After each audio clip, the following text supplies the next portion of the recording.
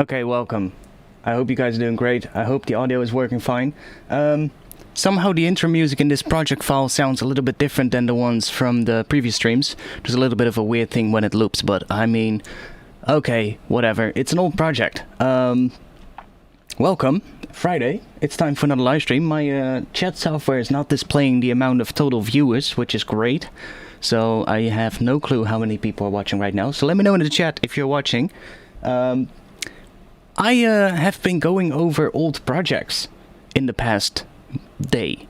So this afternoon I was going through some old hard drive that I have in my computer, and I found a whole folder with projects from like 2019-ish, 2018 some of them. There's even older ones like 2017 and shit, and none of these have ever been released. So some of you might remember these. I probably have been doing these on stream, and I just went through a whole bunch of them and saved them all, saved all the good ones into a new folder. So I figured today we're just gonna go over some of those old projects and see if we can actually maybe finish one or turn one into a good tune. Now I found one that was giving me a little bit of Pendulum vibes, and I figured maybe we'll start with this one. This one just, from all the ones that I came across, this one really, I really felt like this could be a good tune. It just needs some work. So, yeah. Only issue though, it's an old project, so we've got some missing samples, we've got some missing plugins, and, well, in general, we've got a whole bunch of stuff to sort out and fix, probably. So, yeah, we'll see what happens today. Anyways, I'm gonna switch to this view so that I can play the tune. We'll just listen to the track first in its entirety. As you can see, it's pretty much a full track. I mean, it's 4 minutes and 5 seconds, so that's pretty much a full track. The only issue is that there's some stuff in there that I don't like and that I want to change. And obviously we've got some missing plugins because it's an old project. We've got some missing samples that have magically disappeared. So we'll have to figure out where those are. I recovered all the samples that were still in my sample folders, and we're still missing a couple of frozen files. So probably stuff that I bounced audio by freezing and flattening it. And for some reason those files are not in the folder of the project file. So I don't know where those went, but I don't even know if they're that important, so I haven't removed them yet. You can see at the bottom where we still have that missing samples thing. These 4 samples. Can you see on which track it is, by the way? Can you see which track? Oh wait, did it just jump to that track? No, it didn't. I think it's in here then. It should be somewhere in here. It's called orchestral percussion loop, so it should be somewhere in the orchestral drums here. We'll probably just find something else for that, and as soon as I find them in the project, I'll just get rid of them. But for now, we'll just play the entire file. So yeah, welcome. I hope you're all doing great. But yeah, like I said, I was going through these folders, and I was like, hey, these are some pretty cool projects that I should finish, and there's actually a lot of them that just needs a little bit of work. So I figured if I would be able to finish a couple of these, then we're gonna have a release ready. So I did a little break with streaming after New Year's Eve because I just completely wrecked myself. I mean, I'm not gonna beat around the bush. I just drank way too much fucking whiskey at New Year's Eve, so that's what happened. Hey Doms, welcome. So should I just play this tune, and then after that has played, we'll get into the stream. So let me check first. Okay, there's a lot of stuff on the master track. Let me get rid of these so that we just have... Yeah, okay, so that we just have a limiter. I already replaced the little limiter with my new limiting preset, so it should already sound different. But these are probably just making things super fucking loud. And I probably don't want to make things as loud as I did back then when I make this project, so I'll just turn these off for now. And what we're also going to do is we're probably going to go through the entire project, just check at every single track. Do we need this, or do we not need it? You know, maybe even turn everything off and then just bring things back in one by one and sort of like build this track up again. But yeah, let's just have a listen before we do anything. And not with the stream intro, please. Let me just turn that off.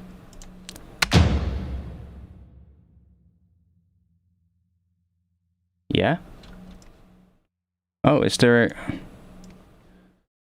What?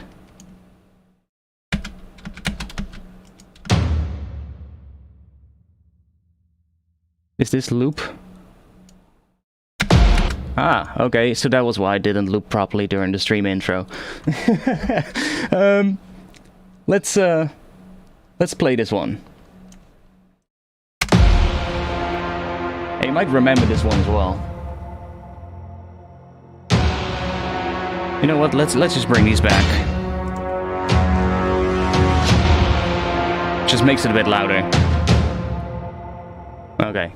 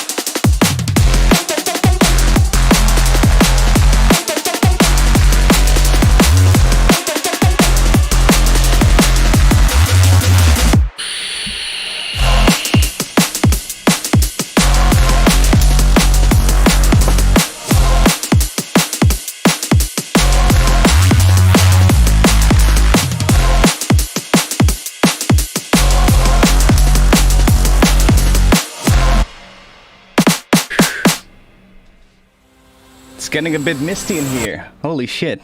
Yeah, I kind of like this tune though. It's I'm missing some stuff though. Oh, wait. There's some stuff turned off here. There's some vocals as well, which I think really contribute to the overall sound. I just want to play with them a little bit, the positioning of them probably. But when I initially found the project this afternoon, I heard these vocals and they immediately gave me a bit of a Pendulum kind of vibe. It is one of the most violent events the universe can offer. And I just think this intro, the starting point, needs a bit more work.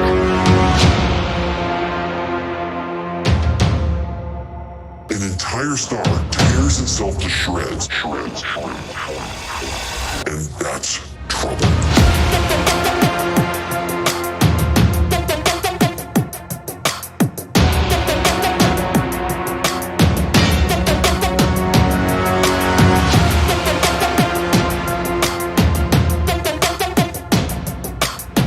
The star is doomed. All hell is about to break loose. Definitely. So much better with that vocal. So yeah, that's definitely gonna stay in there. I think just it needs a bit of work in this section for sure to kind of get that first start of the track a little bit better. I also think the bass needs to do something slightly different. Let's see which section. Okay, in this section right here, where it goes up to that higher note, I don't really like that part, so probably gonna get rid of that. So this section here, it can go up to that higher note, but I think it stays too long on that high note. Maybe it needs to go to a different note or something else there. I also think the bass can maybe get a little bit more processing. As I can see, it's very minimal. It's just Falcon with... Ooh, Falcon. Haven't used Falcon in a while. Falcon with iZotope Trash and then an EQ that's doing nothing, so we'll need to do some stuff there as well. There's a lot of stuff that's turned off as well, so we'll just probably go through this. Dun, dun, dun. That's the note I like the most. I really don't like it. And if I end up using it, then it needs some extra stuff happening on that note, because right now it just feels too... See, because that note, it goes up to like, it goes up to a higher octave, right? So the sub is kind of gone in that area. It's basically just...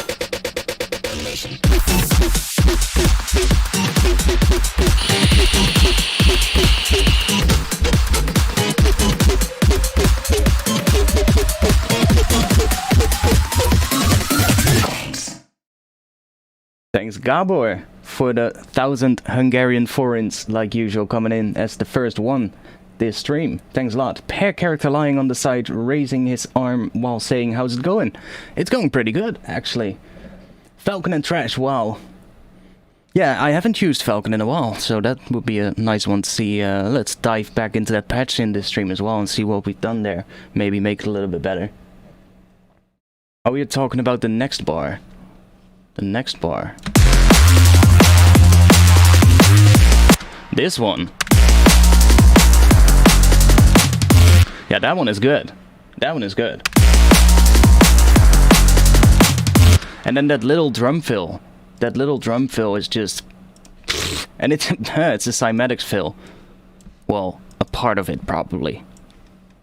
Yeah, it's part of a cymatics fill, but... It just works. So yeah, that's nice. Other stuff I might want to work on. Let's see.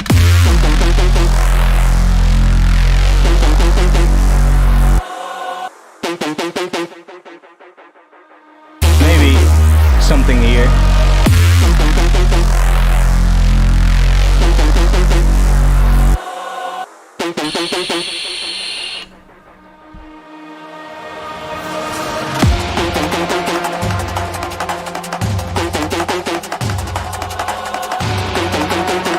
I really like how it progresses in this section, so that's good. Like it has a good build as well.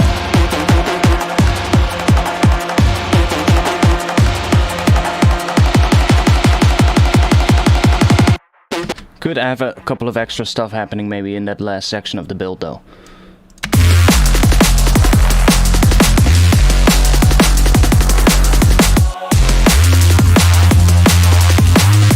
Yeah, definitely that higher note is going to change.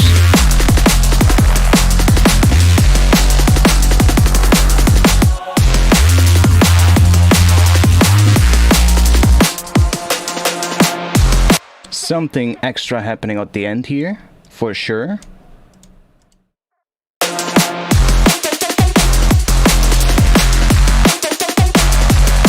I do like this sort of like change here in the bass with that lead synth coming in, or coming back in. I think that's a good thing.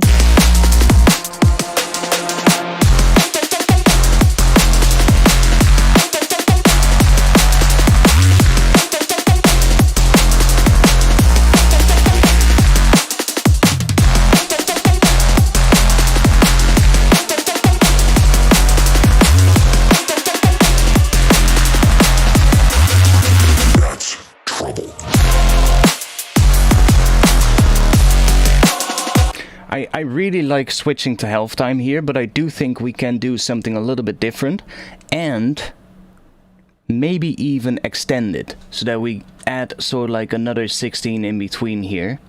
So like have a basically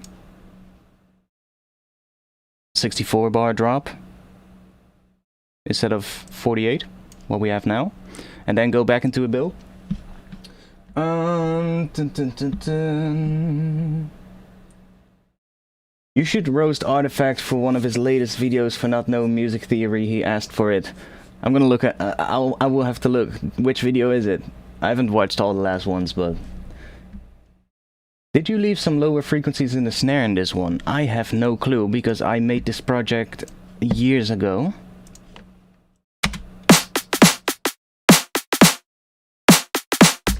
Does sound like it.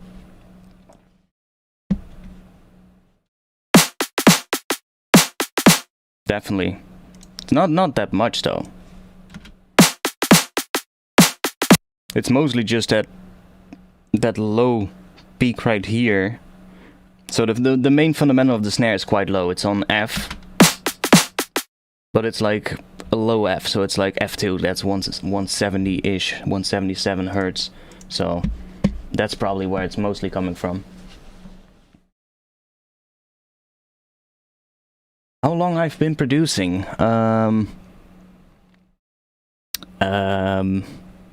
17 years, probably.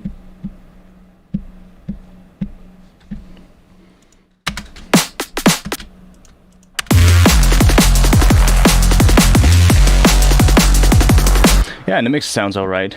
I can see some June Miller drums as well here.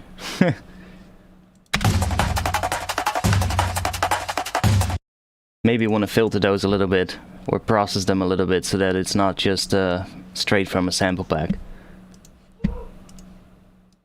Same for that one. Although this one is not too bad, I think.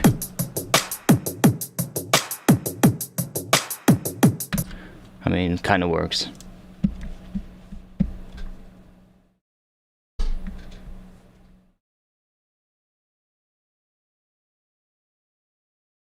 He posted a video 2 days ago making a comb filter lead. Not sure if I've seen that one.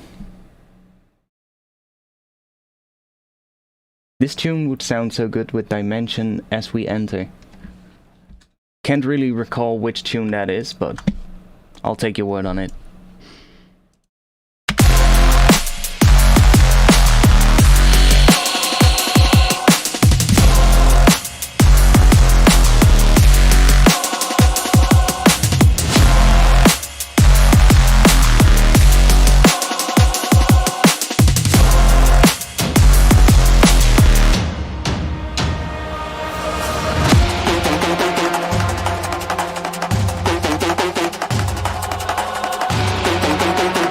Okay, so let's see how much these are actually doing. So this is all doing nothing. Let's turn that one off.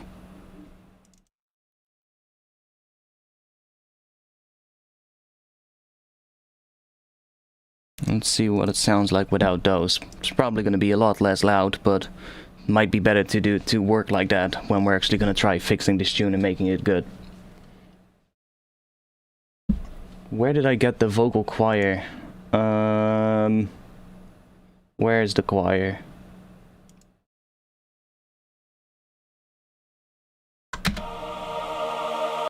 There.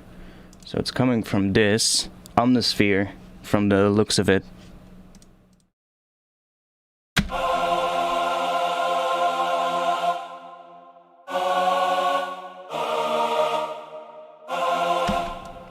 Yeah, so I just made some chords and just bounced those to audio, and then I used the audio from it, basically.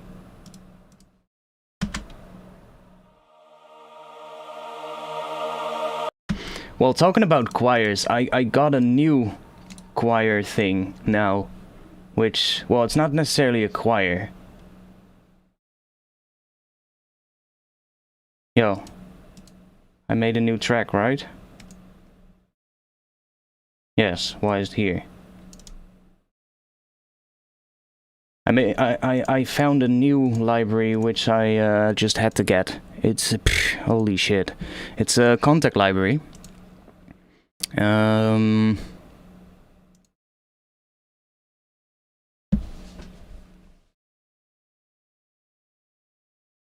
What a waste for that patch. What do you mean? You want to know the patch? I mean, I can look at it, I guess, if it's still playing, so should be able to see what patch that is.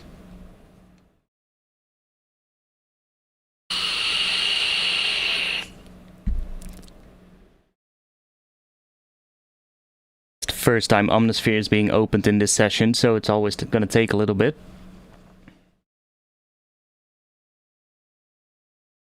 Come on, Omnisphere, you can do it.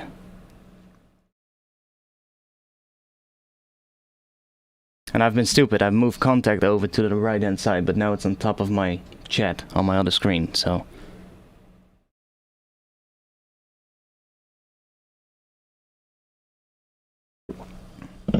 Okay, so this is the patch. Choir full vibrato with the upwards thingy, whatever that means. That's the patch that I used. No, I'm not on the Live 11 beta. I got access today, but like it comes out the 23rd or something, so I probably won't even install the beta. I mean, it's like a week or two away from a release anyway, so I'll just wait. I mean, I can't be asked right now, to be honest. Now, I found this one, which is absolutely amazing. Ethera, however you want to pronounce it. It sounds beautiful. So I've been using this one a lot. Are we hearing that one? Yeah.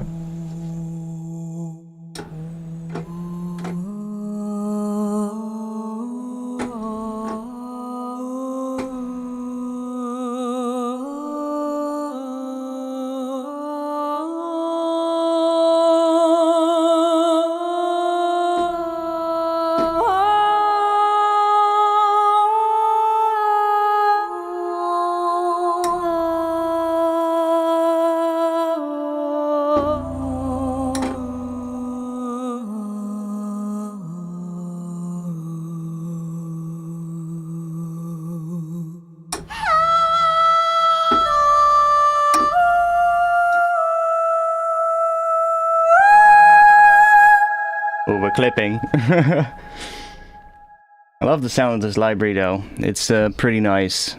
And I also got the version 2. There's basically 2 versions, so there's now also Ethera EVI 2, and that's this one. It also has a nice. It comes with a whole bunch more stuff. It's not just vocals. It also comes with like atmosphere and like synth patches and pads and all that kind of stuff. But the vocals are just what I came across in a YouTube video, and I saw somebody demonstrating the vocal patches, and I was just like, okay, wait, this is exactly the type of sound that I can use.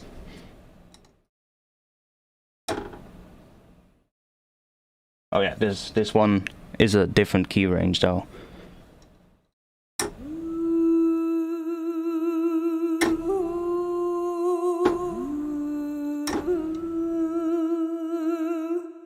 Like throw some more reverb on that.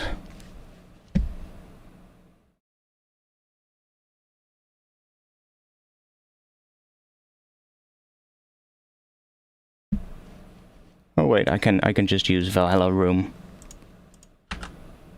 We don't necessarily need that special one. We can just take this and take one of the cathedrals that's a little bit smaller. Yeah, maybe that one.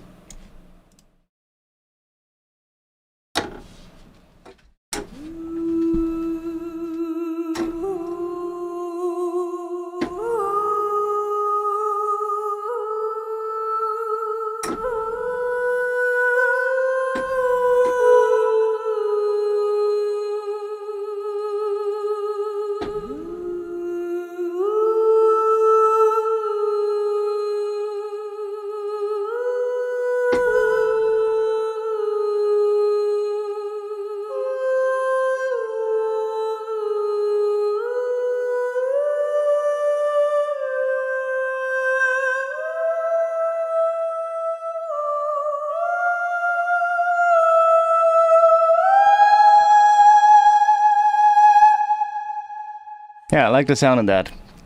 And it also has, of course, different things. It also comes with phrases. Those are also pretty cool. But I heard those legato ones and I was like, oh, that's pretty damn nice. And the phrases are nice too.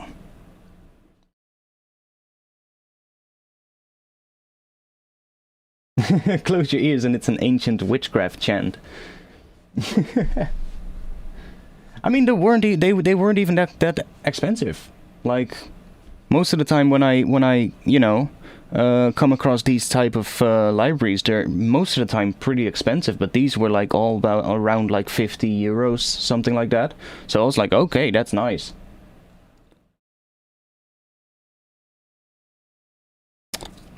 So you've also got like all these different phrases in different keys, so that's pretty nice. And they have these, I think it's these ethnic vocalize, which are pretty dope.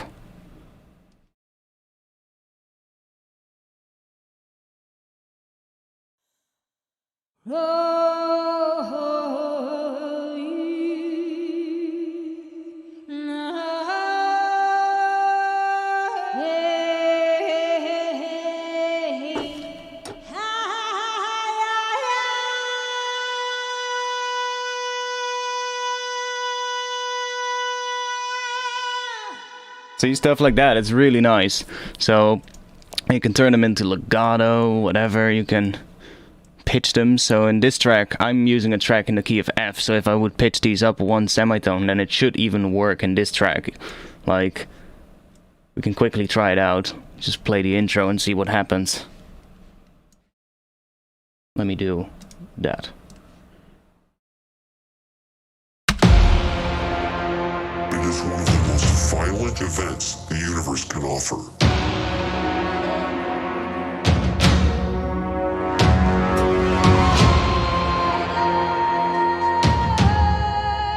An entire star tears itself to shreds. And that's trouble.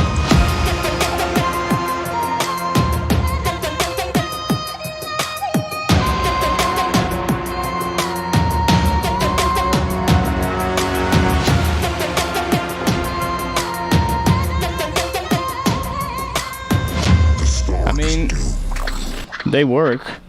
So, and there's like all the different keys as well, so you can just find a key that's close to what you're using, and then just switch to time mode, and use the pitch here to kind of pitch it up.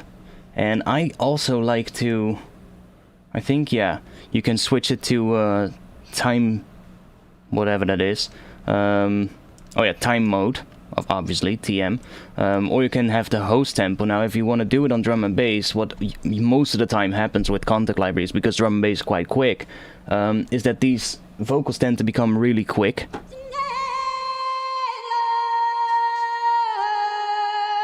And sometimes you might not want that, so what you can do in that case is bring up this panel here at the top, which is the master panel. And right here you've got BPM, so what you can do is click this button right here, switches to 120, and then just type half of whatever BPM it is that you're using. So in this case 172 would be 86, so set it to 86, and now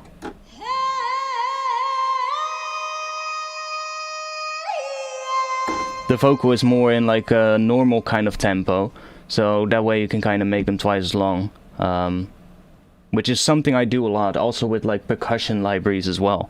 Like if you've got percussion libraries in contact for like cinematic percussion or something, then if you're using them in a drum and bass tempo project, then most of the time the percussion becomes way too quick. So some libraries have a button that allows you to play them back at like half speed, but most of them don't, so then just bring this up and set them to 86 or whatever it is. If you're on 174, it's going to be 87, just to do something like that, and that works.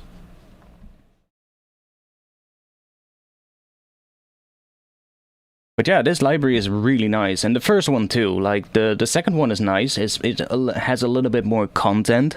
It has like the legato ones, and has a virtual legato as well, which is just a scripted legato basically. And they've got a vocal builder as well, which you can use to kind of build your own sort of like vocal patterns with, I believe. Then they've got the phrases, which is pretty damn nice. And then there's also all kinds of synth instruments as well. So there's like atmospheric sounds and stuff like that. It's pretty nice. Really good library. But these vocal ones were pretty much what I was looking for. I heard them and I was like, okay, yes, that's what I like. So it's also these weird ancient sort of like language things.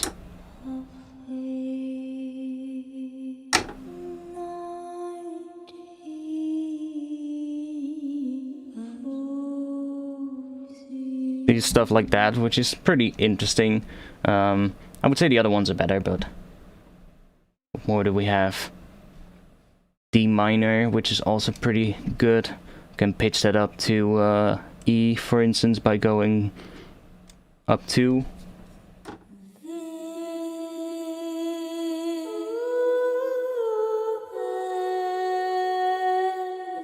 I mean, those are pretty nice as well. Don't think I will use them in this track though, but hey. That's a library I just had to get. I saw the demonstration on it on YouTube and I was like, yes, that's nice. It sounds like my local Indian takeaway. It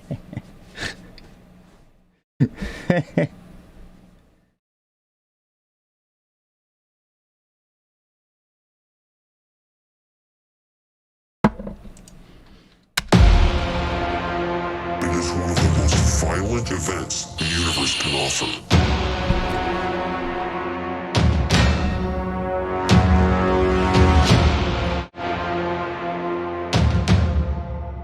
An entire star tears itself to shreds. And that's trouble.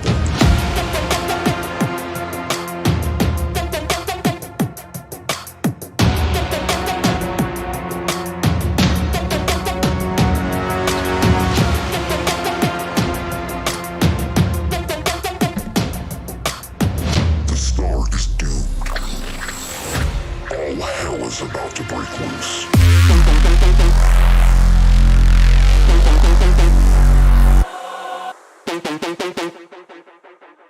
Yeah, I do think we need something here.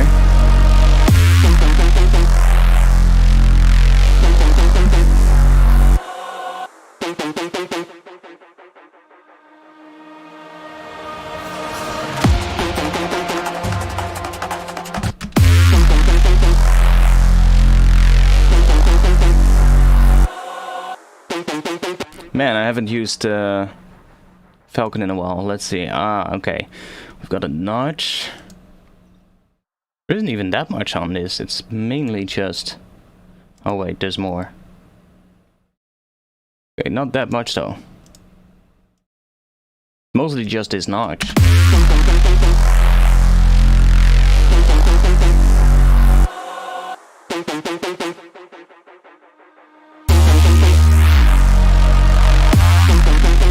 And this Reese, I think I have it in my sample folder still. Bass, one shots, no. It's Reese. What is it? F. Wait, let me just search for it. There we go. So it's just that.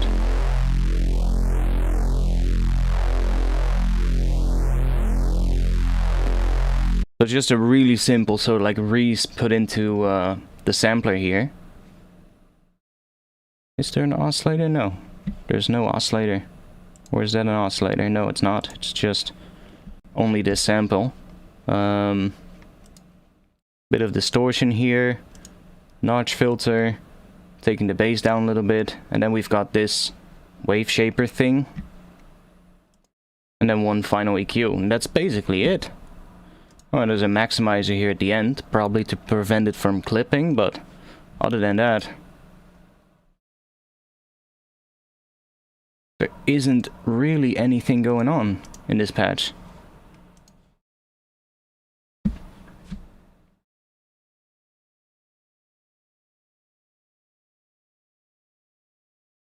Feels like the Reese needs a bit of a till. Yeah, I could probably do some processing on it to give it some more of a till.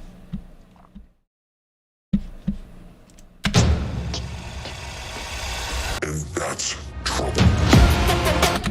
All hell is about to break loose.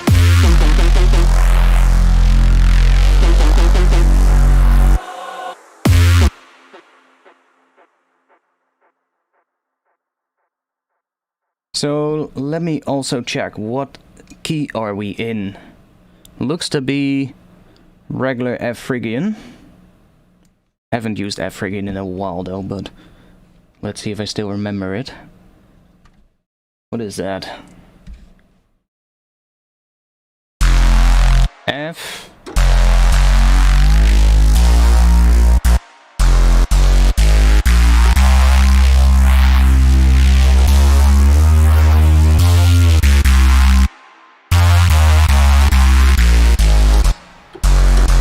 Yeah, that's it.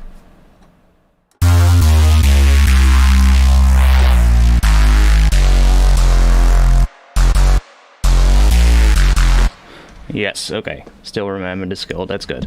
So F Phrygian. Could try.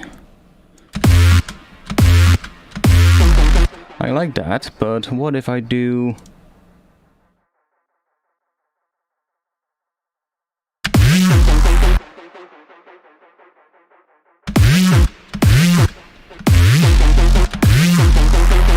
Okay, no, let's just...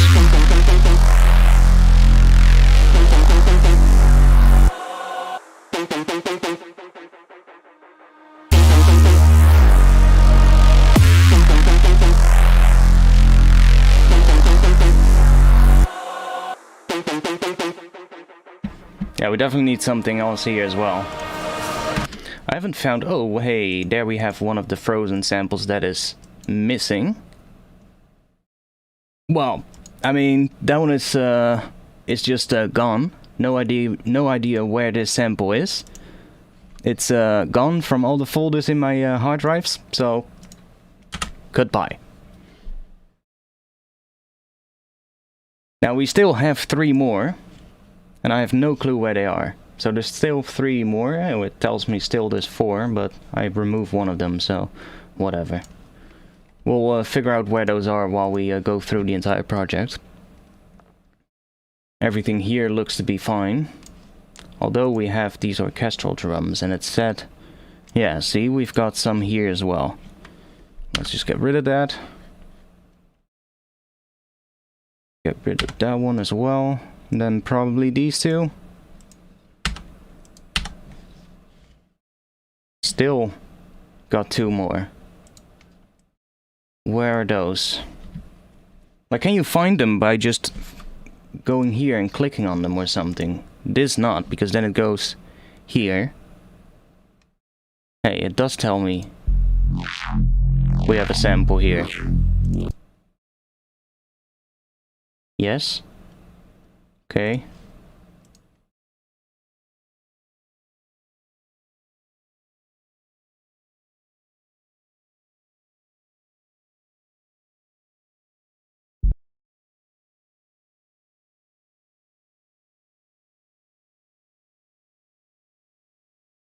Oh, this one is missing. What? Okay, whatever. Ah, we fixed it. No big deal. And the other ones were probably not even that important either, so, I mean, I can undo it, but whatever.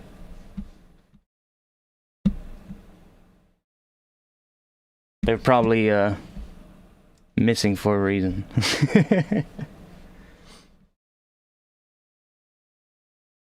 Now I do kind of wonder what those sounds were.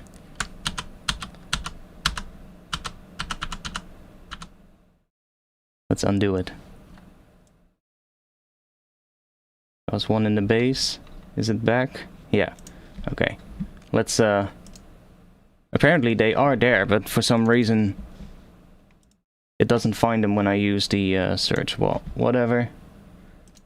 Let's bring you back. Okay. This one.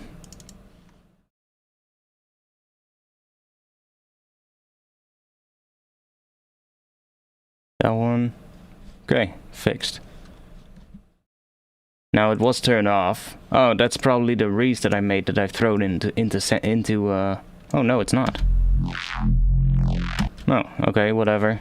It's a crappy sound, so it's probably not even important, but we've recovered everything, so that's good. Let's see if it now sounds any different though. It is one of the most violent events the universe can offer.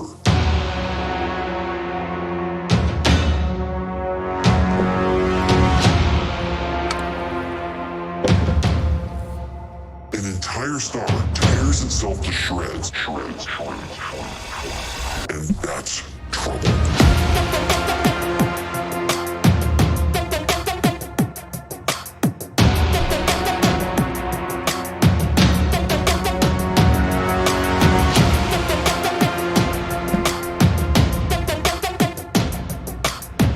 The star is doomed. All hell is about to break loose. Ah, I brought that back. That high note.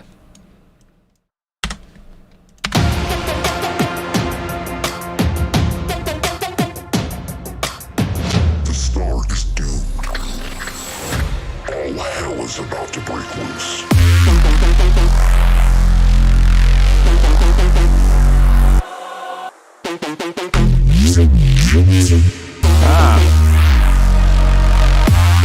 So that was one of the missing sounds.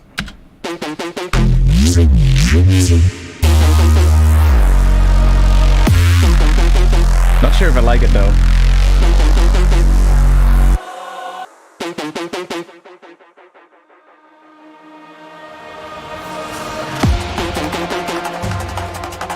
But probably the other ones were here.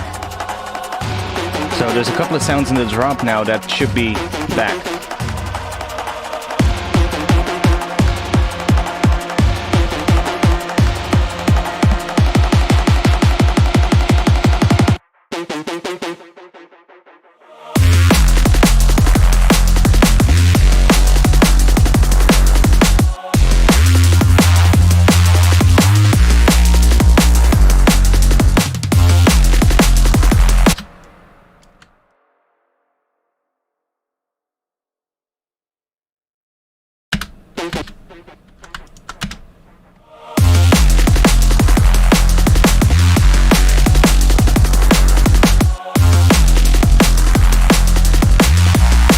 Okay, so no, we do need something else happening here, but probably just a low note.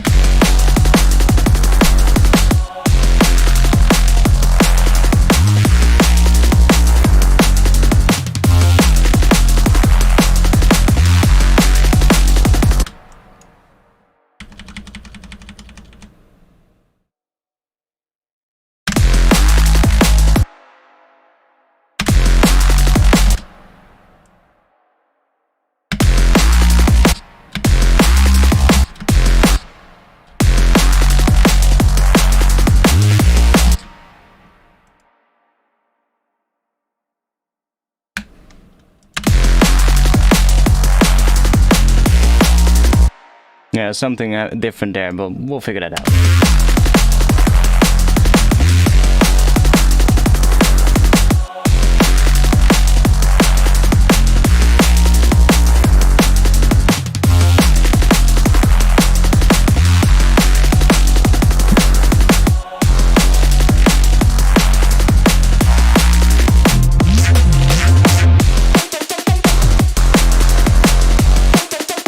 Ooh, that extra sound actually works pretty well. This very short... whatever that is. It actually works pretty well. It just adds a little extra thump right there in front of the next bass.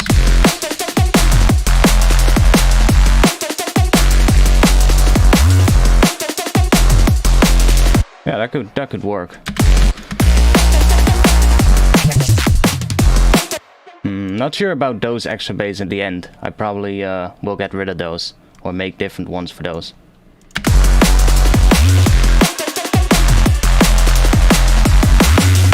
That's trouble.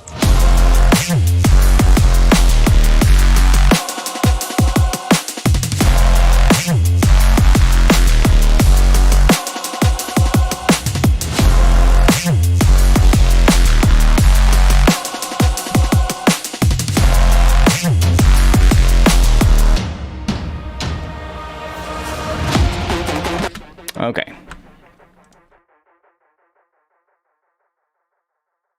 First thing we can do to clean this entire thing up is go through all the things that are turned off and get rid of anything that sounds fucking bad. That's just the first version of the Reese. See, this is just basically the same thing as what I did in Falcon, but it's just a Ableton sampler with isotope trash after it. So let's get rid of that one because we have a improved version of that, which is the one in Falcon. Now there's quite heavy sidechain happening on this as well. Very long timing here on the sidechain, so it cuts out a lot of the bass.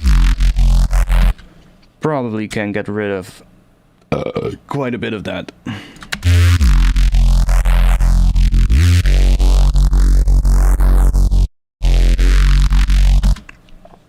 So it's a lot less sidechaining, should make the bass a little bit more heavier as well. See, those drums still punch through the mix anyway, so I wonder if we turn the sidechain off completely, how much the drums actually clash. Okay, they do clash quite a bit, especially the kick drum.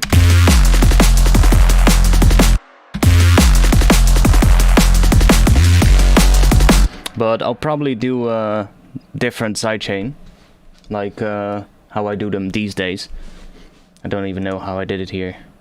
I do have a sidechain trigger, but it's the exact same length on both the kick drum and the snare drum, so I'll probably just make 2 sidechain tracks. Okay, so what else do we have? We have this thing, whatever this is. Okay. Goodbye. Then we have this.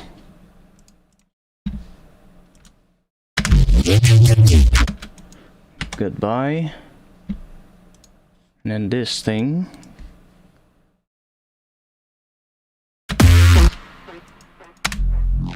Okay, well, I don't need that either, so let's get rid of that too. Then this category, we have the MIDI of the MIDI of the chords. Well, I don't think I need that, to be quite honest. And if I need it, I can bring it back, because I saved the project under a new name before the stream, so I can bring it back from the older project. So let's get rid of that as well.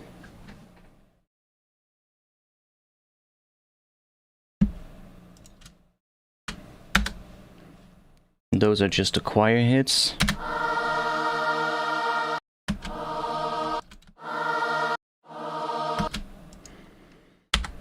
Let's get rid of that as well.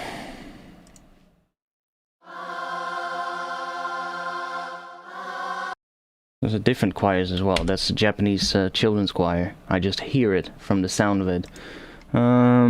What is this?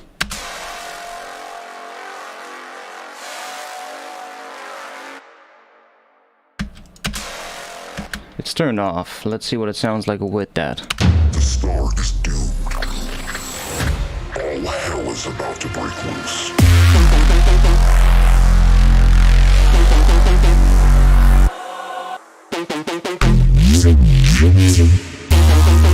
Yeah, I don't like it with that bass actually, this one. So I think without that it actually works well.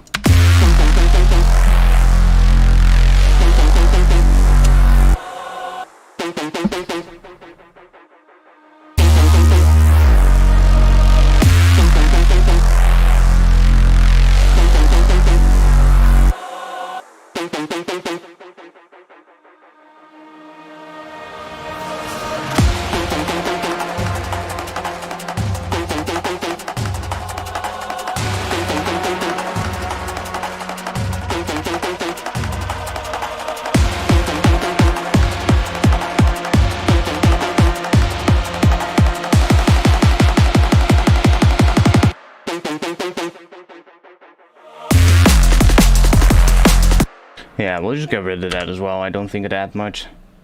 And then we have an omnisphere here. Yeah, I don't think we'll need that in this track. Okay, clean the project up a bit. Nothing else here. Well, one more thing here. Whatever this is. A vocal, but... Supernova. Okay, whatever. So now the project is at least cleaned up a bit. Some more stuff here.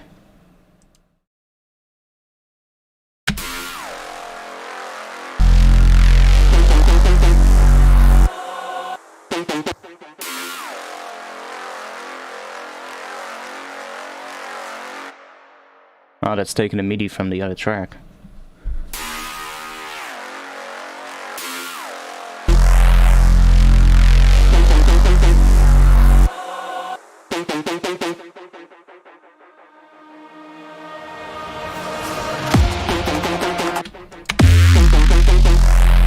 Okay, that adds quite a bit, so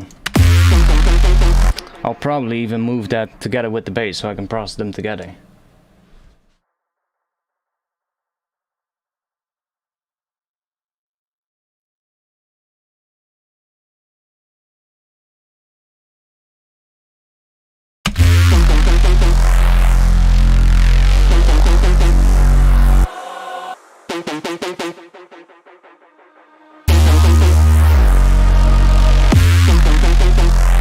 So these MIDI clips right here, I can get rid of those as well, because it's just taking the MIDI from this track.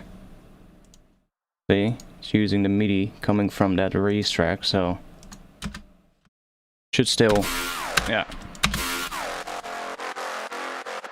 The build-up drums are actually not made by me, those are from a sample pack. I said that earlier, and I probably will do some work to them, or make my own build-up drums, because... this is probably made around the time when when that June Miller sample pack came out. It's literally nothing on it. There's no processing, nothing. It's just straight out of a sample pack.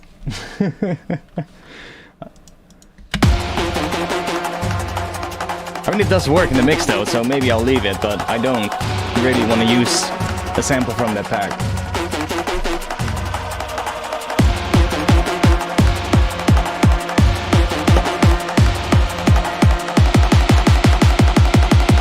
I don't like the end of it as well, so that's gonna have to change. Okay, cool. Now, everything in the project is now turned on, right? Except for this one, which I don't like, so let's get rid of that one. Oh, we've got one more thing here. We've got an old kick drum. Oh, we've got the...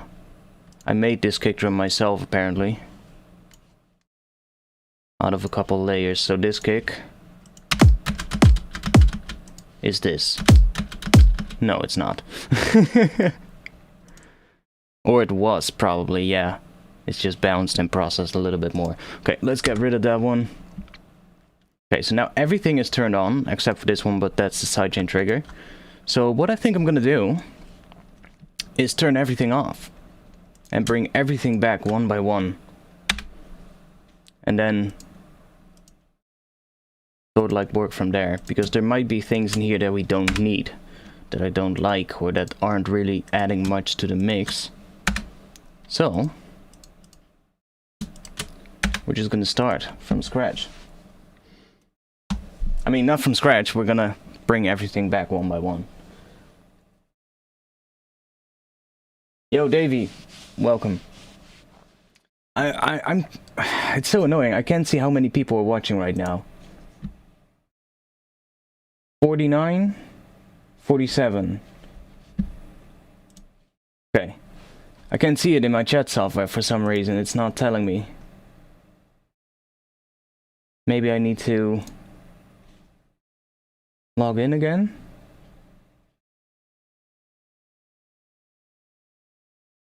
I mean, I already had to log in when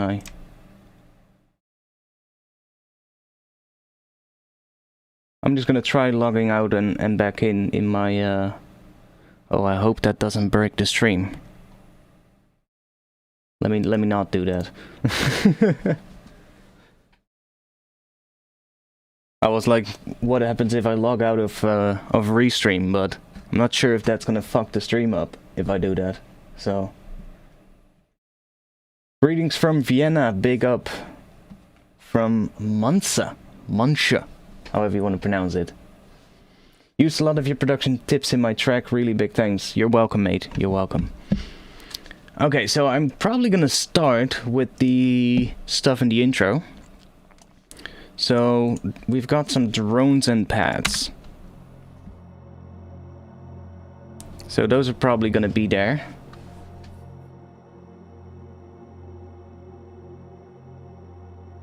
And then there's orchestral stuff as well, so let's bring that back.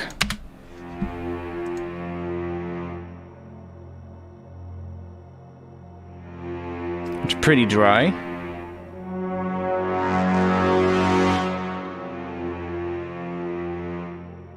I do like that.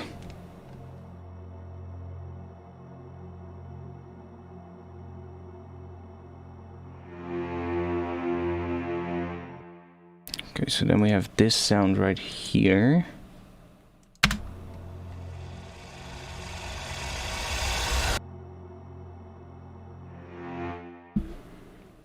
Okay, and then we've got the tonal impacts. Yeah, those are the ones that... Those ones.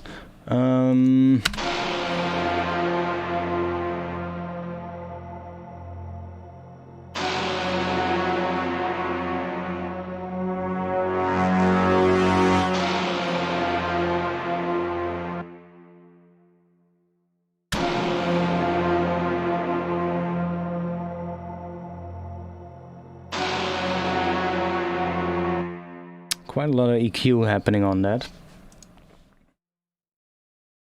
So we're losing a lot of the low end from it, but maybe...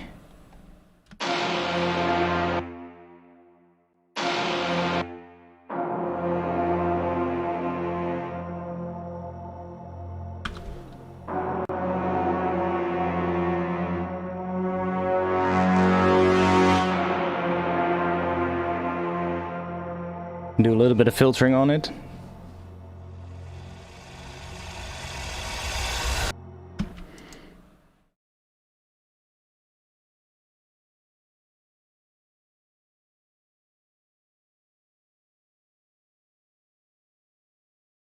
Okay, then we have in the intro as well the orchestral drums.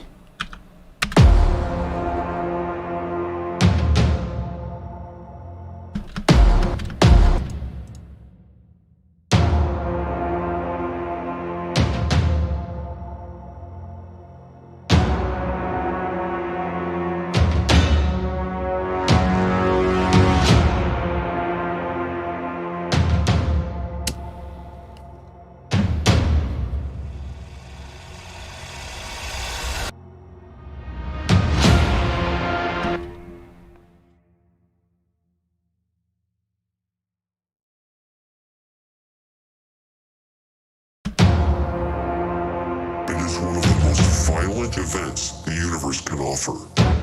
Okay, so I don't think I like how the intro percussion starts. So what I'm thinking... It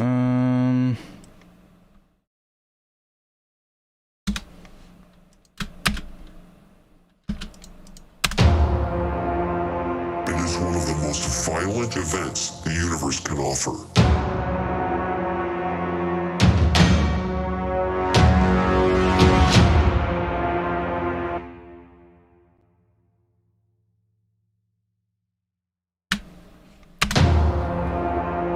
It is one of the most violent events the universe can offer.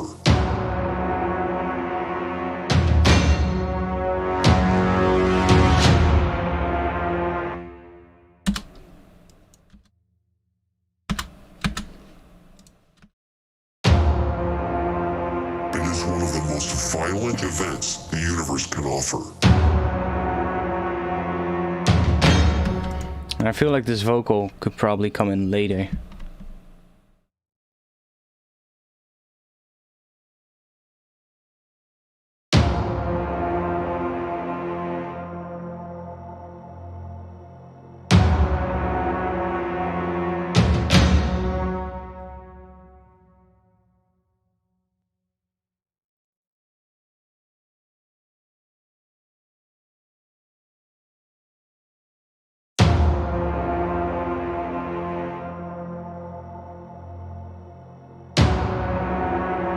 It is one of the most violent events the universe can offer.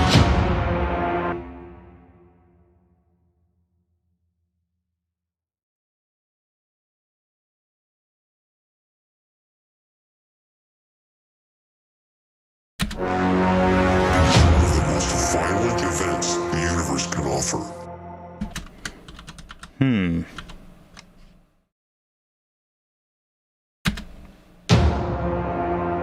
It is one of the most violent events the universe can offer. I'll leave it there for now. I do want to try out what happens if we put the... there's a preset for the multiband dynamics, which is called reduce ambience. So It is one of the most violent events. It is one of the most violent events the universe can offer. there's quite some noise in the background, so if you put that one on it, It is one of the most violent events the universe can offer. I'm gonna get rid of that. What was this? A plugin that's missing, but I can't see what the plugin name is. RX6D Reverb. Okay, yeah, so that's doing the same thing. I don't have that bundle installed anymore though, so let's get rid of that. Yeah, you can use FL Studio in Ableton as a plugin. It is one of the most violent events the universe can offer.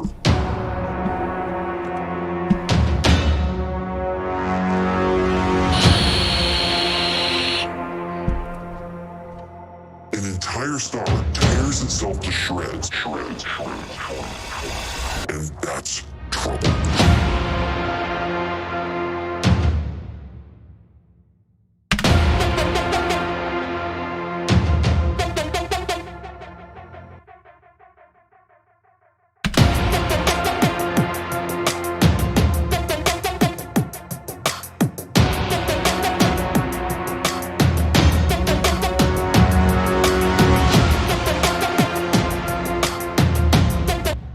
That's trouble. Probably don't even need that kick drum there. And that's trouble.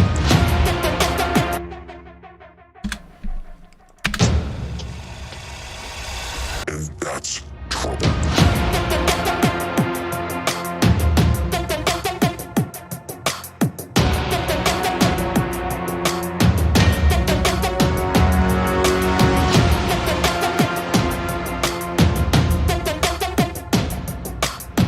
The star is doomed. All hell is about to break loose. Okay, what is this? How much is that adding? The star is doomed. is about... I guess it works with that vocal part. And there should be a sub drop thing as well somewhere. Is it here? Yeah. The star is doomed. All hell is about to break loose. Okay. And then we get the Reese coming in.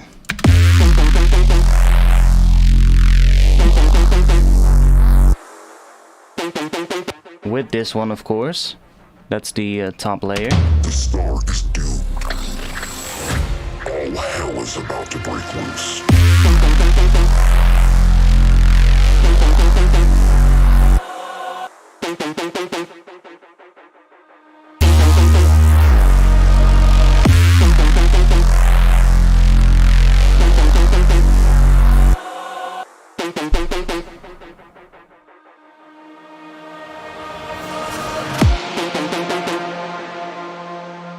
Yeah, that riser needs to be here for sure.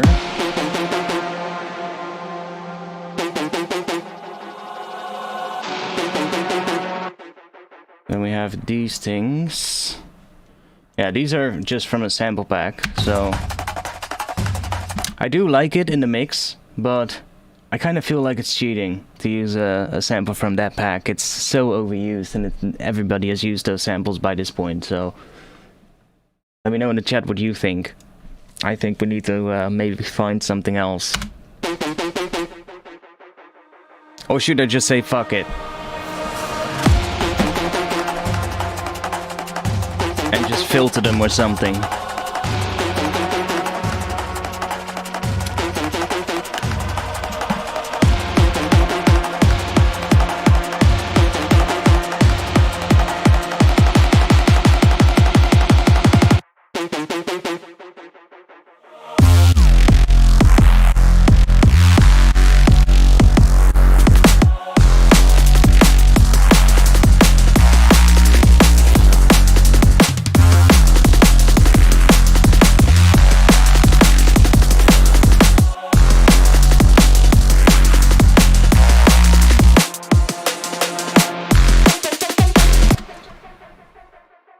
You can just remake this drum for sure. Yeah, I was thinking maybe, I don't know, maybe using some contact libraries and, you know, so doing it with some kind of a percussion library or something, you know.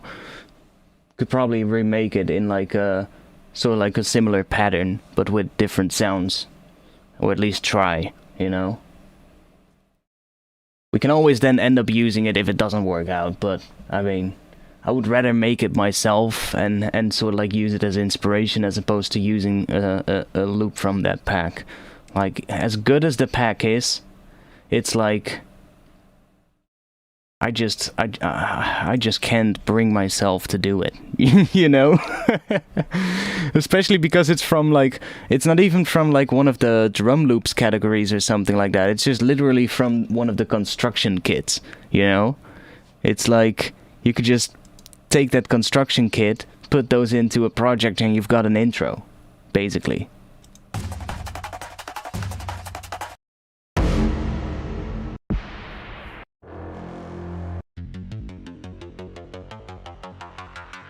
See, those are just the samples, and then those together are basically the entire intro, and it's just straight out of a sample pack, so I don't know if I can bring myself to do that.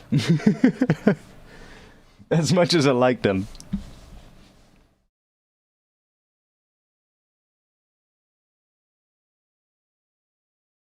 I'm pretty sure Pendulum made this song and you're just claiming rights.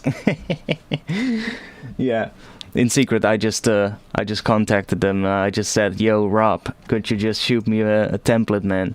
I just need to do a cool live stream today and I'm all out of ideas, mate. Could you help a brother out? And he just said, sure mate, sure mate. I'll send you something over right away. Yeah. Something like that. It is one of the most violent events the universe can offer.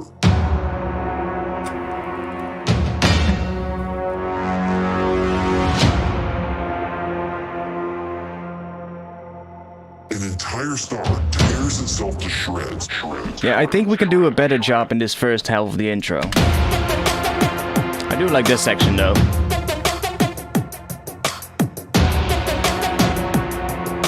But same for this one, we could probably make our own drum pattern here, because this as well is just a sample pack loop. And it's a pretty basic pattern. That low thing, I don't even necessarily need. I mean, it's just that the pattern itself. And that's so simple. So we'll replace that with something. It's a template from a sample pack, yeah. Yeah. Tears itself to shreds. And that's trouble.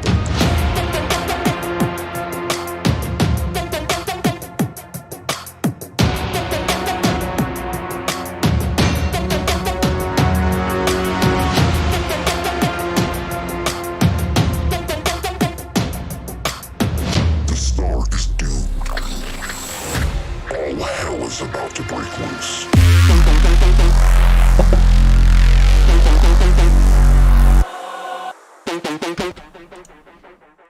Tears itself.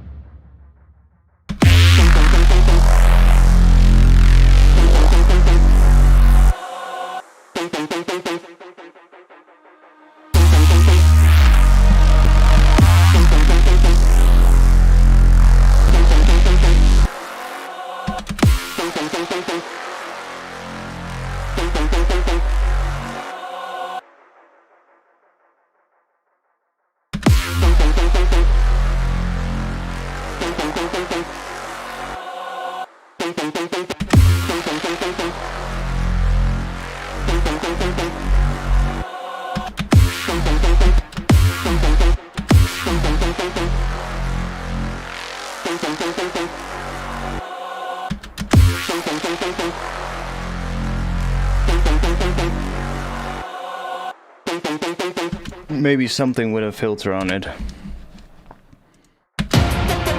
Okay, let's start with making something for this. So I'm thinking we can just use the main kick, this one, but then in a different version, so like high passed a little bit, stuff like that. So let's just start with adding a MIDI track, and we'll add a drum rack on that. So this kick has a little bit of processing on it. Let's just drag. Can we drag this entire track into a drum rack? No, we cannot. No, we cannot, because when I do that, it jumps to that track, of course. Let's just take that, drop it into here, and then just copy this one and drop it on that.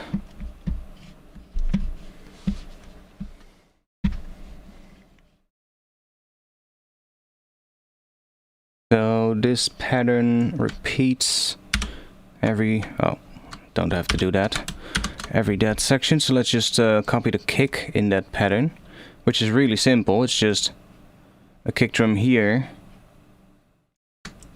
then a kick drum right here, one here, and then again one there, and then it loops.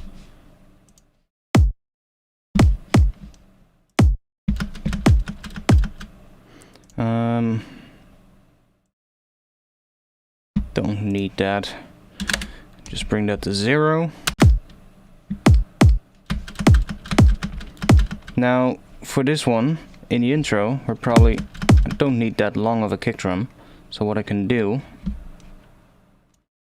first of all, let's turn snapping off, and just add a fade out.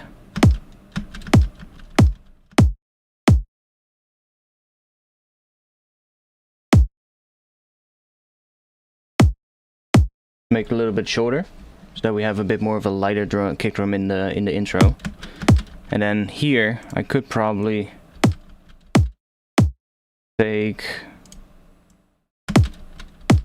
just do something like that.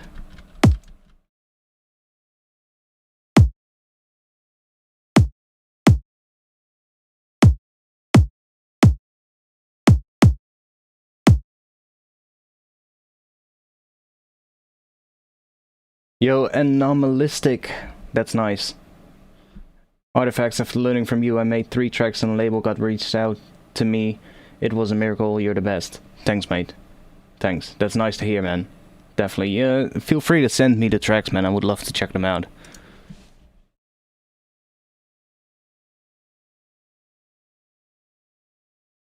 Yeah, we're probably gonna do those build-up drums as well, or at least try and make something that replaces that. So, what else is in this loop? Of course, a sort of like a snare or a rim shot. Now there's a layer as well on top of it. So like a breath layer, which is on top of the snare, which I'll probably keep that. Yeah, it's a vocal breath layer. So that I'll keep that. I'll layer that on the new snare as well. But it's kind of like a rim shot. A rim shot with a clap.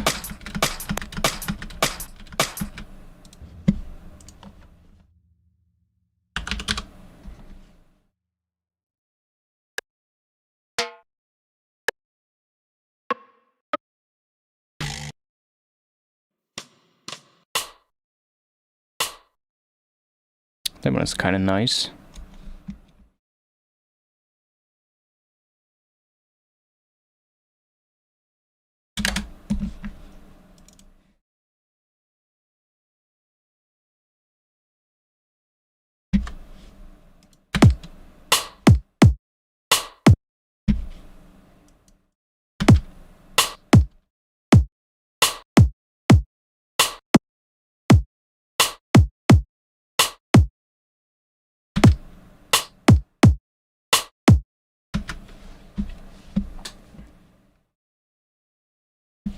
And then there's obviously a hi-hat as well.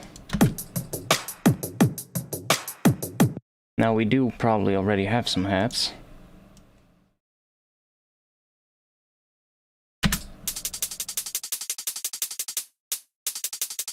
That's some interesting hats. Let's just take that.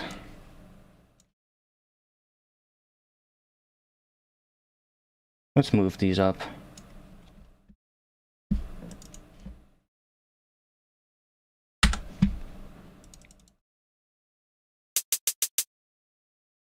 So the hat pattern in this is really simple.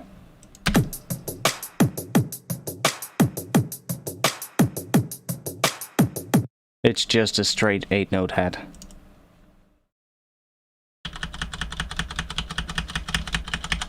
It's simply as that. Now,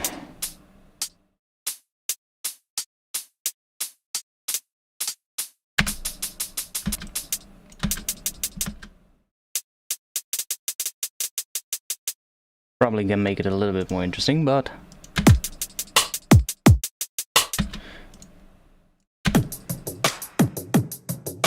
there's obviously more reverb on that one, so we're probably gonna have to do some of that as well. But let's just see what it sounds like with this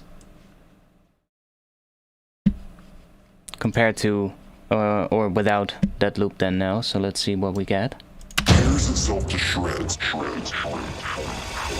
And that's trouble.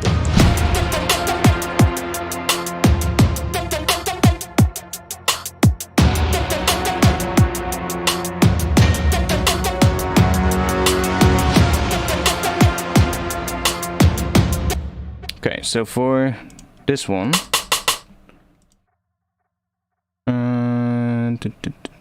can we do that? Yes, we can. Nice. Let's take a Valhalla room and drop it in here. I'm gonna send that rim shot to there.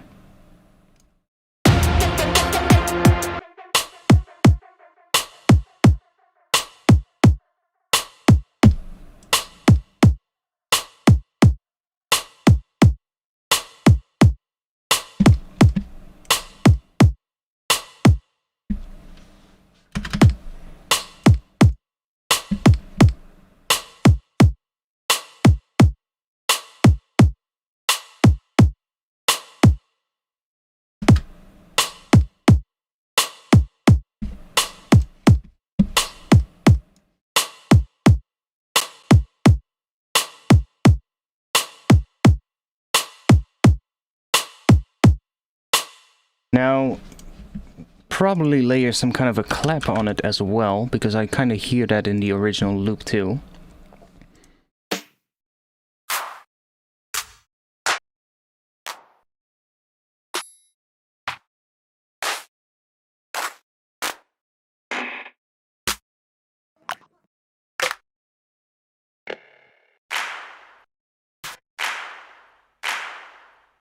That one might work.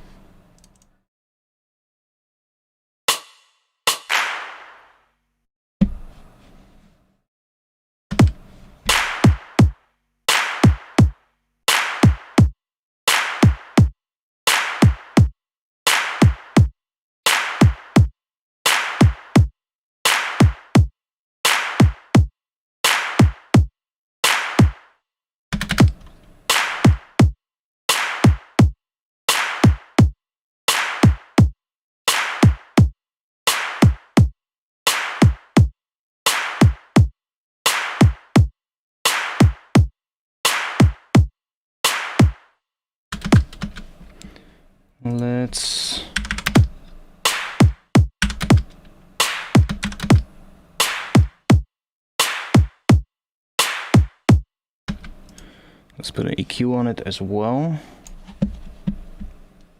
Get rid of that.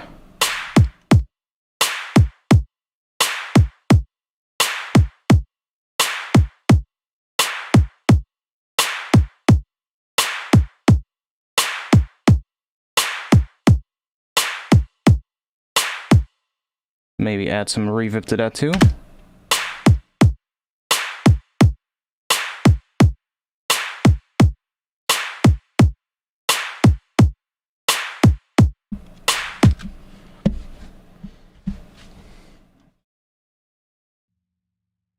And that's trouble.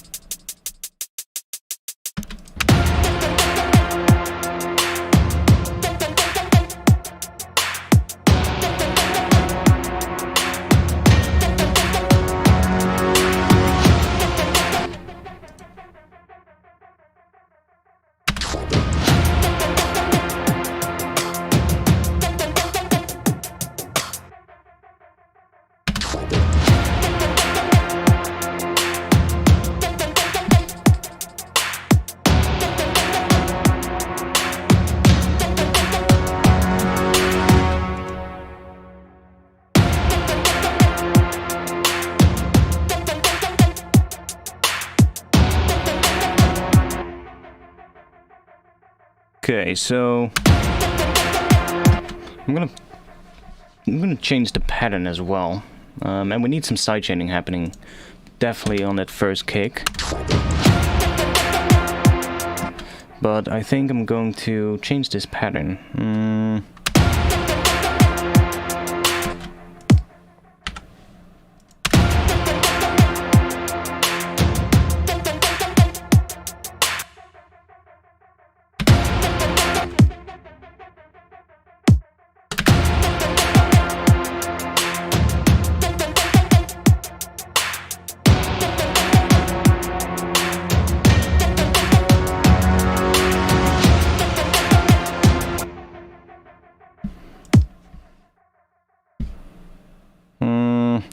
See, I don't like it when you add velocity sensitivity. So if I, for instance, do, I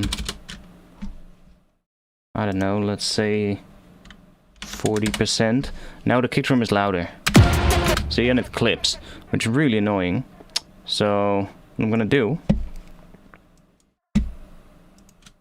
is I'm gonna move this one to here, that one to here, and I'm just gonna copy this one and just make it quieter. So let's say minus 8 dB or something. So that's just my sort of like a quieter kick drum. So that if I can, so I can for instance do that. Oh, I made the wrong one quiet. And then just put that one there. This one is going to be 0, and then this one is going to be minus 8.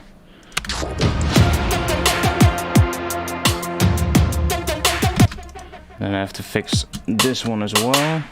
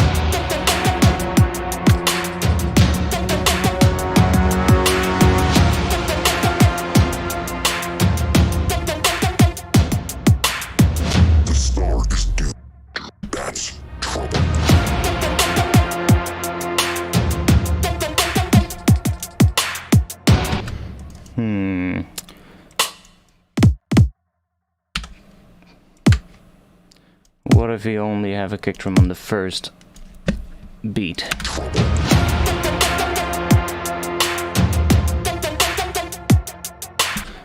Okay, now we are gonna have these.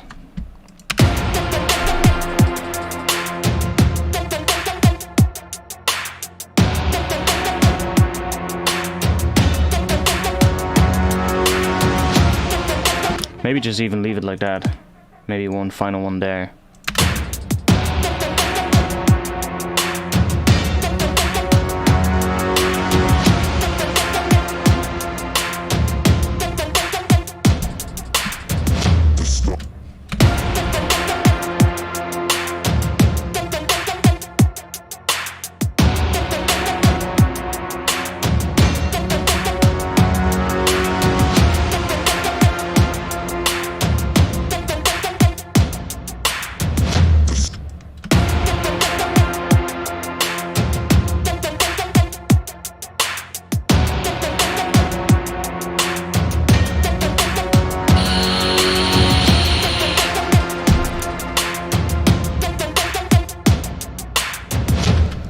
So can we do something more interesting with the hats? Probably.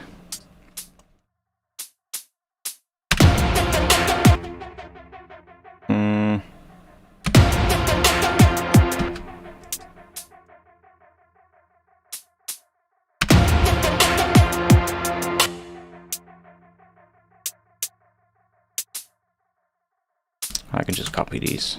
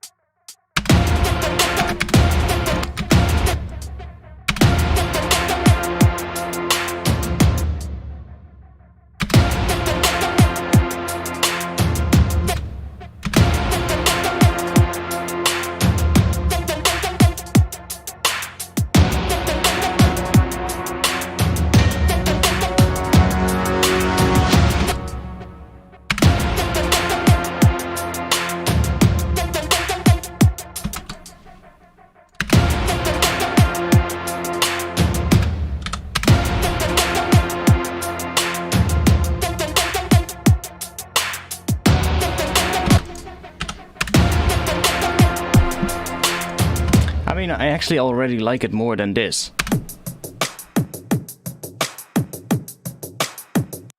Like the rim shot is a bit more in your face. And the clap is louder as well, to be honest, but... like these could probably both be a little quieter. Oh, you can do that?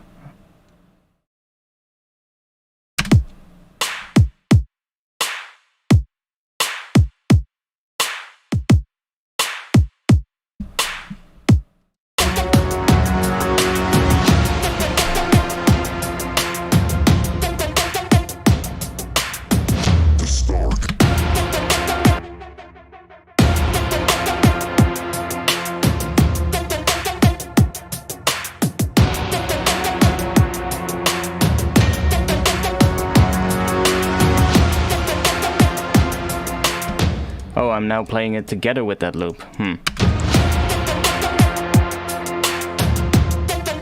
Yeah, I kind of like that already more, so... I guess that's one thing done. Let's get rid of this one. And then move this one up as well, because that's the layer on top of that break.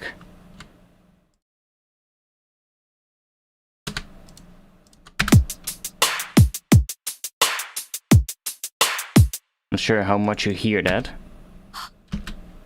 I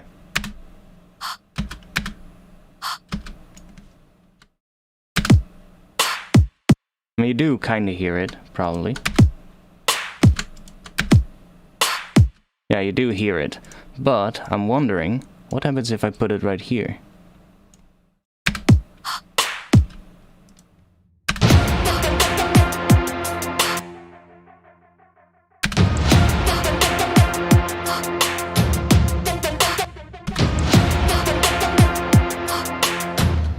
I'll just leave it on the snare, fuck it.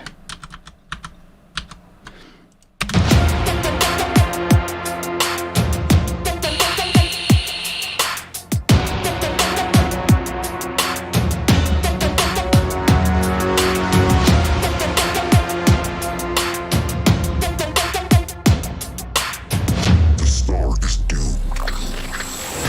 All hell is about to break loose. Yo.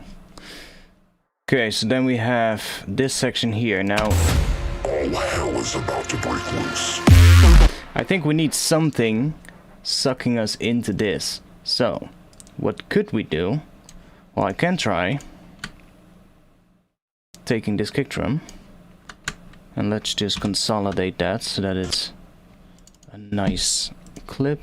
We don't need warping. Let's do that. Reverse it. And then maybe do that so that we can bring this back a little bit. Oh, that's annoying. Because I need to see this one. Solution. Make this one much shorter. Right. So now I can see if I'm on a zero crossing or not. So I can just, I don't know, maybe there, so that we have a little bit of pitch movement going up, but not as much. And then make this one longer again.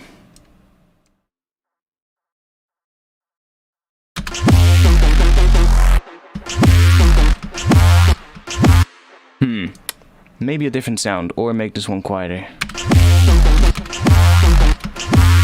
I think a different sound is gonna be what I'm gonna do.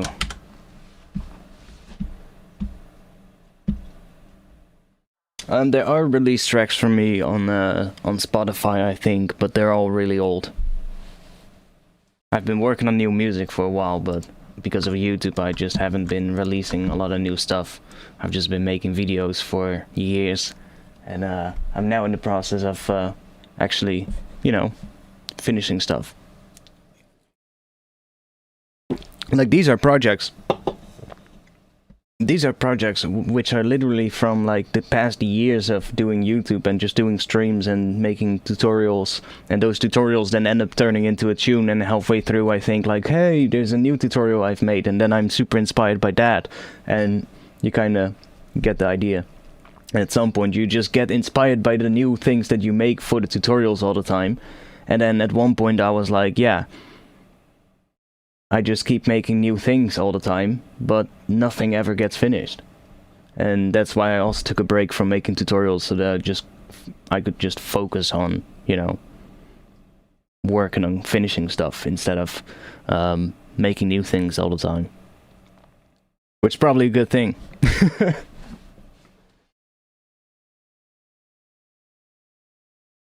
What is my label? Right now I don't have a label.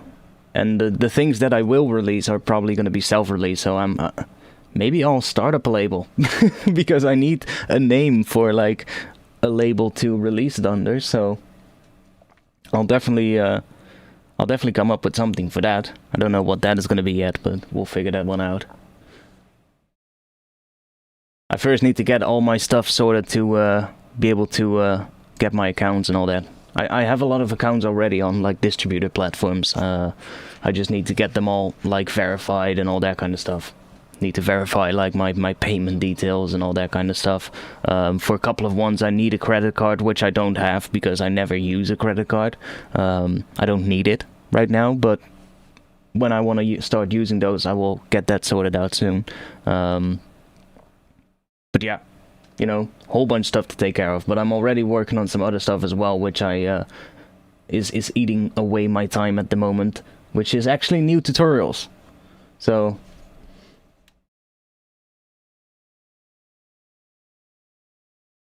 I mean, yes, I could submit them to bigger labels, but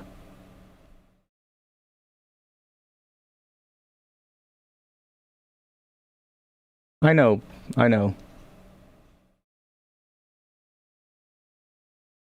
But that's not necessarily the issue, you know. I've got reach already, so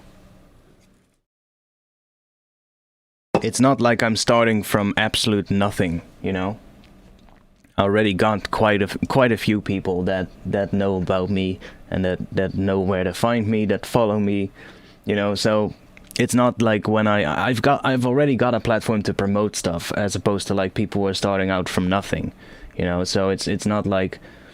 And a lot of people within the drum and bass scene, ranging from like producers to DJs, a lot of them know me, you know. It's not that I talk to them regularly, but a lot of them do know me. And when I talk to people, like even bigger DJs, then most of the time they'll go like, hey, I watched a couple of your videos, you know. And I know quite a few artists actually who do watch my videos every now and then, and some of them even tune into the streams. They most of the time just don't say anything into the chat, obviously, but they just come to just see some stuff. And so it wouldn't even be that big of a problem to get stuff out to other people, you know. I could just send stuff around, and some of them would probably pick it up anyway. So it's not like I'm starting from absolute scratch, that would be absolute fucked. Yeah, then I would definitely say send it to bigger labels, or at least some labels, and get that. But I've already done I've done the smaller labels and stuff, you know, in the past. Which kind of also discouraged me a lot, you know, when I saw how a lot of those smaller labels operate, and, you know, they just basically I never earned any money from any of the tracks that were out. Even though they have generated revenue, I've never seen any money, you know, and I've gotten back in touch when people don't even say anything back to you. It's like, and it's not a big amount enough that you would sue somebody over, so it's like, whatever, you know. And now I'm at the point where I'm like, okay, the next couple of things I want to release, I could, you know, release them on a label and get that all, you know, go through a label. But to be honest, going through labels is quite a long process. And I think what I want to do at this moment is just, when I got stuff done, I want to just put it out. And I've got so much, like I said today, I was going through folders of old projects. I don't have it open right now, but I was going through like folders of old projects, and one example, this is one folder. So you look at all of that, and that's one folder of the many, because here we've got so many more folders, and there's stuff in here that's not even interesting, like hardcore EP, what the fuck. That's not even gonna be interesting. Full-length album, I don't think there's even much in there. A couple of things, just a couple of weird sketches, but there's like so many project files in here, and a lot of them are like half finished, some are like 3/4 of the way finished, so there's like so many stuff here, like, and I think if I just go through them and just start actually finishing them, I'm gonna be having a whole bunch of EPs ready in a short amount of time, hopefully. And then when that moment is there, I just want to be able to just put them out one by one when I feel like it, and having to go through labels, you're always gonna have to have that thing like, are they gonna want to release it? Are they, and then as well, when they are gonna do that, like, when does it fit into their release schedule? And, I don't want to do that at the moment.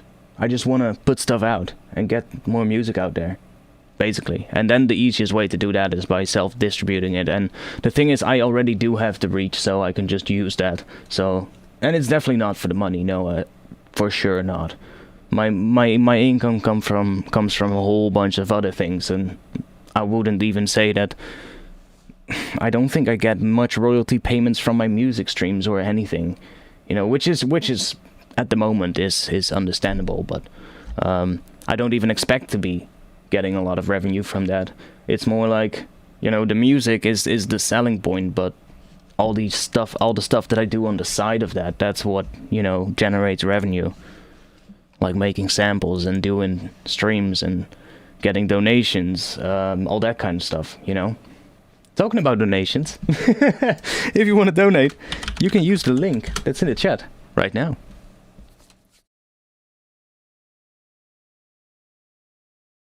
But yeah, I think it's just, especially with how much unfinished stuff I have that could be done in, like, when I put my mind to it and just go. And like I said, I found this folder earlier today and I was like, okay, wait, there's a lot of stuff in here that's like almost done. So kind of gave me a little bit of inspiration boost as well. Yeah, I'm at the moment just getting stuff done, and then I have already a couple of projects, and I'm just piecing them together, like which ones will go with which one to be basically go together on a release and stuff like that, which is a little bit of an annoying process as well, but it'll work out.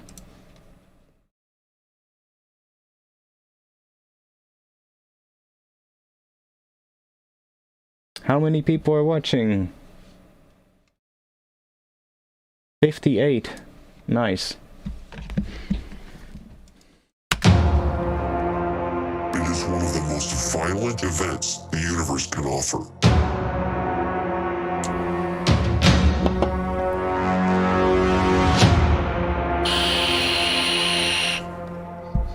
An entire star tears itself to shreds. And that's trouble.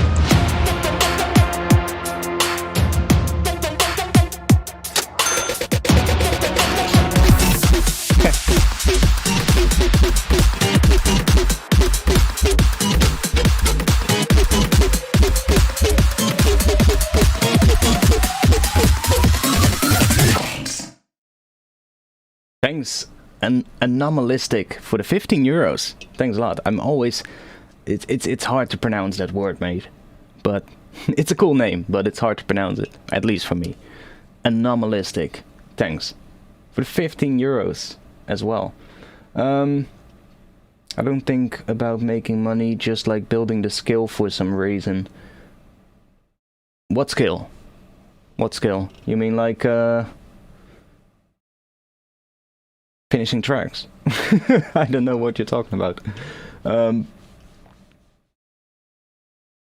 don't know, like talking about the thing from earlier, like I have accounts on a couple of distributing platforms, and I do have like label accounts on them. Like I have a DistroKid label account. I've got, I think on CD Baby I've got a label account as well. So I already have the means to set up sort of like a record label, even though it's not really a record label. It's just a name under which it is released, I guess. But I do have sort of like ideas for that as well, like how I could expand that in the future if I do tend to go that route. Like, I've got so many people that are, like in the past we did the feedback streams, right? I'm not doing them at the moment. I might do something similar again in the future, kind of, I don't know, do it slightly different and probably get it more as like a demo stream, if you get what I mean. Because I had these feedback streams, and to be quite honest, in a lot of them there were so many good tracks, and there were so many tracks that would make me go like, dude, this should go on this should just be released, you know? And if I had that option myself, then I would be willing to get stuff out there, and just help people get a release. So, you know, I am as well kind of thinking about that idea, and then it would make sense to kind of release stuff myself and sort of like get used to that, and see how I can sort of like set that up, you know. And I guess the hardest part of it is going to be the you know, distributing all the revenue to everybody. But I don't know, maybe I'll and maybe as the time comes, I'll be able to hire somebody that can do that, you know. But for now, it's just more like, I don't know, I want to get stuff out there, get more music out. That's trouble.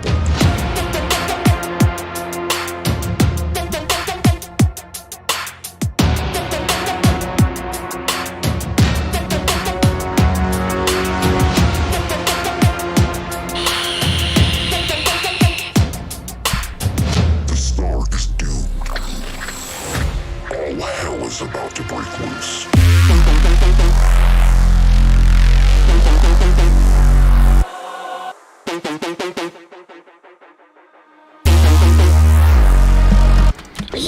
About to break loose. I think we can have something there, some kind of a reverse layer. Make a new audio track. I'll probably have something in the cinematic layers, cinematic sample packs that I have. There's some folders with like reverses and stuff like that. Might be able to find something there.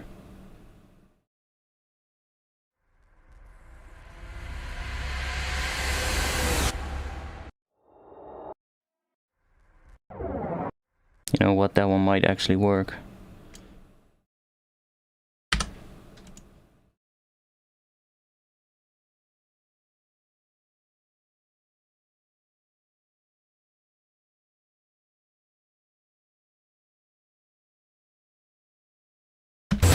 All hell is about to break loose.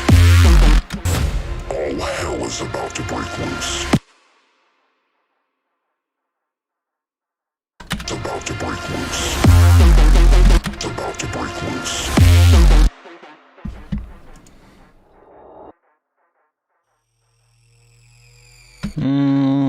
Maybe in this one there was a folder called Suckbacks. What a name.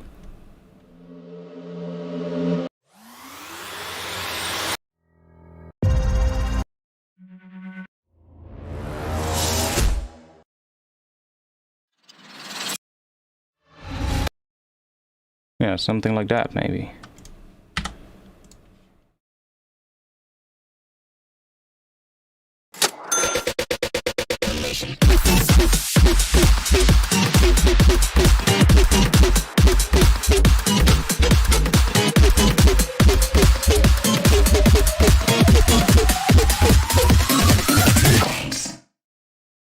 Can't think of something funny about 69-2. Complete the joke.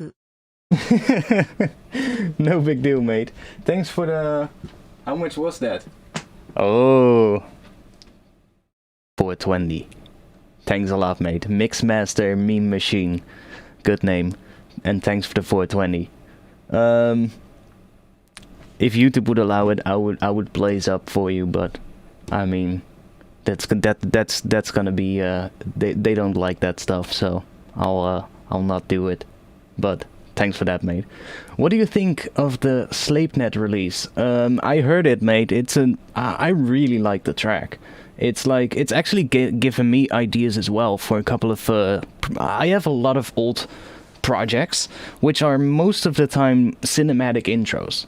I used to do a lot of these cinematic intros. This one as well. Like this one is not as much as cinematic as the ones that I mean, but I have a lot of intros that are similar to that SleepNet track. And when I heard that when I heard that drop, like that the drop of the track isn't really necessarily as much build around the bass. It's more like build around the mood of the intro, and it just extends into the drop, which is a really kind of nice thing to do. And it did give me some ideas, like maybe I could do something like that on one of those old intro projects that I've never finished because I got stuck with them.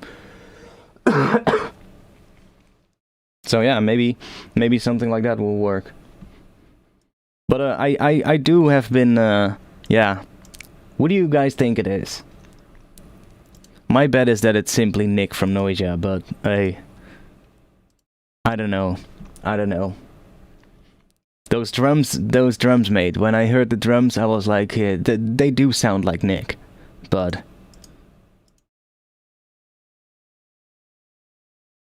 I guess we'll know soon.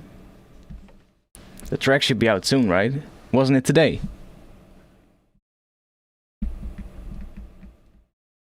This track's intro is like I'm watching a Star Wars movie. I get it. The theme of like the exploding star or whatever it is. The star is doomed. The star is doomed.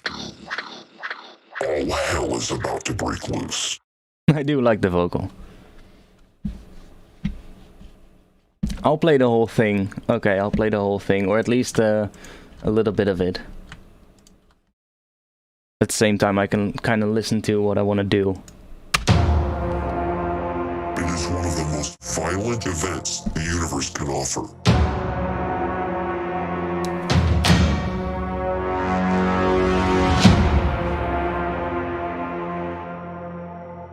An entire star tears itself to shreds. And that's trouble.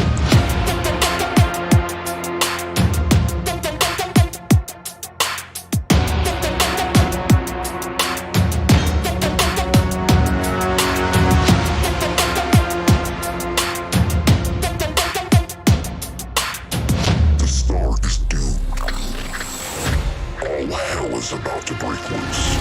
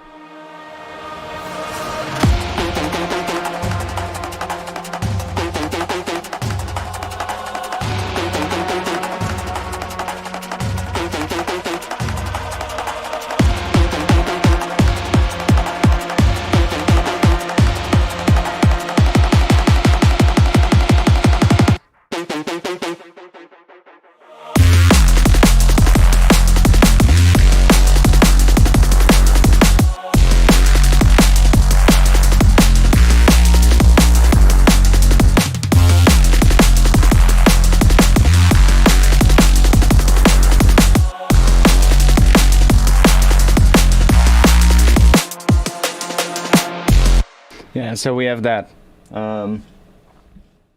Sounds fell, something is empty. Okay. Sounds fell. What fell? Did something fall on the ground? No, I know. There's an old project, actually. This project is from like 2018 or something, so we're talking about what? That's 3 years ago, something like that. I've improved so much since then, but I actually think it's good that I go back to these projects now, because now I know how to actually, you know, make them better. Because back then, I still remember this so much that I was so fucking stuck on this track. Like, I had it up to the point, basically what it sounded like at the start of the stream, and I just didn't know what to do with it from that point on. I was just like, I know there's gaps and I know it needs something extra, but I was just so fucking stuck on it. And now I come back to it years later and I'm like, I could actually make this one into a good tune, you know? It's like, it's almost done. It just needs a couple of tweaks here and there, but it's yeah, I can do that. Well, a couple of years ago, I was like, I don't know how to take this any further, even though I know it needs to be, you know? So yeah, sometimes it's just good to do that, to just let some projects sit on your hard drive for a while and just come back to them later, you know? Especially when you get to that moment, which I had a lot in the past. When you get to that moment where you're just like, I don't even know if this is still good. You know, if you've heard your track so much, and you probably will know this feeling. You've worked on a track for so much that you kind of lose the initial idea. Even though it's still there, you kind of lose the feeling for the initial idea. And you start sort of like second guessing the idea. Like, is it good? Even though when you first came up with it, you're like, holy shit, this could be a great fucking track. And that's what got the track started, right? That's what brings the inspiration up. But then at some point, you've worked on it for so much, you're like, I don't know if this is good. You know? And I think that's the moment when you should just say, okay, let's just take a break from this one. And in the past, I wouldn't do that. I would just keep working on it. And at some point, you're just going to completely fuck the project up. Because I actually didn't load up the oldest version of the project. There's a version that is actually older than this one. After which I kind of like kept working on it. And I removed a whole bunch of stuff. I replaced things that I thought weren't good. And when I listened to that version, I'm like, that version is fucking bad. It's just, it sounds so much worse than this version. So sometimes you just have to take that break from a track, you know?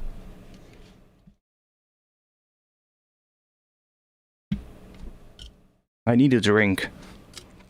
Let's just play a little bit more of that drop.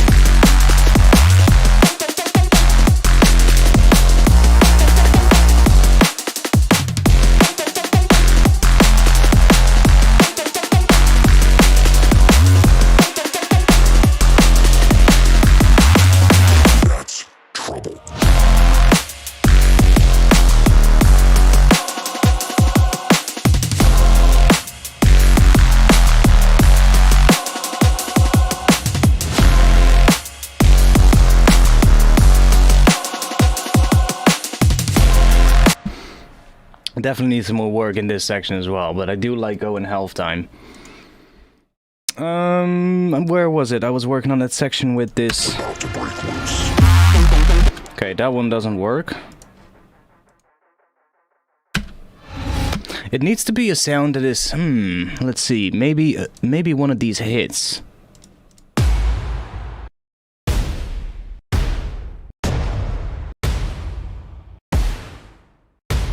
And you're probably thinking, one of those hits?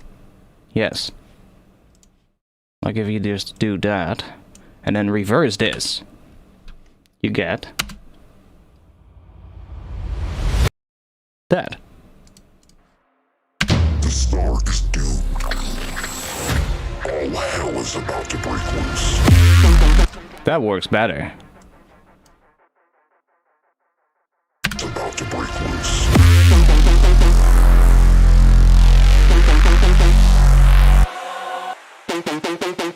Yeah, that's better. It is one of the most violent events I still the think universe can offer.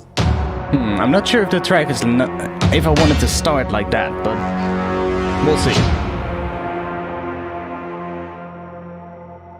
An entire star tears itself to shreds. And that's trouble.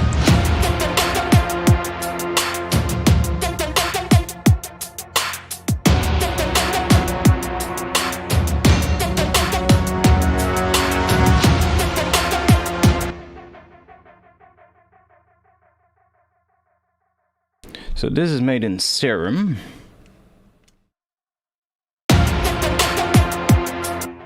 And I use that. Okay, so I have no macro set up.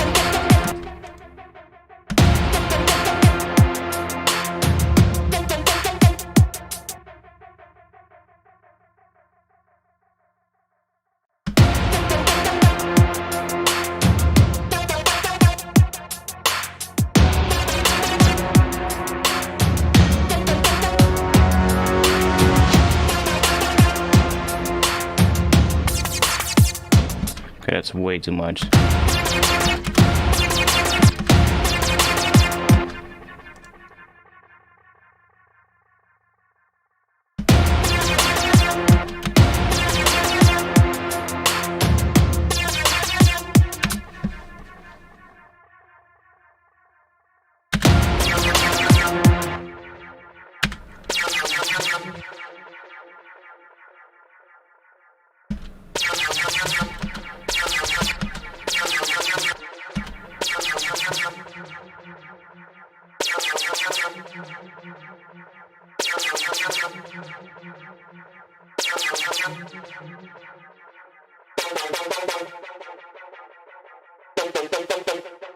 Ooh. With that FM lower, it might be nice.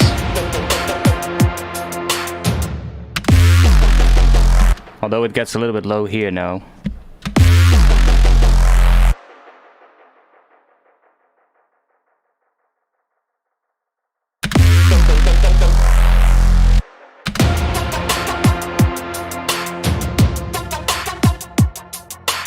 I brought this one up to +2 and this one to +1, so it's now, because it was like this.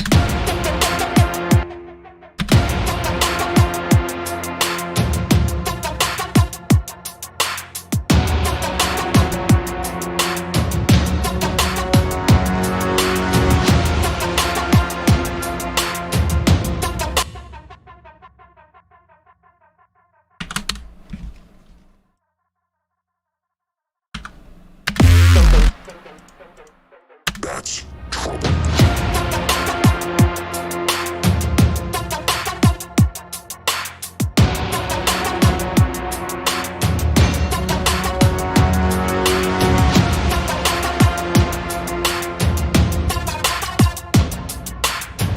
The star is doomed. That's trouble.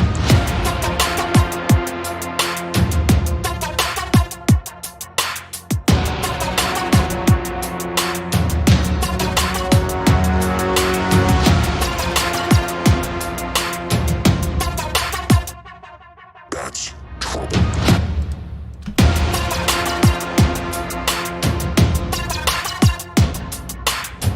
The star is doomed. All hell is about to break loose.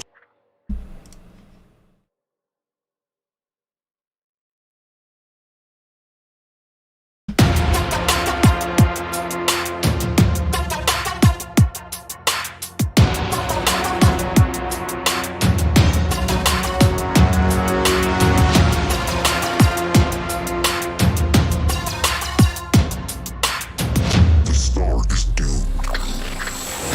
All hell is about to break loose.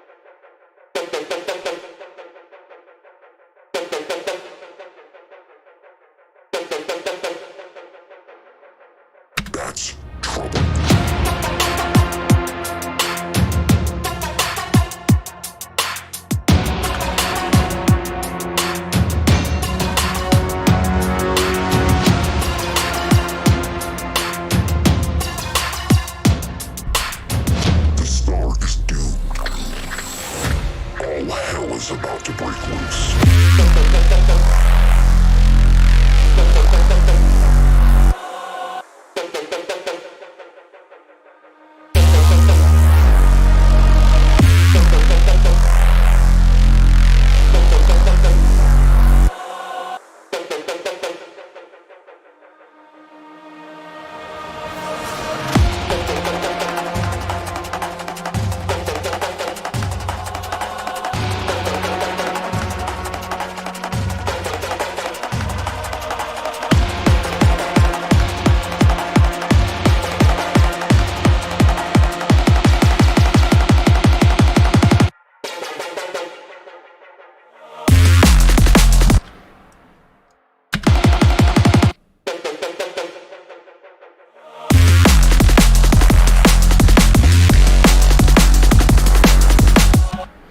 Okay.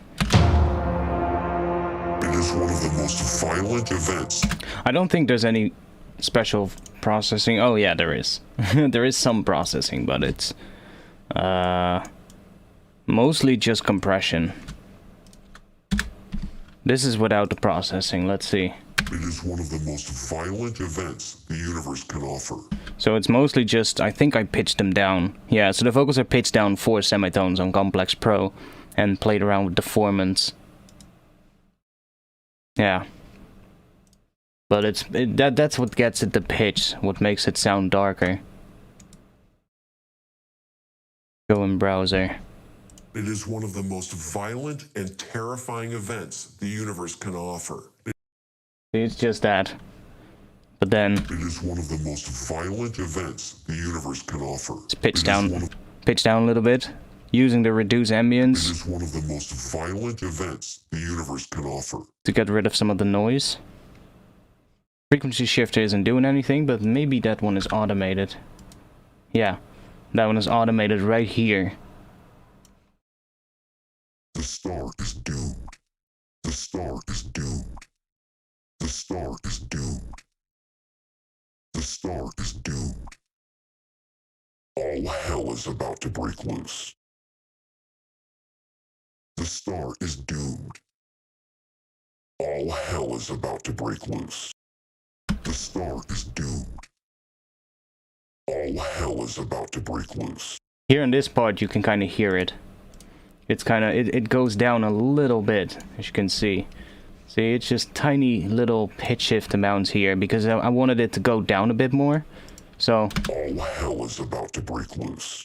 just playing around with that a little bit to kind of make it more interesting. And then we have a pitch shifter. Which doesn't look like it's doing anything, but that one is... Yeah, that one is also automated somewhere. Oh. In a section where there's no vocal, but there were more pieces of vocal here, They go out with a bang. which I turned off, so that's not important. A little bit of EQ. All hell is about to break loose. All hell is about to break loose. All hell is about to break loose. All hell is... So yeah, that's basically it. There's nothing on this group, no. So it's pretty simple. There's just one extra thing on the happening here.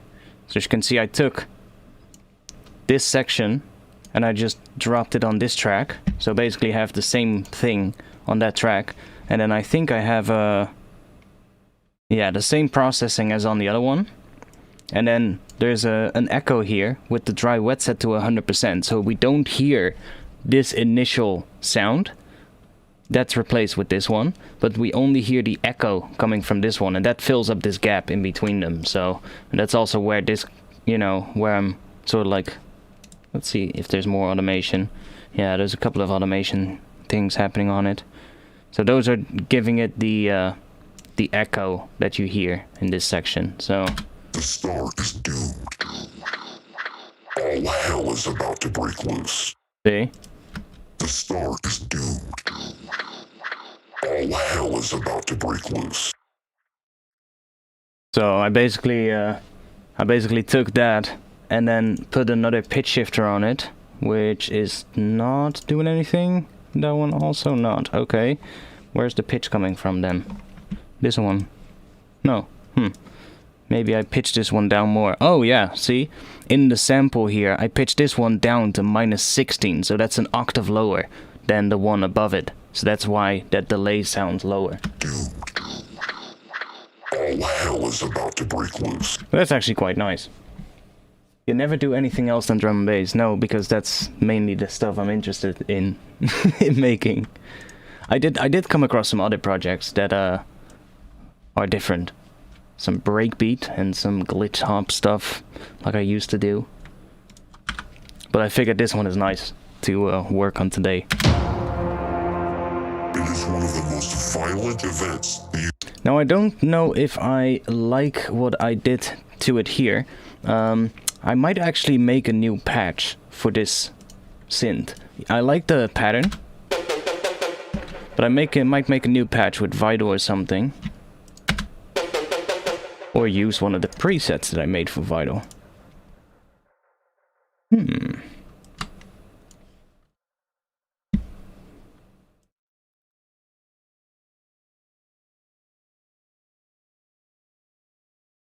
Let's have a little listen. Oh, I also found some health time things, yeah, for sure. And dun, dun, dun.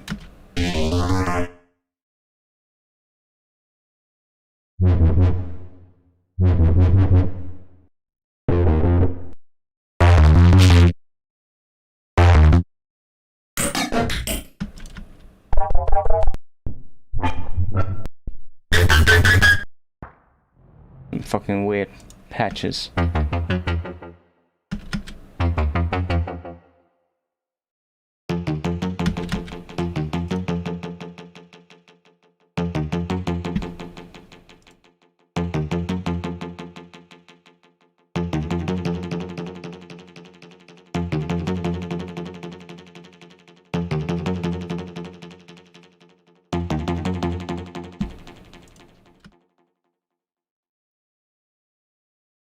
Yeah, I'll probably just make a new patch.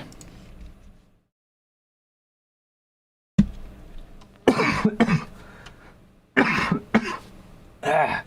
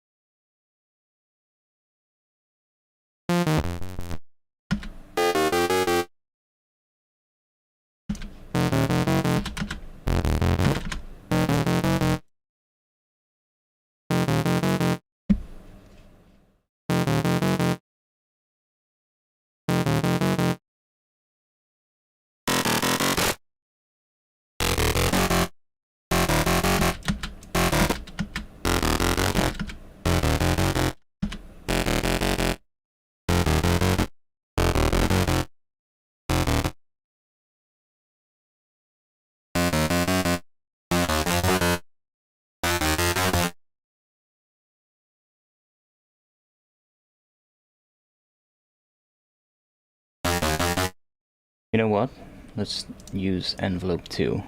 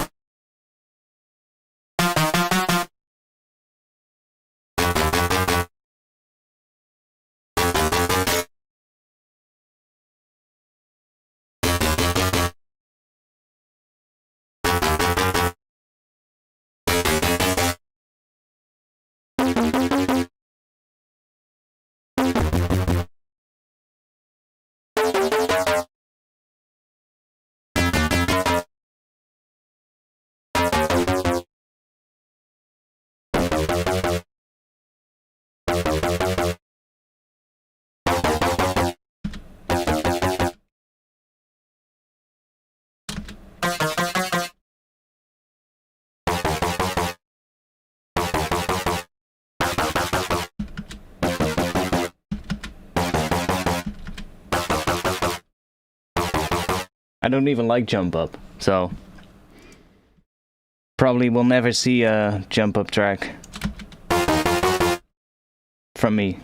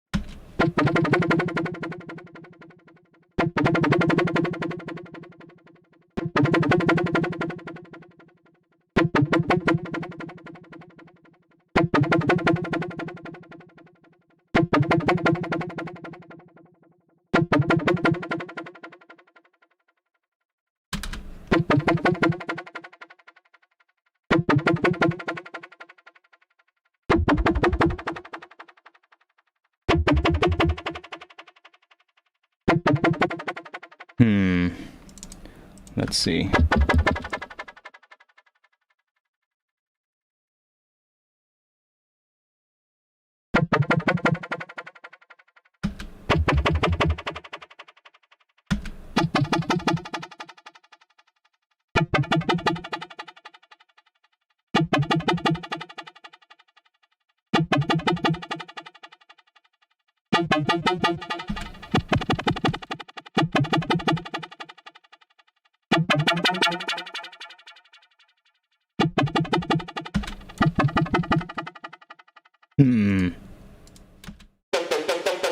That one sounds way better.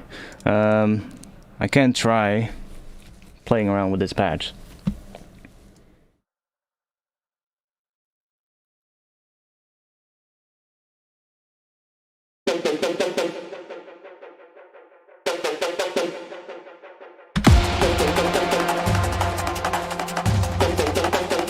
Actually works pretty well without that cut, maybe a little bit less. Yeah, I guess I'll just see if I can make that patch better. Tears itself to shreds. And that's trouble.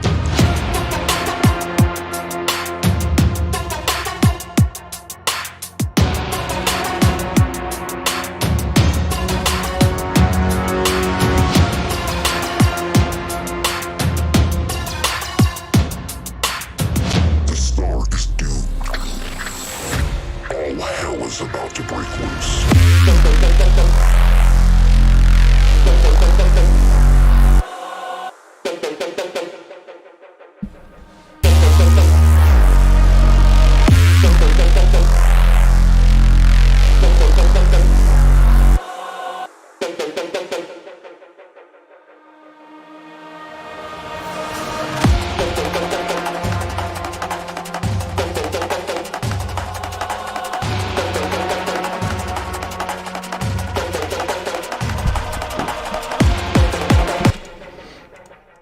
Yeah, so I don't really want to use these, but let's just try.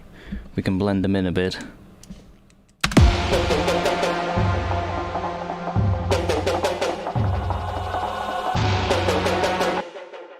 Can do that.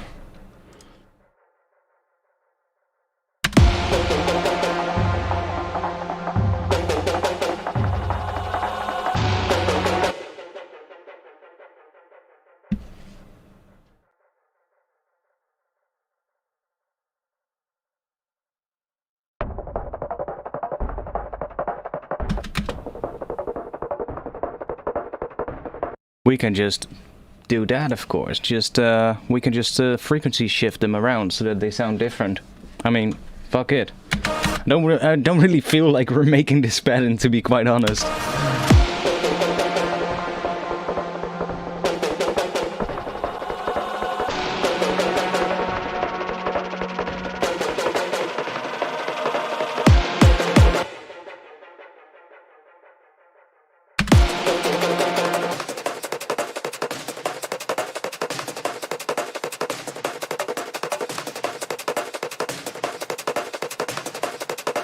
I mean, that sounds kind of nice.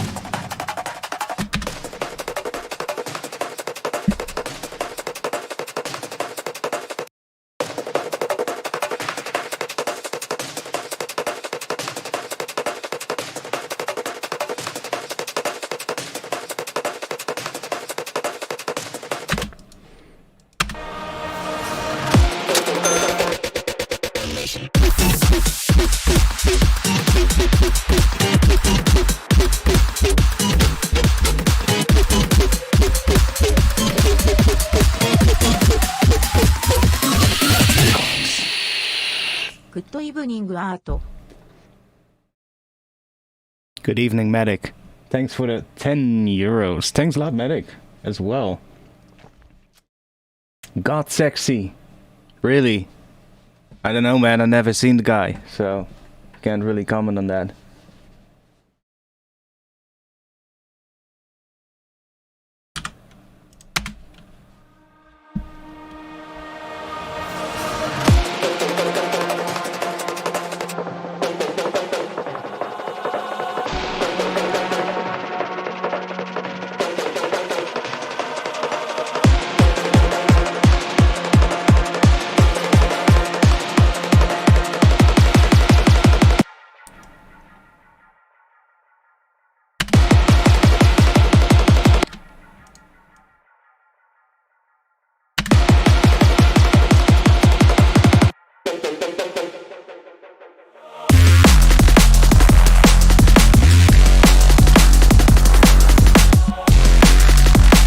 Okay, so let's just make this drop better now. Now, I feel... I changed this section, and that is actually giving me an idea.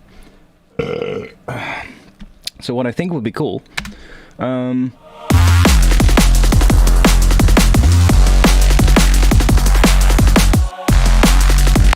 So, bum bum bum. Dun dun dun. Dun dun dun.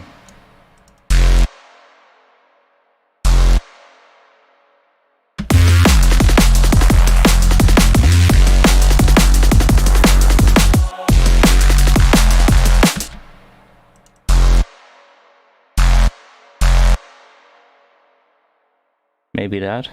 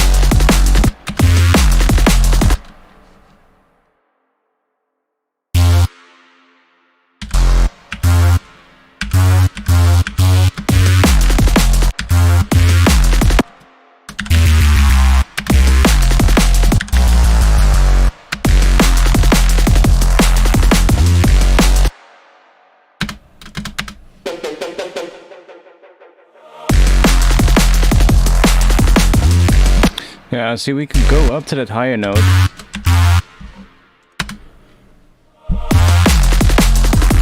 Which does work better, so I guess we'll keep that.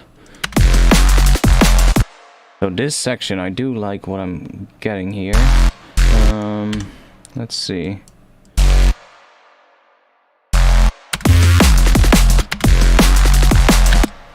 That's good.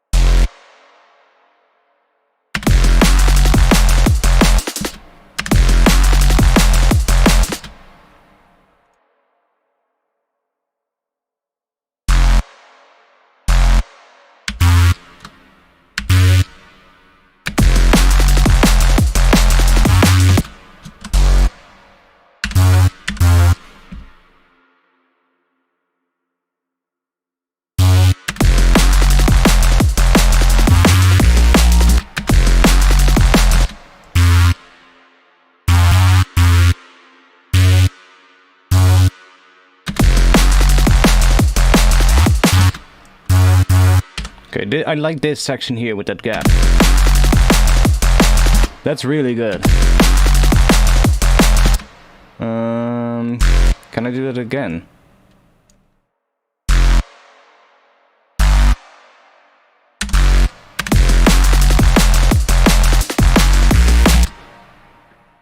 Don't really like that too much. Okay, that works. Maybe just repeating it. Okay, no.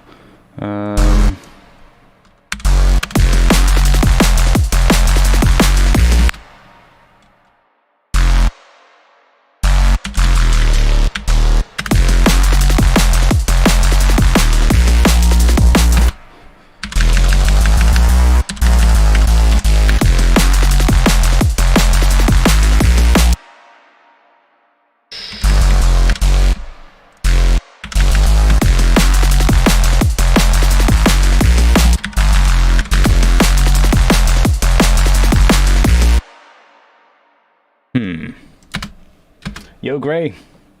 And yeah, it sounds like I have a really big lag by it, but I had already seen your comment. I was just too occupied doing what I was doing.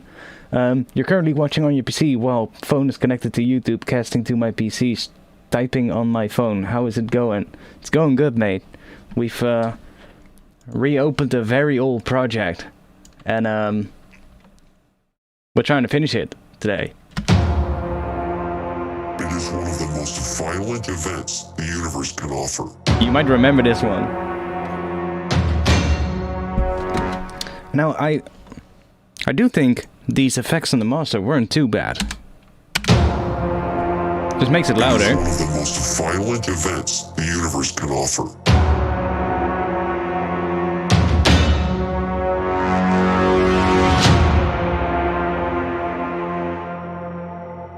An entire star tears itself to shreds. And that's trouble.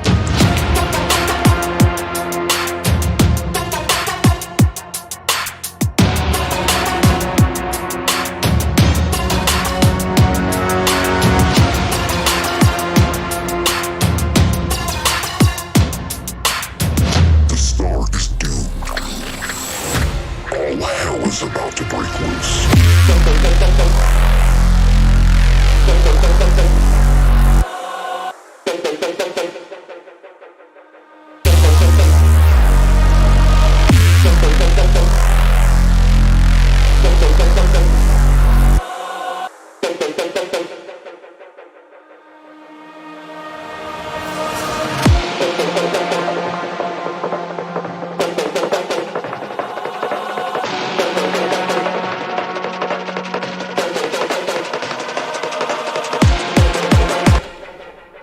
These ones, are they low pass here?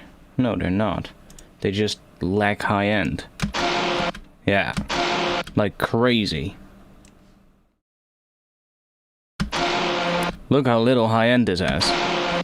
And there's some really nasty frequencies happening in those high frequencies as well. Like, look at these. Damn. I might replace this layer with something else.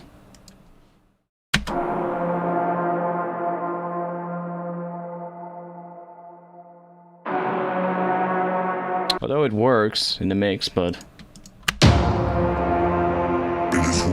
let's listen to it without. Yeah. It is one of the most violent events the universe can offer. It's quite a big difference.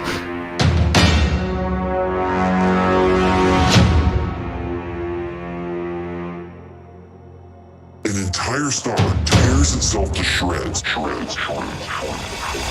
And that's trouble.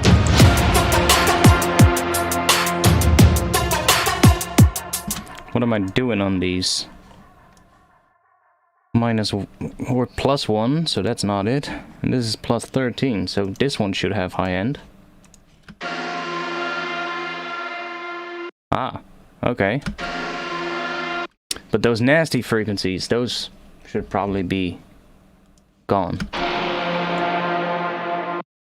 Or am I getting rid of them? Ah. Okay.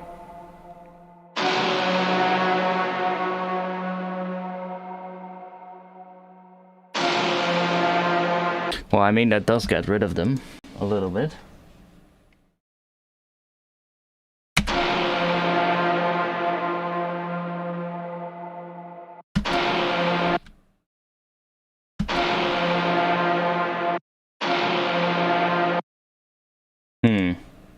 I think if I can maybe just make it with a brass layer, because it is kind of like a brass hit, so find a good brass hit with a similar kind of vibe, but with some good high end. I can add high end, of course, as well. I mean, I could try adding high end with the hiss preset of that of erosion, but most of the time I don't really like what that does. See, you get that.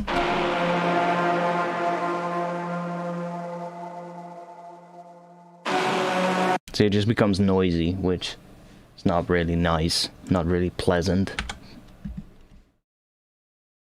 It is one of the most violent events the universe can offer.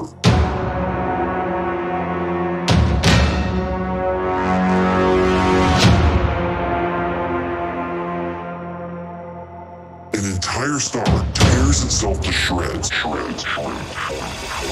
And that's trouble.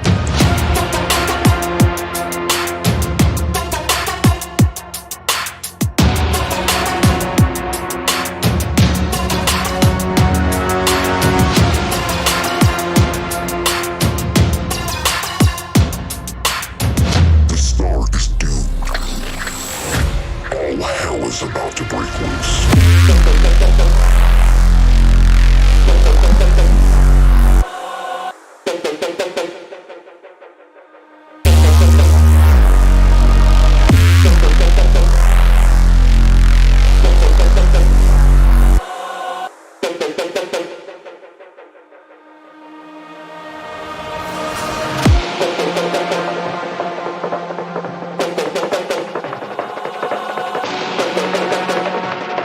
See, here I would like them to have more high end, but because they just don't have that high end, I'm kind of tempted to replace them with something else, but I'll leave them in for now because that's going to be a fucking hell of a task finding something that sounds good enough to replace that.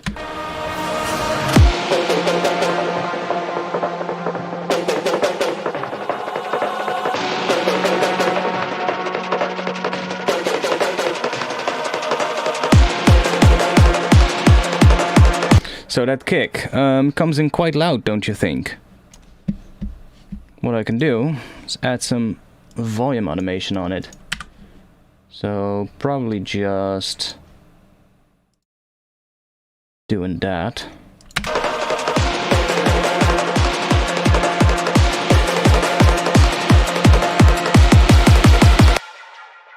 Maybe even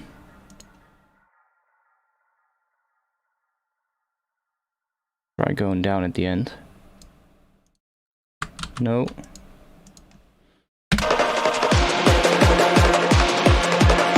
A little bit much.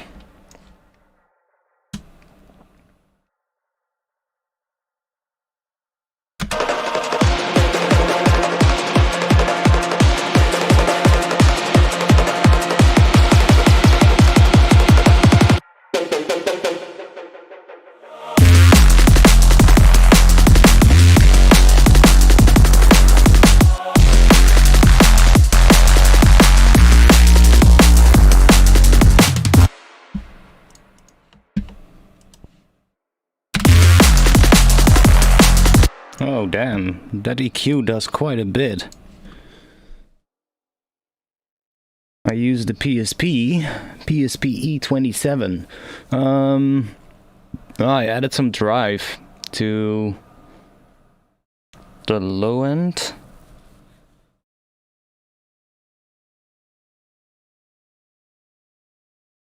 Okay, so that EQ is actually doing quite a bit. Because without the EQ, it actually starts distorting into that trash that's on the master. So then I would actually take the trash away. And then it's fine, you know? But that trash is bringing up See, and the snare starts distorting with the bass, but then that EQ really brings the high end up as well.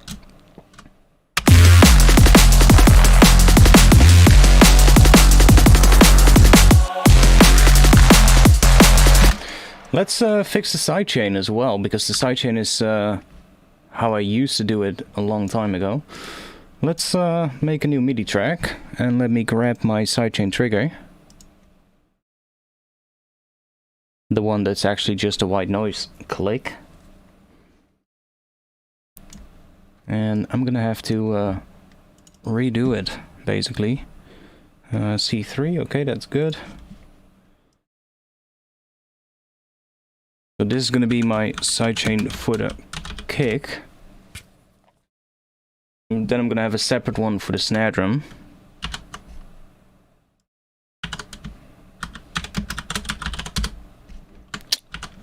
Come on.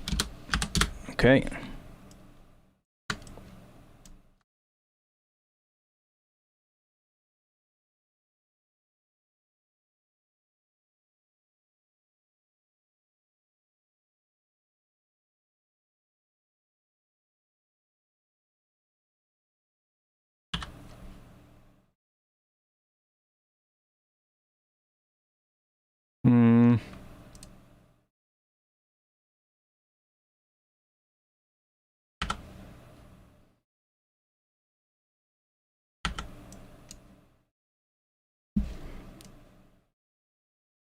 Put it like that. That's a little bit easier.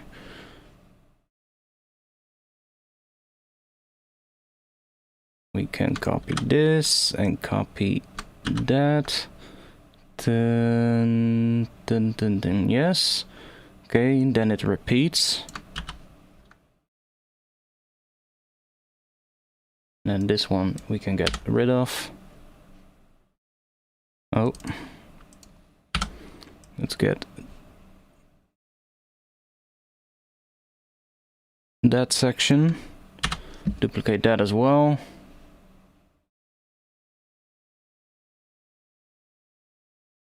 Get rid of that. And then it just goes to a different pattern. It goes to basically this pattern.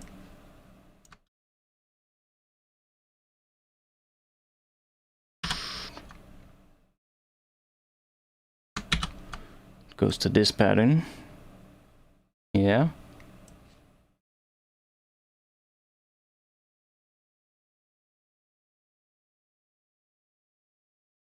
Here we have a double kick. There's no kick drum here. And that one can also go away. And then just take this, do that. Then just fix this last section. So let me check what I did here. Okay, so we have double snare. And then that.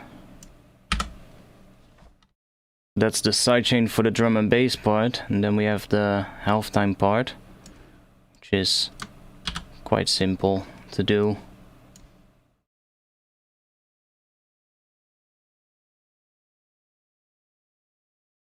And then one on the snare track. Where's the snare sidechain? Why is it below the snare? Put it above the snare. Okay, like that. I can just copy this one over until there.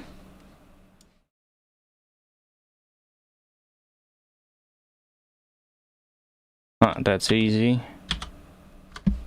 Okay, I'll do the second drop later, but now at least we have the sidechain as separate ones. Let's just get rid of this one.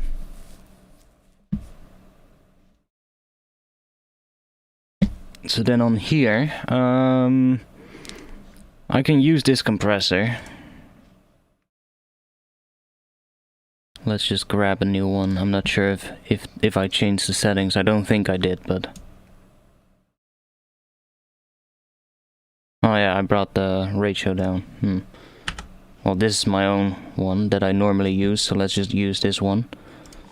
And then do sidechain from the kick. Let's see how short we can get it.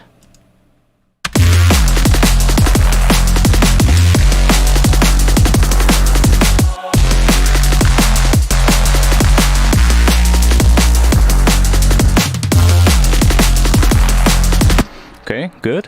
Let's duplicate that and go to sidechain snare.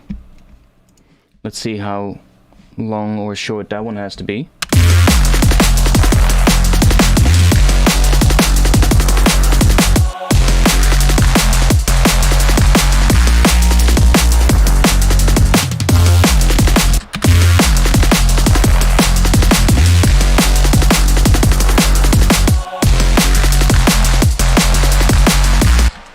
Okay.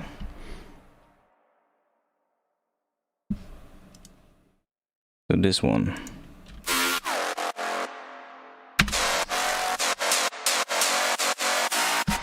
Okay, so that's what I'm hearing.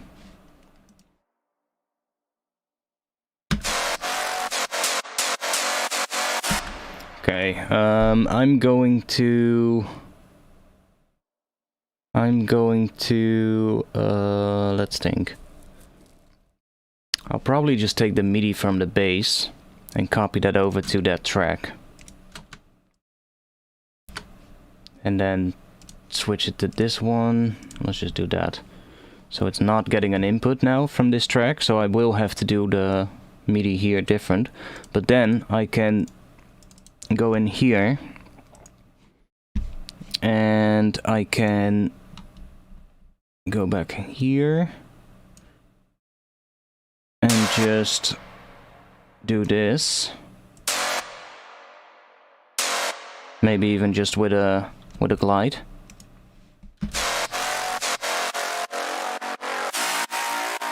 So we don't get that much re-triggering on that one. And now there's a little gap there that I actually quite liked. Let's see how it sounds without a gap on this one in the mix. But maybe I'll bypass this track during this section, so we kind of get a gap in this one as well, without it actually re-triggering the MIDI note. Yeah, so I do want to have a gap here, so I can do it with a utility as well, so that we leave this one available. Just take a utility, drop it on the end of this track, bring the gain all the way down, turn it off, and then let's just automate it right here. Now it might give us a little click, but I'm not too worried about that because I can edit that one out later when I bounce this one to audio. Or even take this utility off, bounce it to audio, and then do the gap in audio. But for now I want to have that gap there so that it sounds right. That's way better than having it restart all the time on this sound.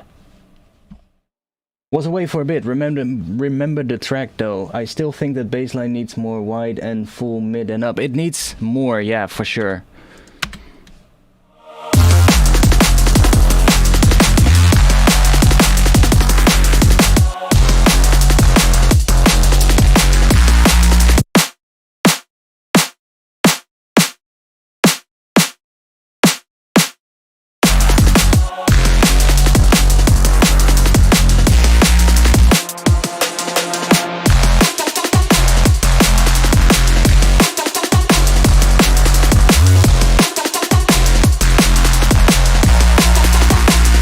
This track is fucking loud in general. Like, if I take this off, it's already way less, but it's still loud.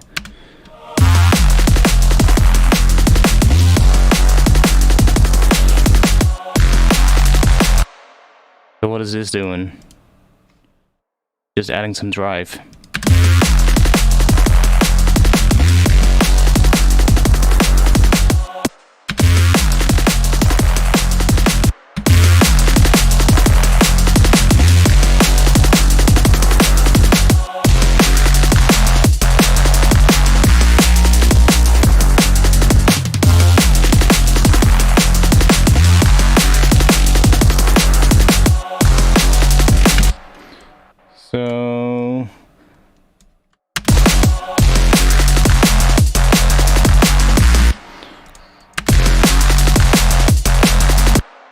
So let's see, I want this to go back down, I think.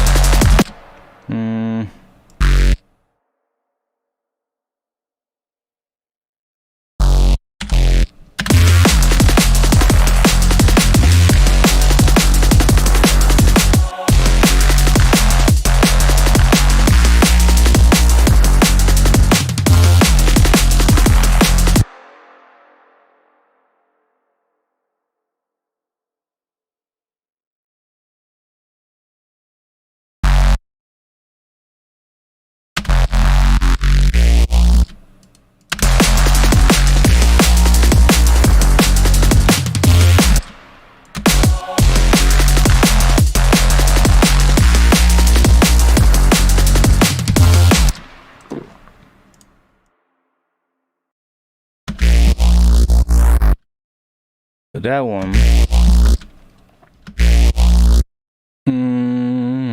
What can we do to this one?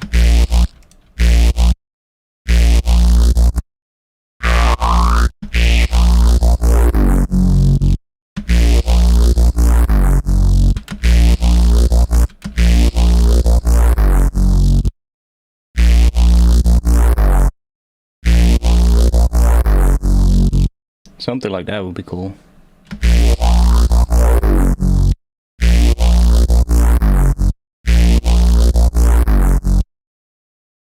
Man, I haven't used this one in so fucking long. How do you make macros again? How do you...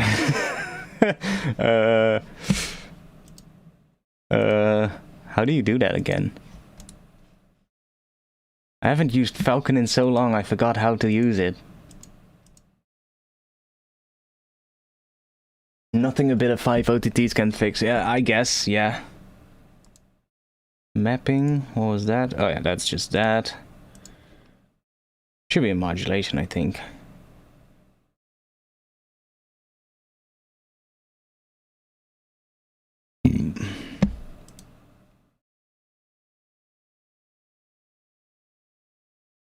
I really forgot. Huh? How did you do that again? What?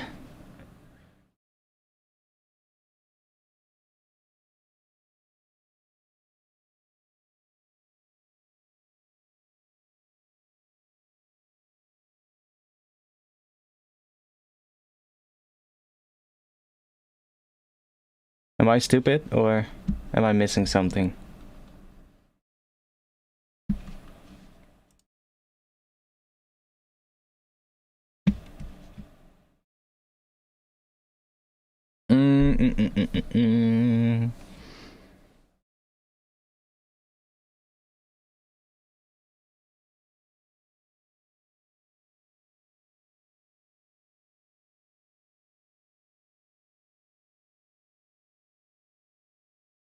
Oh, there, macro. Ah.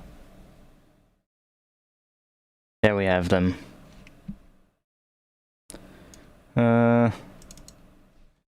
Call that EQ. EQ. Mod. Watch a tutorial, yeah. No, I found it.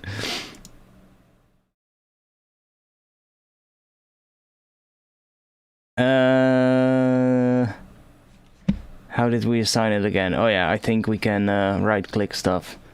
So we have this one.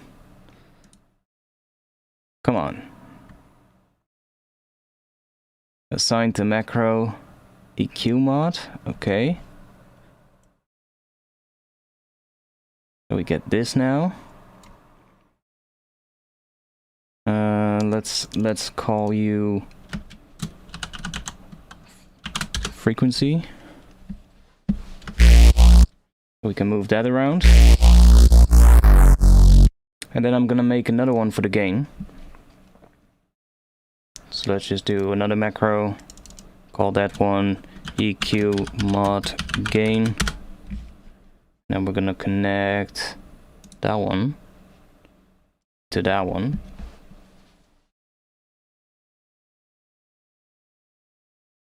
And probably turn that into... how do I change that range? Offset? No.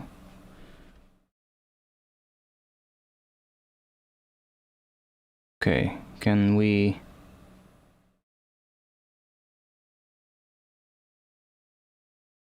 Okay, nice. Because I only wanted to boost. I don't want it to make cuts. So now it's only going up, but it's going up quite quick. So let's bring this one down to probably 0.5. That's good enough. Yeah. See, then it goes up to the top and all the way down. And then the other one changes the position.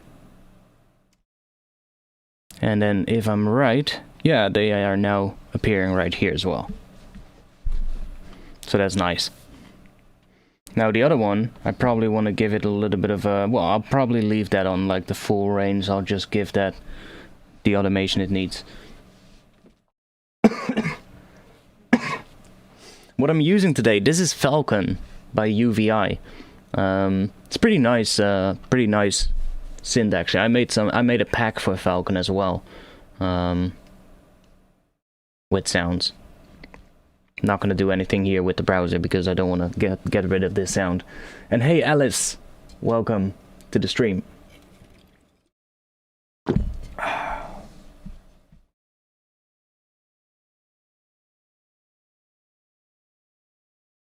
He just made the tutorial? Who made the tutorial? Oh, I did. Now I get it. Now I get it. But yeah, now I can automate this. So, what would be nice is I can automate that on this bass. So let's just... Oh, we have to do some stuff as well to get that to work. How did that work again? Assign to host automation 1. Assign to host automation 2. Oh, come on. Yay. Okay, so let's add that lane. And then add this one as well. So with those I can do the... I can create sort of like some boosts in frequencies here and there, which are nice. Because those run into the distortion that's after it, the isotope trash. So those EQ boosts will basically alter what the distortion does. It basically gives a bit more frequencies pushed into that distortion, which kind of overdrives it a bit, which is nice. That gives a cool sound most of the time. Now, I also saw that we had a notch filter somewhere. Oh, this is a notch?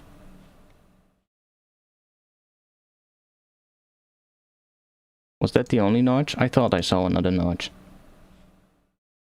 Well, I guess not. Didn't this one have a view? Whatever. So we have a notch here. Oh, there we go. Weird. So that's already moving around. I could assign that to another macro. Let's see.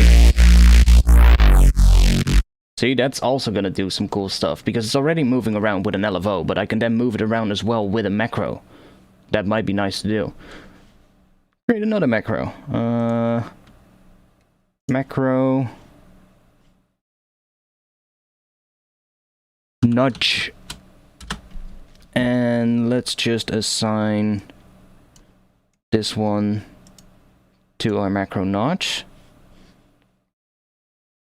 And then...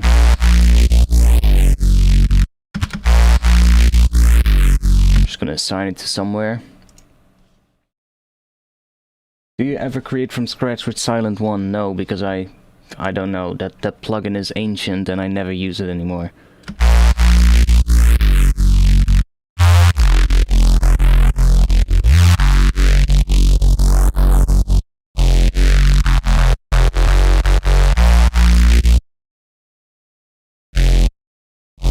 Okay, I'll leave it right there, and then I can move that one around if I want to give some extra movement here and there. I have used Surge, but not that much. I do have it though. I do have it. It's a pretty old plugin as well, but it's a pretty good one. And because I haven't used it a lot, it's always pretty fun when I get into it, because it's one of those that I haven't really explored much, you know? Which is always fun. Silent One is one of those that I used to use a lot back in the day, so I kind of feel like I've kind of reached my limit with it. Plus, it's not really that much of an interesting synth. I mean, don't want to put them down, because it's a good synth, but it's very limited. It's like more of like a little bit of it's kind of like how old analog synths used to work. It's a couple of oscillators, a filter, and that's it, basically. A couple of effects. But it's not really a synth like Vital or Falcon or Faceblend or anything like that, which are much more digital. But that does allow for a lot more options and a lot more things that you can do with it, right? So Like Serum, for instance, doesn't even have FM. So, yeah, those are a couple of things. And since I use that quite a bit, I don't know. It says silent is good for certain things, I feel. I guess it's a good one though for like an old school Reese, like an old school saw-based Reese, with just a couple of voices, and then just some filtering on it. It's good for that.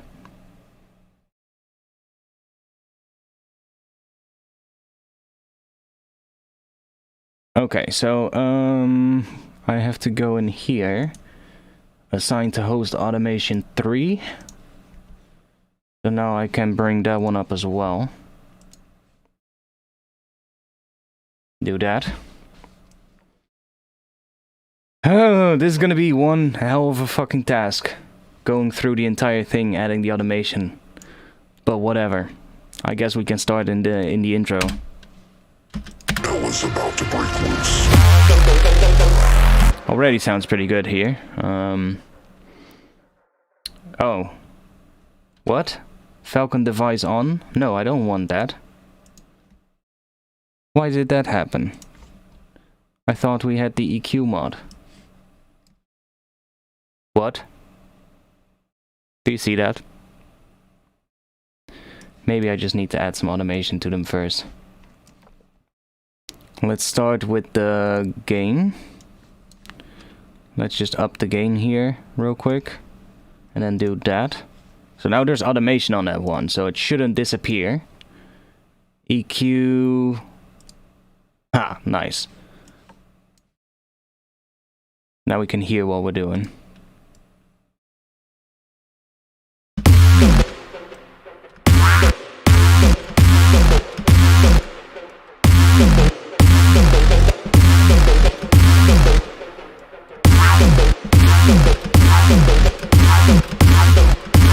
See, now we can kind of start adding like the movement that we're looking for by playing around with this, and then of course playing around with that gain as well. So like bringing.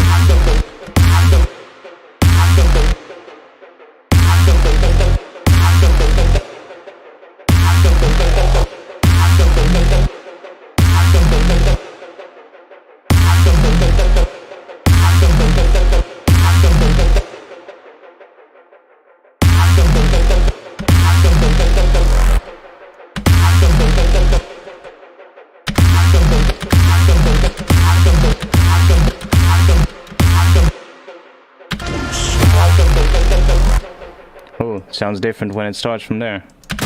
All hell is about to break loose. All hell is about to break loose.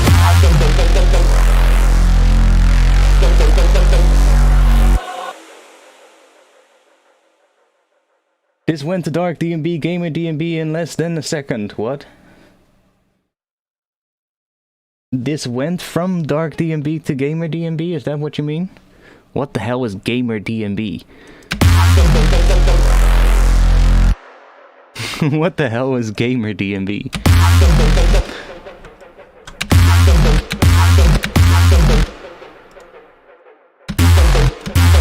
Okay, let's make these a bit bigger, so we have a bit more control over what we're doing. Ooh. It sounds different every time it hits. Why is that? Are we using unison on this thing? I don't think so. Where the hell is the unison again? Dude, it's been so fucking long I use this plugin. I don't think we have unison on this right now. Doesn't sound like it. But there is something that makes it slightly different every time.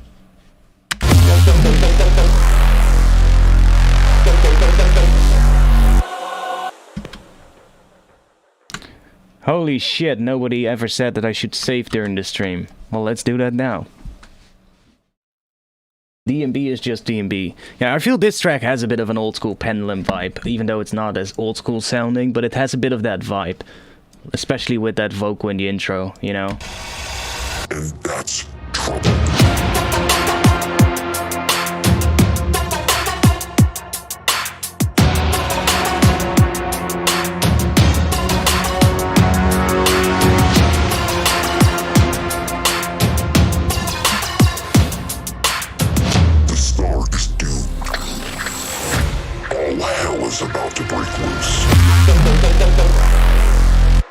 Okay, I like that. Now...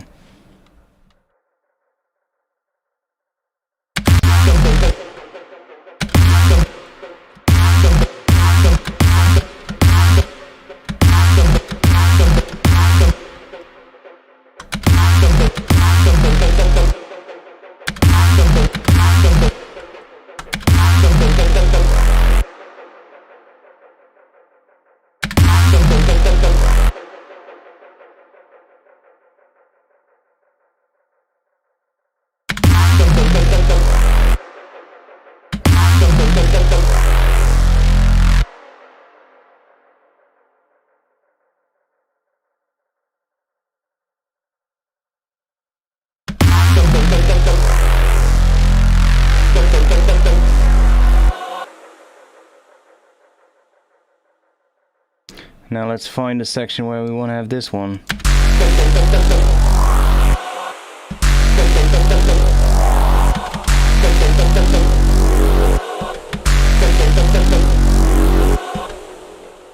And also make it go down.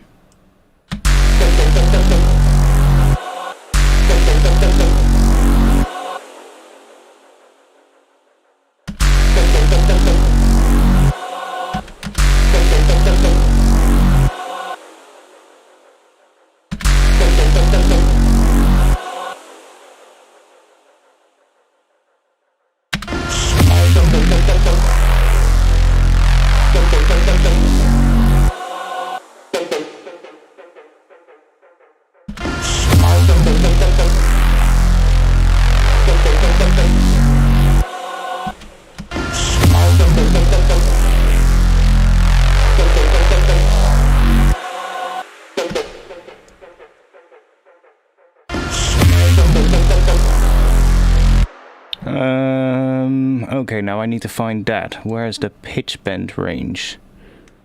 I know it's somewhere in here. Tree, layer 1. No, it should be somewhere in master, no. Unison voices. We're getting close. Glide time. Where's the pitch bend range? Fade curve, no. Program, maybe it was there. Transpose, no. Parts.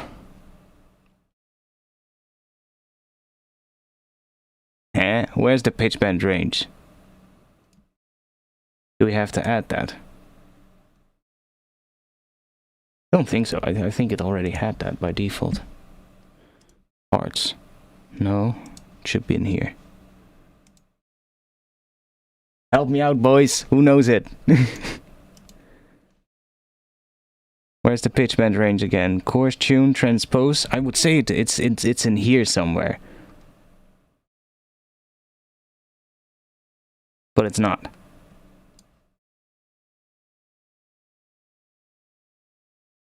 Would be logical to be in here with the other things. No tracking, what? No. Where the hell is that? Hey, somebody needs at least somebody in the chat should know. Come on.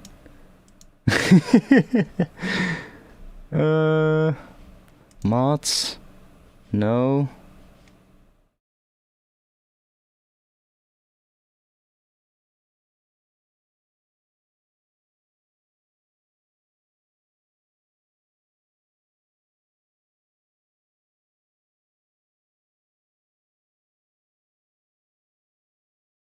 No, it's not in there.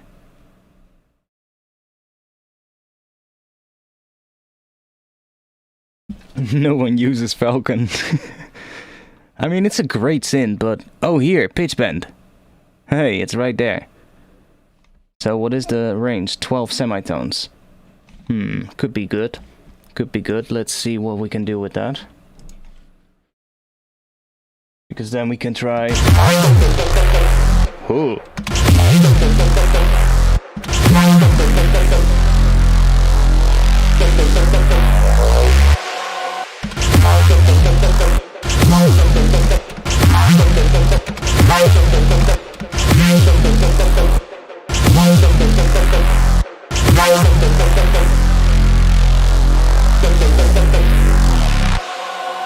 can make it go down at the end, that would be good. And maybe a little one at the little one going up at the start. I was gonna say maybe go for 24.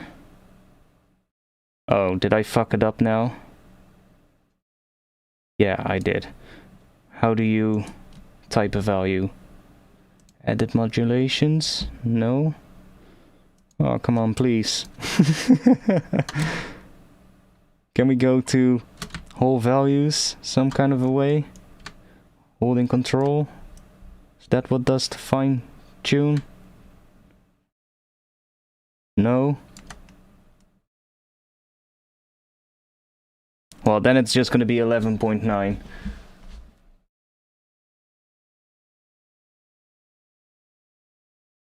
I thought you could also type the values some kind of a way, but double click? Ah, double click. 12. Okay, now we're gonna try 24.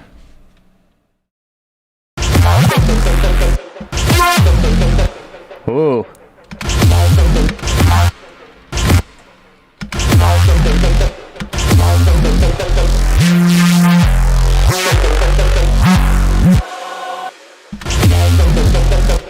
Now it doesn't want to pitch bend at the start. I can draw it in.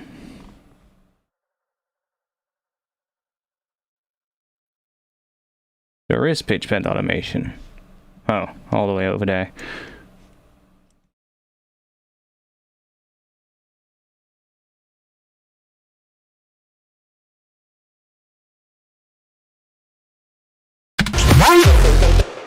That's a bit much. And that EQ boost is now getting really loud, but we can fine-tune this.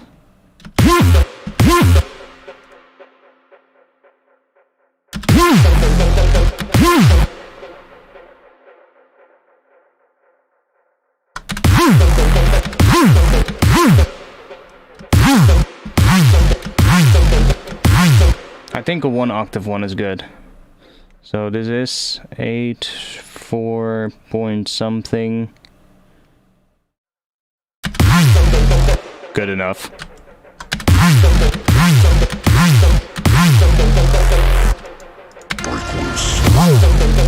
It sounds different every time. That's so goddamn fucking annoying. The start is doomed. All hell is about to break loose.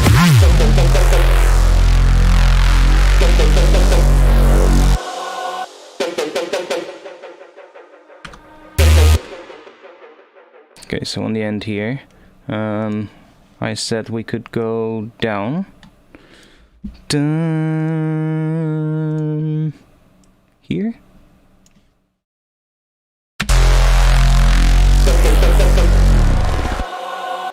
Okay, maybe we'll just do a 1 octave bend. 12. So I can also do this one just all the way to the top.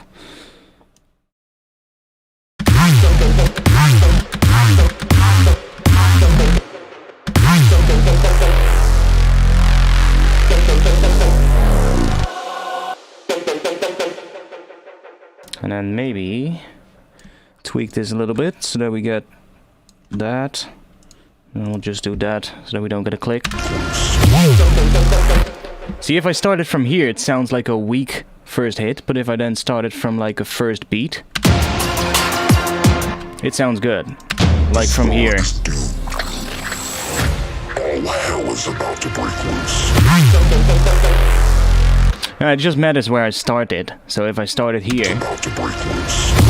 see, we get that. About to break loose. And if I started here, All hell is about to break loose. see, then it's good. So as long as I started from one of the first starts of a bar, that's basically what I need to do. Then it sounds good.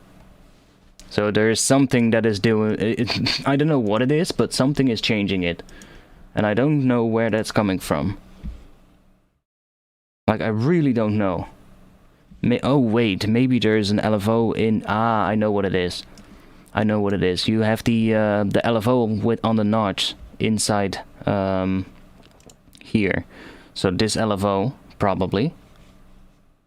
Let's go back to the edit page. We have this notch filter. And this LFO is not re-triggering, see? Because I want it to be free running. But it starts free running the moment I press play. If you get what I mean. So, to be able to make this one sync up properly, it needs to start from the first beat of a bar, otherwise it doesn't align properly with that first hit of the Reese. But that's fine, that's fine. So as long as I just start it from here, we're good.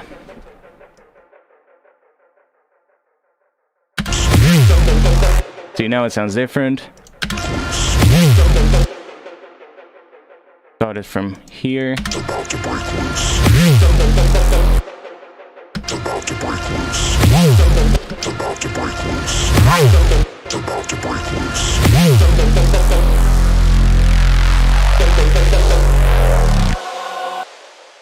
Okay, are we gonna go higher?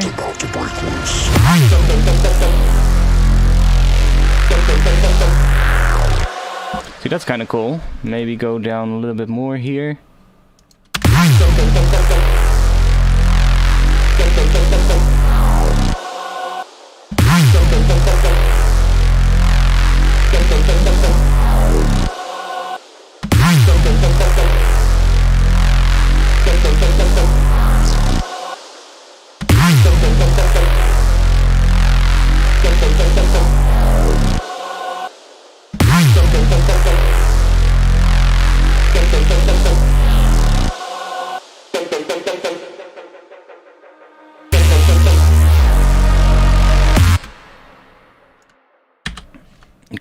We can copy that. So now we just need to do this section. So here, probably gonna have something at the start again. Well. So probably gonna do something like this. Then we need some automation here.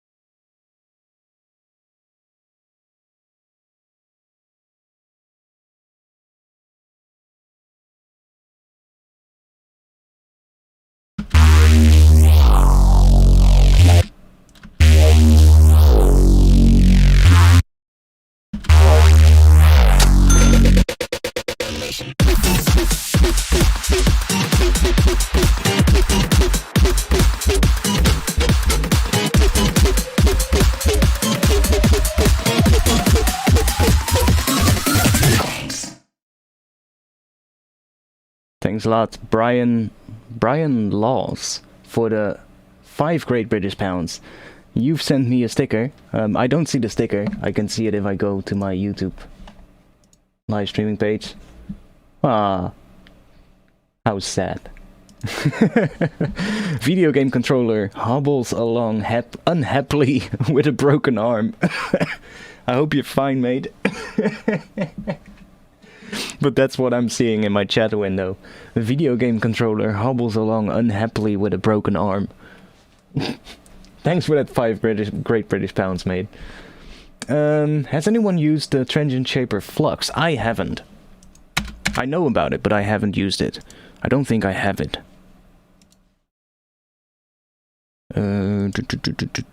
No, Flux Audio, nothing.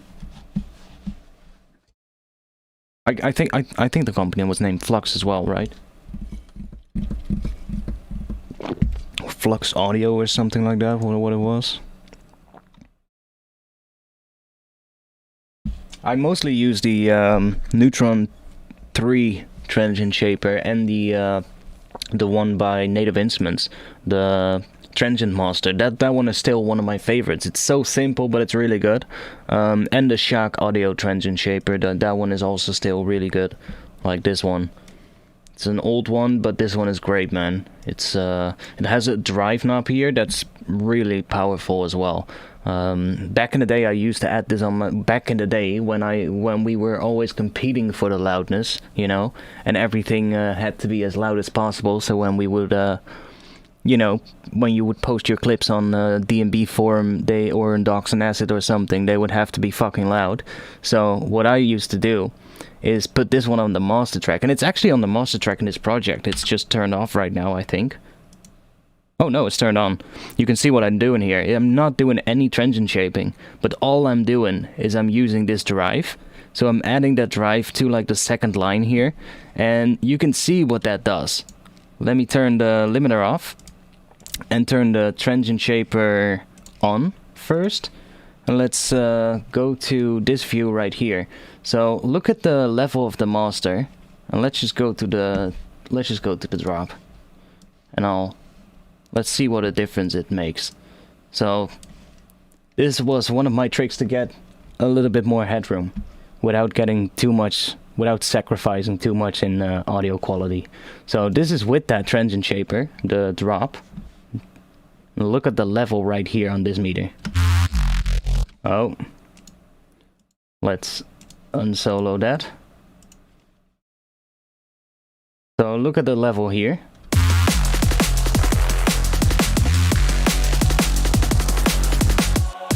So minus 3.76. Now let's turn that transient shaper off, and let's see what the level is then.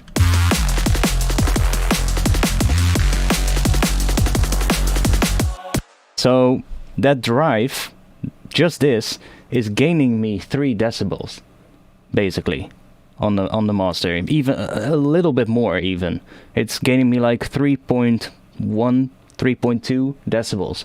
And listen, if I play it with this in the drop, you don't really hear much of a difference if I turn it on and off. And let me just turn FabFilter Pro L on. And what this basically does, it kind of catches the peaks, and it just adds a little bit of saturation to those loudest peaks, making them a little bit quieter, but because of the saturation, they still sound just as loud. So it's like a very subtle effect, but it kind of works, and it just helps you. It gains you... So if you're making like a really loud track, it just gains you a couple of dB of headroom without really doing too much to the sound. So this is with, or without, and I'm gonna turn it on and off every now and then.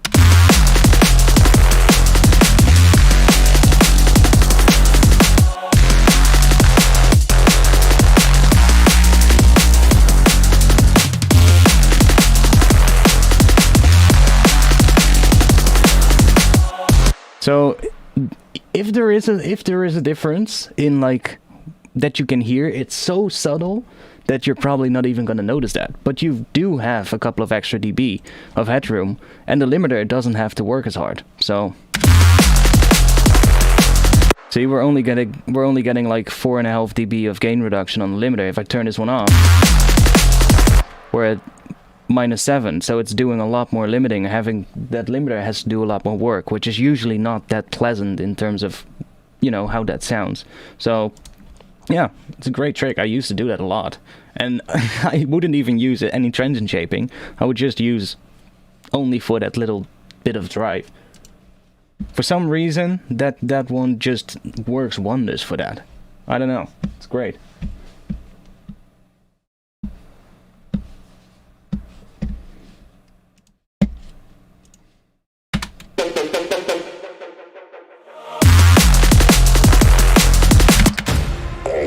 Is about to break loose. All hell is about to break loose. All hell is about to break loose. All hell is about to break loose. All hell is about to break loose.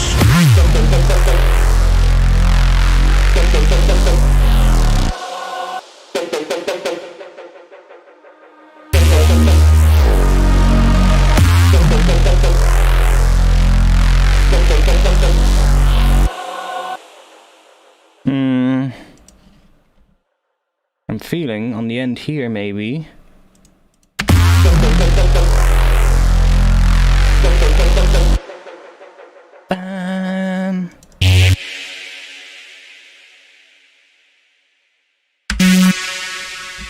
Go up a lot more.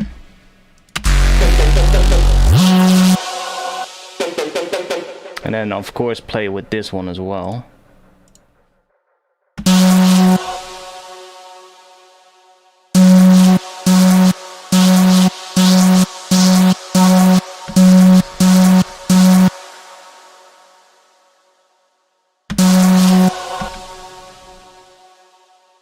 Okay, I'm gonna do something else here as well. Let's see. Modulators. Modulators, and let's do an LFO. How do we sync that again? Here, set that to 16s, probably bipolar. It's already bipolar. Okay. And let's go to the fine tune. Yo. Can I not right click that and assign something to that? What?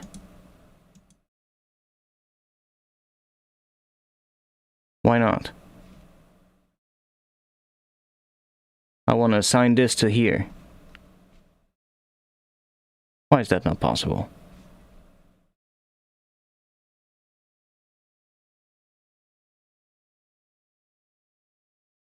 Yo. I just want to create some vibrato. God damn it. Why did I make this reason fucking Falcon? Huh?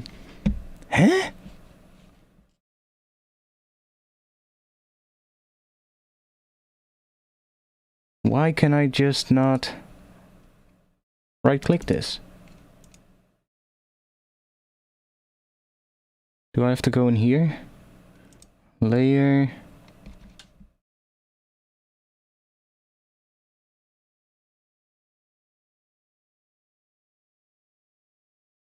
Oops. Don't know what the glide time was. Might have to change it again later.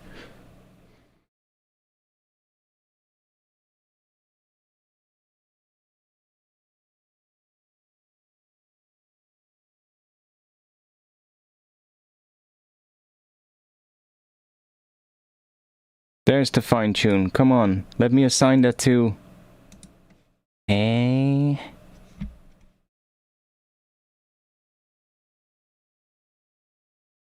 Mods. LFO2. Yes.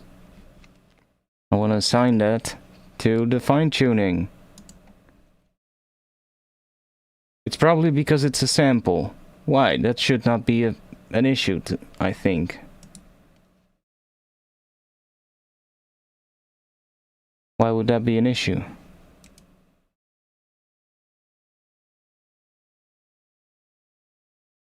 I don't see why it would.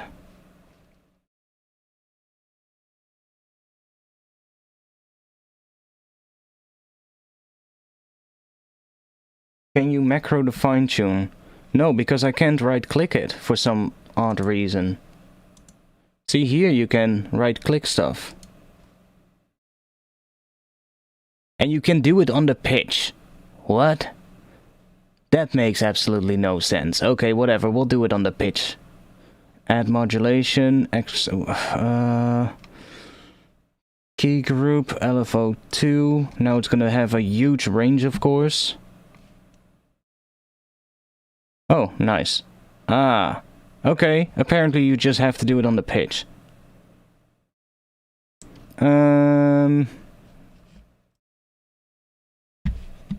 Found it. 0.5 is probably gonna be enough.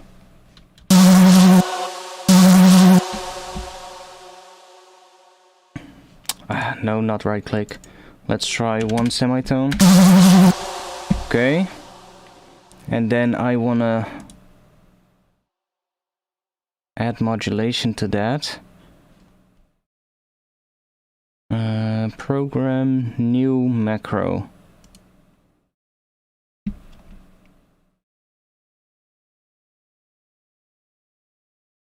So is that macro now controlling? Or I can also do it to the mod wheel, but macro might be easier because then I can just see it in my list. Let's see, where is it? So macro 4 is... Ah, nice. That works. So let's rename that. Can do that here. Okay, let's go here then. Macro vibrato, and let's see if I want to have that on. Now it's 116, so I could also do it on triplets. Bring this one up. That might be a better. It's a little bit slower, even though the track is not in triplets. So what I can do then is I can add some vibrato to that higher note, and of course that doesn't work because I first have to go in here and do assign to host automation, and for some odd reason these are turned off. Don't know why that happens, but okay. Vibrato, there we have it, and I can add some vibrato to this higher note here, like that.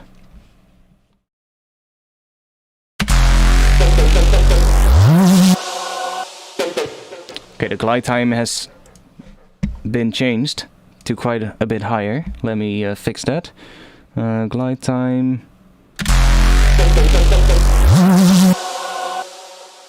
Okay, so I feel like we need to do well and go back down. So just add a pitch bend on the end here.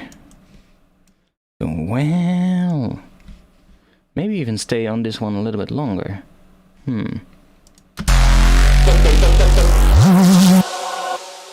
Well,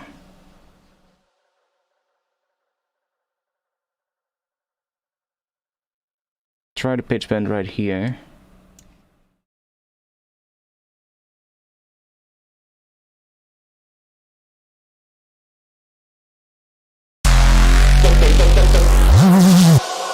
Yeah, it needs to be longer here. Wow.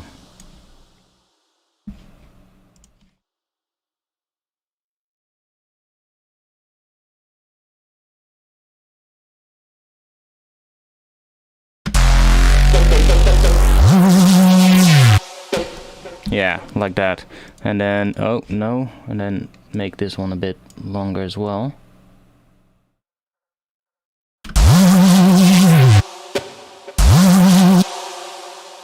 Maybe until here.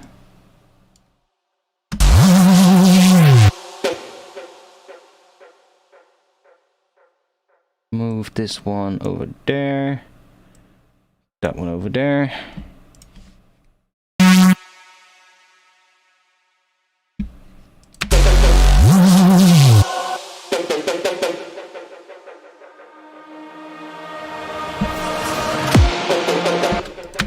All hell is about to break loose.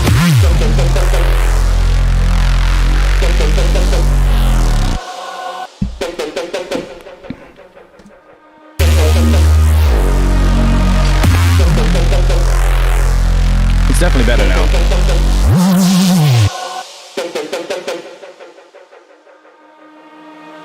So we also had the notch. Now on that higher note, might be cool to automate the notch as well. So bring that notch up. So what if we just, I don't know, maybe do whip, something like that. See what happens if we do that. Oh yes, oh yes. Did you hear how that sounded? I didn't start it from the first start of a beat though.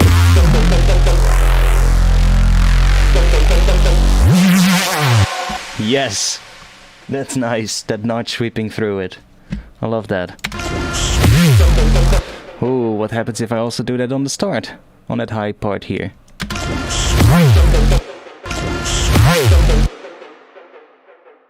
It's about to break loose. It's about to break loose. It's about about to break loose. It's about to break loose. It's about to break loose. Still sounds different every now and then. Weird. It's about to break. I'll probably bounce this to audio a whole bunch of times and then just, you know, probably from different start positions and shit, and then just get the best sounding bits. But I can only do that after I've done all of this, because it's all done inside Falcon. So, but I hear, like, every now and then I hear different variations that make me go, no, that's a way better one, you know? So I'll just have to bounce that a couple of times. It's about to break loose.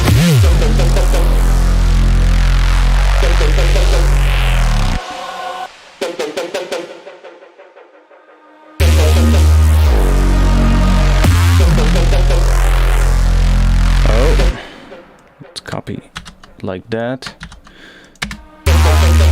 And then here, it starts quite loud. What happens if I move that notch around a little bit here?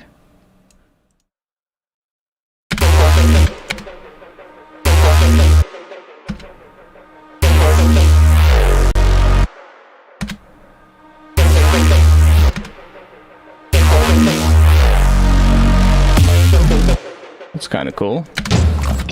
The star is doomed. All hell is about to break loose.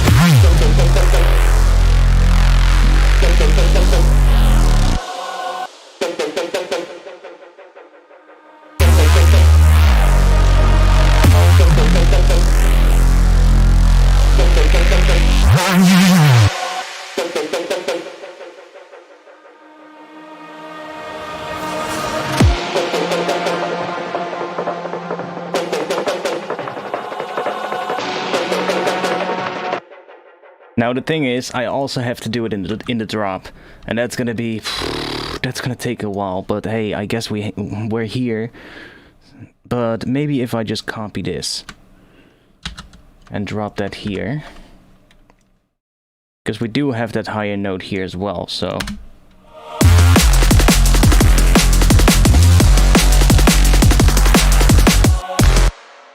is it doing something here?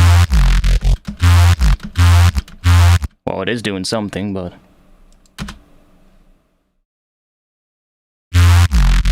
sounds like it's not, though.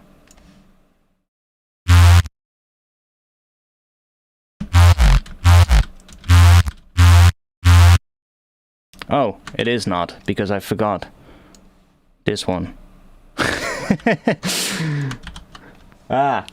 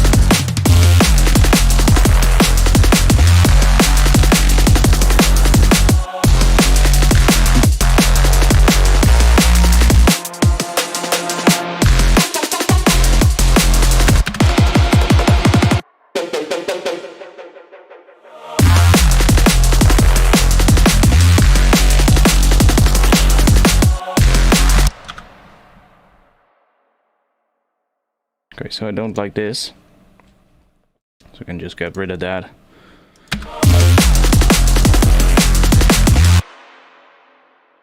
And then probably something on that higher thing.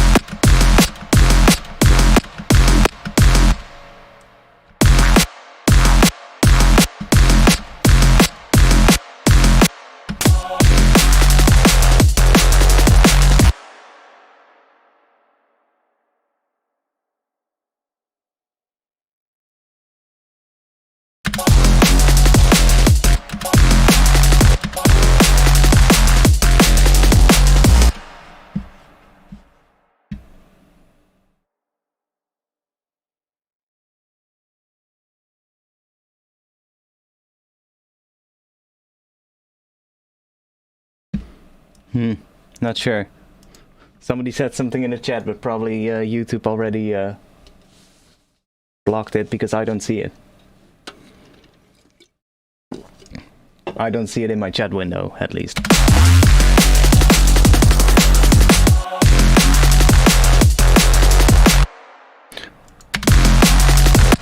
Boom, boom, boom. So one more here. Boom, boom, boom.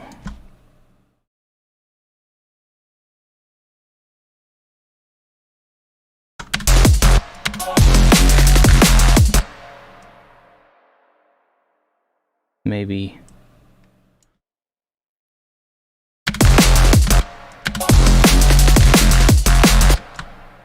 Oh, not that.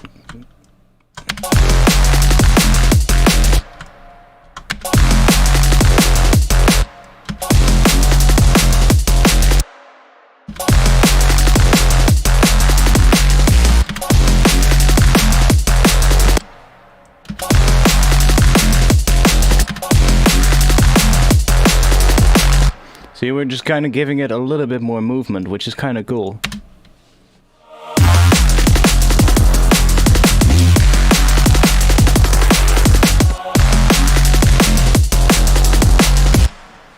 What? Was it that he said it is sick? Because that's not that weird of a word.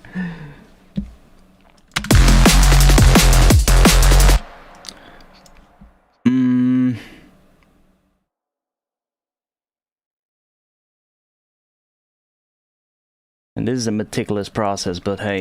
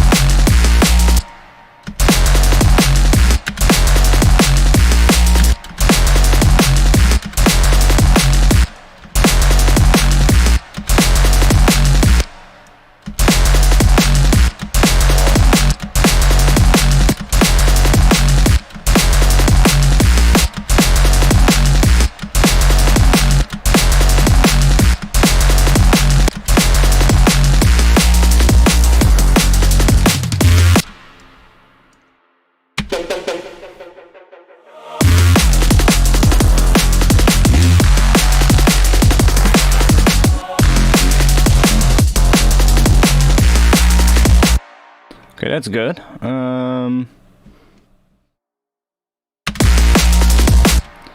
So then here, I want to do it as well on these higher notes. So let's see. Bring you up. See? That's what we want. We want to have that.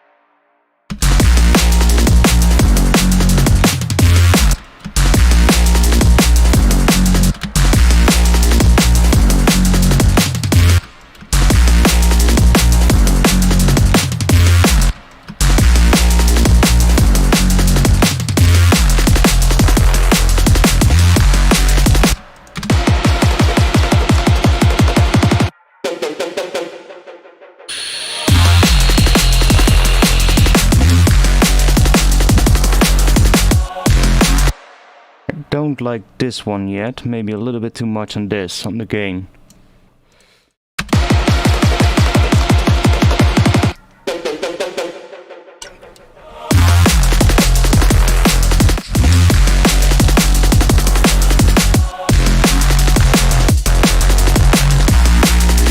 It's a little bit weird here as well in this section.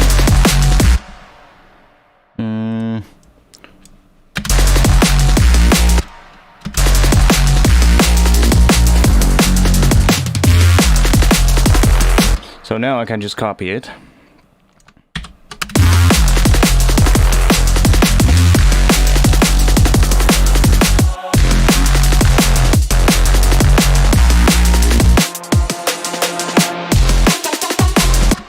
Right.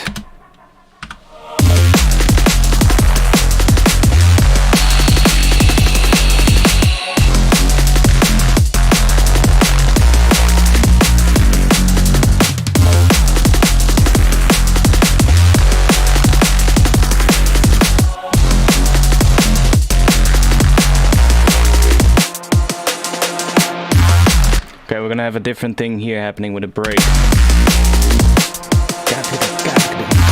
We need a break in this section to replace this weak thingy right here. What kind of a break are we gonna do there? Let's see.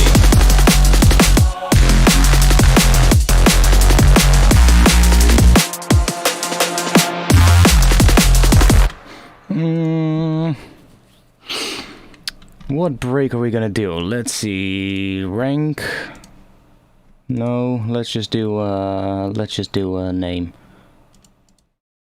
Let's just do name.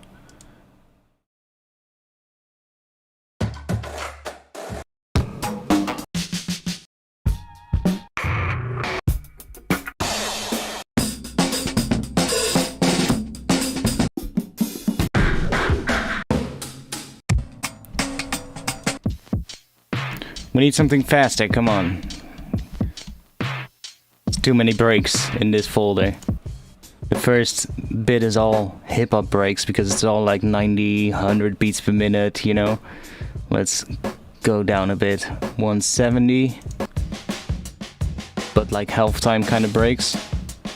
And here we start, yeah, okay.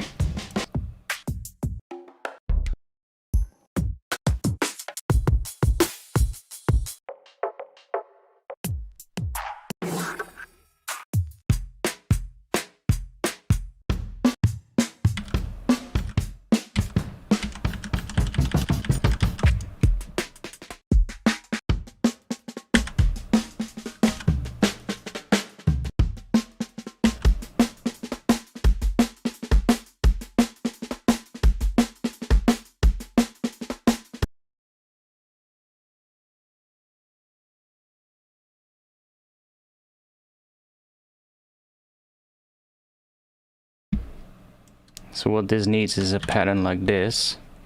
No.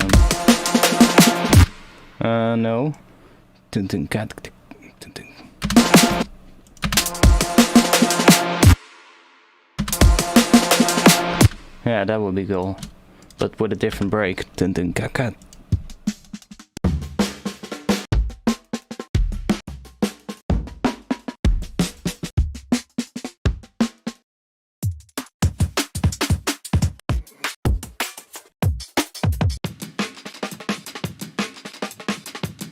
That one could work as well. That one is quite nice.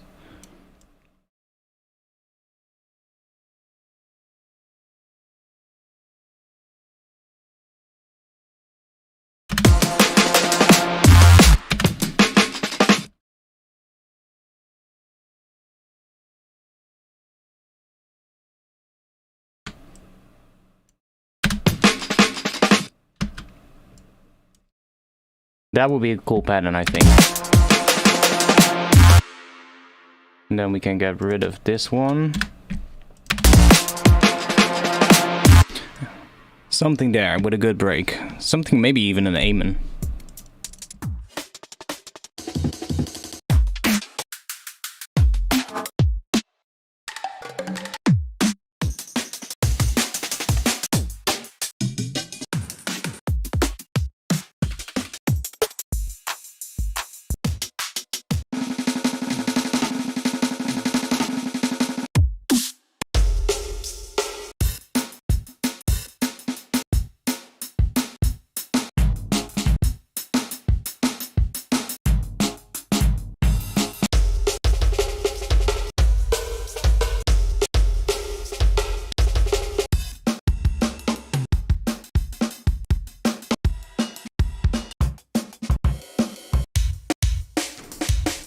play it in just a bit. One moment. Let me find a good break.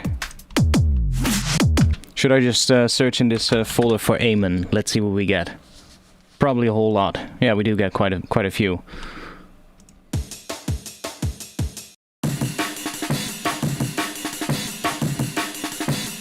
That one is even in a Rex format.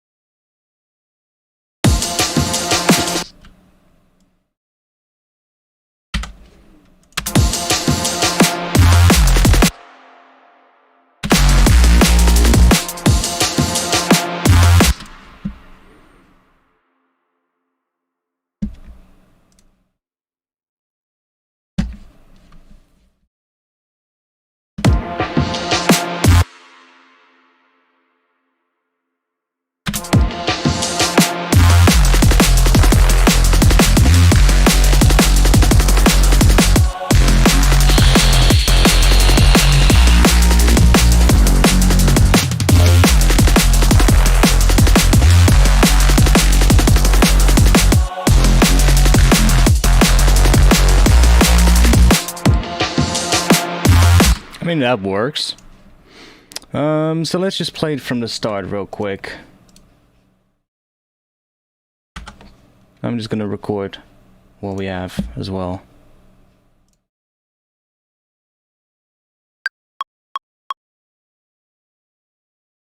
Yeah, how late is it?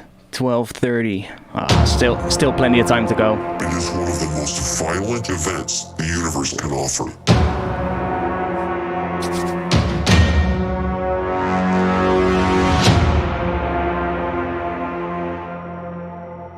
An entire star tears itself to shreds.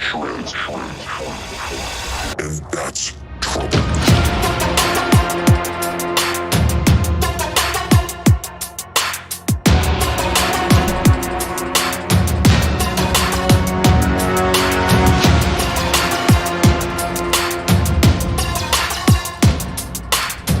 The star is doomed.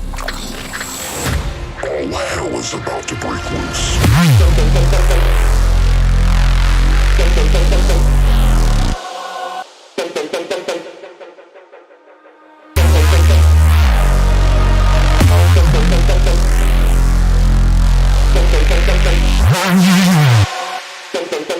I like that higher thing.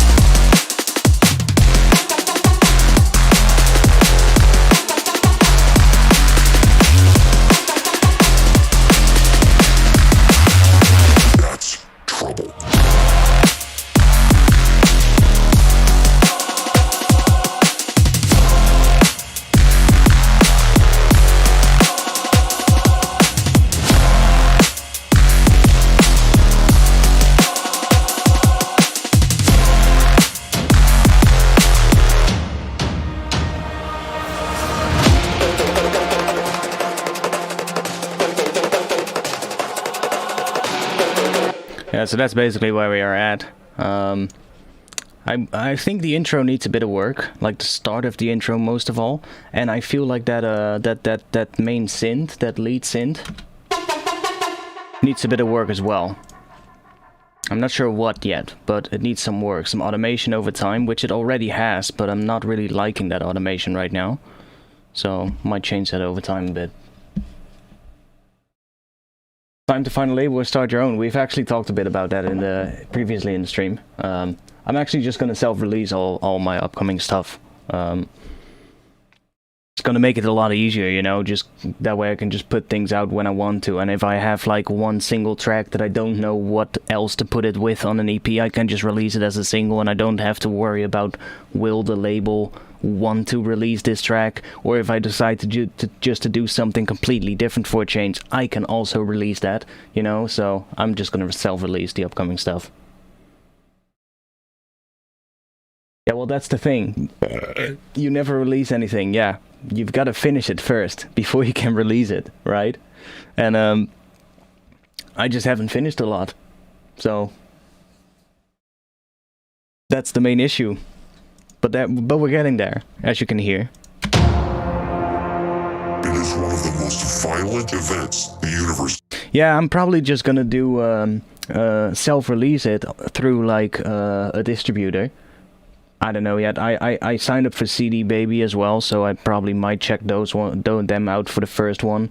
And then, because I'm self-releasing it, I mean, if I also want to put it on Bandcamp so that people can buy it there as well and, you know, send me whatever they want, then I can do that. You know, there's no label telling me I'm not allowed to do that. So yeah, I feel like that's the best thing to do. Just put it on Bandcamp, put it through a distributor as well. There's no thing that tells you like, oh, or at least not that I could find in like the contracts of the distributors that tells you cannot also put it on Bandcamp. So just do that. I was definitely planning on doing that, for sure. Because Bandcamp does seem to be like a platform where a lot of people and DJs as well, like, you know, buy music to play, so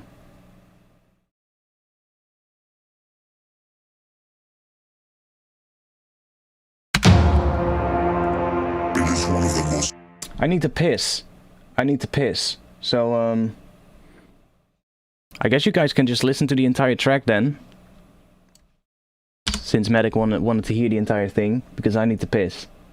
Put it on iTunes too. Well, that'll be taken care of as soon as I release it through the distributor, because the distributor distributes it to all the stores, like Spotify, of course, but also it distributes it to the streaming platforms, but most of them also do to like the stores such as like iTunes, Download, whatever ones you have. Beatport is one of them that is not with a lot of them. Only a very select few distributors distribute to Beatport as well, but that's because Beatport is really picky about stuff, you know. Beatport is a lot more picky about stuff when it comes to releases than all the other like streaming platforms or like stores are. Like, they're really picky about like artworks and all that kind of stuff. So certain like distributors just opt out of, you know, distributing to Beatport for that reason, I think. Plus there might be some other things included, and some distributors it's not listed as like an option to distribute to Beatport, but you can, like, if you talk with them and actually say like, yo, it is possible, but you have to sort of like opt in for it. Plus I don't like Beatport is nice though, like I would like to have my tracks on there as well, but it's just sad most distributors don't distribute to there. I think DistroKid does, but I haven't really been yeah, I have DistroKid, I have an account, but there's just been some stuff lately, well, not lately, let's say a couple of years ago, that happened, and I don't really know how they are now, but stuff that happened back then with them, and people not getting paid properly. There were people whose accounts got shut down, and basically people who there were instances where people got basically stolen a lot of money by DistroKid. which was not discussed with the artist beforehand. And then later DistroKid said, yeah, but that is for taxes. So they apparently, and then they added a little thing on their website which looks super unprofessional. There was this thing on their homepage. It said, what did it say? Keep all your revenue, and then between like parentheses it said after taxes and whatnot. And I was like, that doesn't really look too professional. So, I mean, and there were people that really just and after that they added that after that issue, that some certain people, I think it were people that were based outside of the US, had to pay more. So like they took another cut that wasn't previous or wasn't discussed about initially, and that is just stuff like that. It's just like, you know, that should not be the case. First of all, like, what the hell is, why do you, yeah, that as well, like, what not? After taxes and whatnot. So what, you're basically gonna tell me you can take a cut at whatever moment in the future you wanted to take a cut? For whatever reason? Because what not basically means everything. Basically just means like, well, if we find out we have to cut another piece of money for whatever reason that we forgot about, then hey, we're gonna cut it. That's basically what it says. I mean, I'm not saying that they're doing that, but it does come across like that, and stuff like that just kind of puts me off of a company, you know? And I know I did a video promoting DistroKid in the past, but like, I would really, they would really have to sort of like, how do you say that? Prove themselves to me that they've changed on that sort of like aspect for me to sort of like consider it. It's just like, it's such a weird way of sort of like communicating with your users that are making you money in a way, you know? Whatnot is a very stretchy word, and yeah, I totally agree with that. And it just doesn't look professional, you know? After taxes and whatnot. And then the other thing that I was talking about, or that you know, jumped to my mind, is like, after taxes and whatnot. Why is DistroKid taking money for taxes? I mean, the one that should be paying taxes over the revenue is me, the artist, who makes the revenue, who earns that revenue. So, DistroKid is not the person who's doing my taxes, or at least not that I know of. I mean, so why are they taking a cut for taxes? Shouldn't they just pay tax over what they earn and not take an extra cut for that? If you get what I mean? It's just like, and it would only happen to people outside of the US, not people inside the US. So it's like a little bit of a weird thing. Like, okay, you're outside the US, so we're gonna cut more from you. And that's just a bit of like, I mean, shouldn't you just factor that in when you decide how much you're gonna cut to begin with? You know, like if you communicate to the people that sign up for your platform, we cut this much, then shouldn't you already have factored in the fact that people outside the US might require you as a company to pay more tax?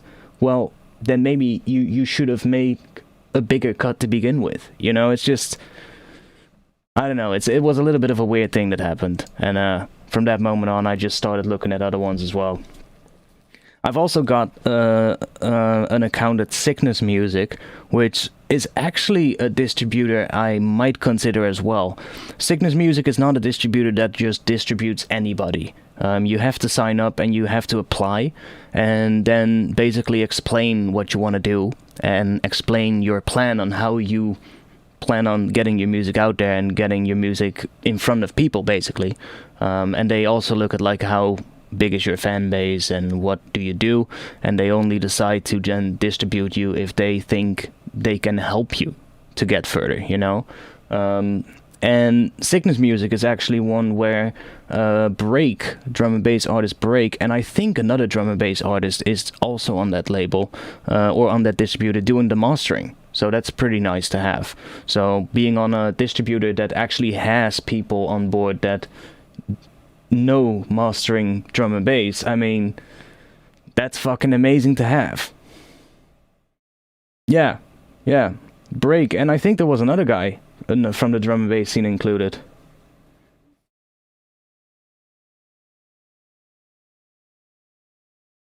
So I mean, and they do follow me as well on Twitter, so I should maybe get in touch with them as well. Yeah, I think Break worked for them quite a while actually already. I mean, I looked at their website, I think maybe a year ago or something, and I think Break was already listed on the website back then.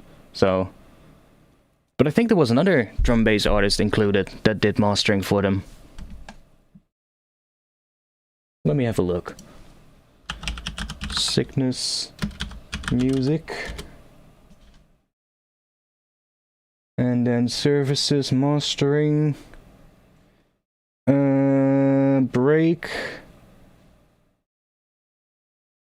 Oh yeah, Break, Lockjaw, and Willem are doing stuff there for them, doing like mastering services. So yeah, it's nice to have that. And then Luke, of course, who is he's the founder, right? Or not? Not sure, but at least 3 people who are familiar with drum and bass music and who've made drum and bass music in the past, so that's nice to have on board. And Break is pretty good at what he does, so definitely nice. Yeah, and I like, because they are more like selective about the people that they wanna distribute, it also, you know, it also allows for them to be more like, well, the support can be more direct, if you get what I mean. Because basically the artist pool under that distributor is going to be smaller to begin with, and you're probably not gonna have to deal with as much really small beginning artists as, for instance, DistroKid or CD Baby does, which, let's be honest, those really small artists, even though they're probably not releasing a lot, they're also not generating a lot of revenue, and the stuff that there might be issues because they're not really sure about what they're doing, so they might forget some stuff when they file for their release, and then stuff gets uploaded under the wrong artist name and stuff like that. You know, that kind of stuff happens mostly with the smaller artists, right, who are just starting out. So if you can sort of like get those out of the people that you distribute, you're taking away a lot of work, and that frees up that time to basically have communications with the artists that you do distribute. So I can see why they do it that way, and it does kind of sound like something I like a lot.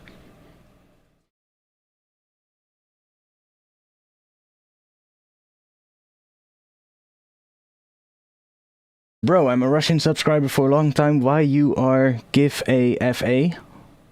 Don't know what you mean about that.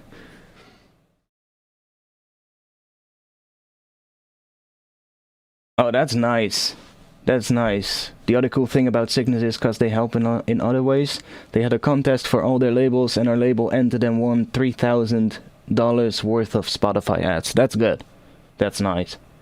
I haven't heard anything about like DistroKid doing something like that. But you can set up, so you guys have a label on Sickness, so you can set up a label with them as well. That's nice. I might indeed. Like for now, I just want to release my own stuff, right? But I might in the future sort of like expand and start releasing stuff from other people as well that watch my videos and that send me music, because there's a lot of good music sometimes being shared in my Discord server. And back when I did the feedback streams, we had a lot of good music submissions always. And in the future, you know, when I'm a little bit more, you know, when I've got some more music out and available, then I might want to start looking at like releasing some stuff from other people, or at some point maybe do like have people, well, send out the stems to everybody, let everybody download the stems for some tracks that I released, and then have everybody do a remix and then maybe release that. So that would be nice.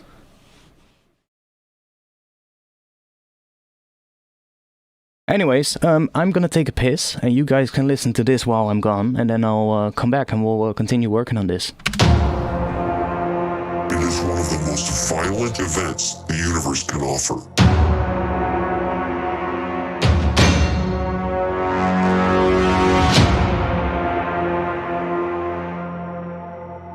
An entire star tears itself to shreds.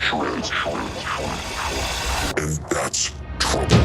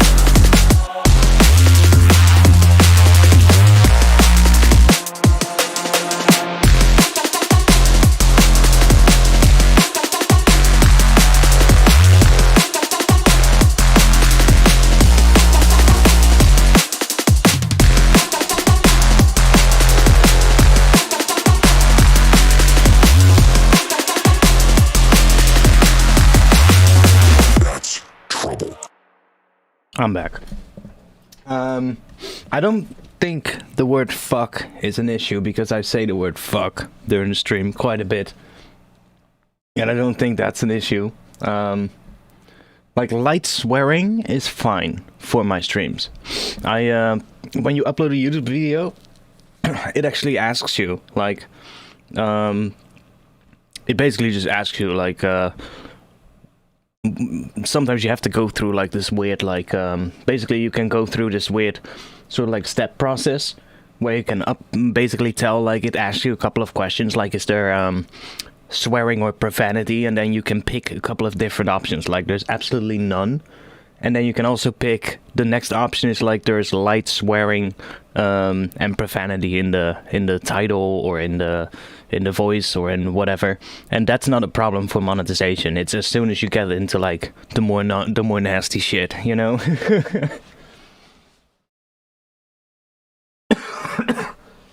I ate a cookie and that cookie just while the song was playing, I ate a cookie and that cookie went into the wrong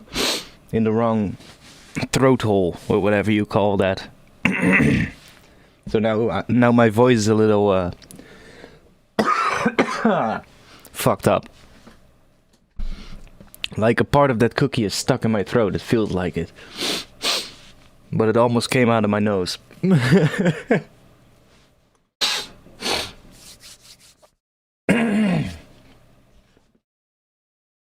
No magic cookie.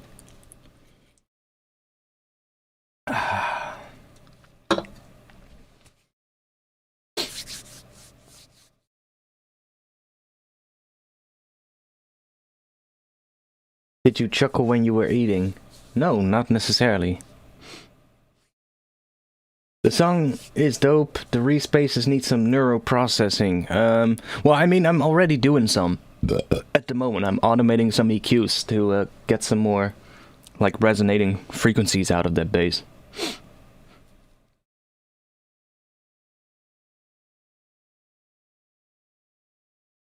And I also forgot that I haven't done the sidechain yet in the second half, so that part, the drums felt a little bit like they were a little bit lost.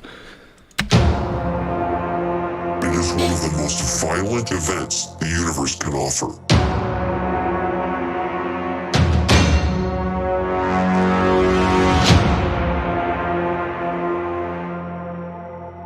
An entire star tears itself to shreds.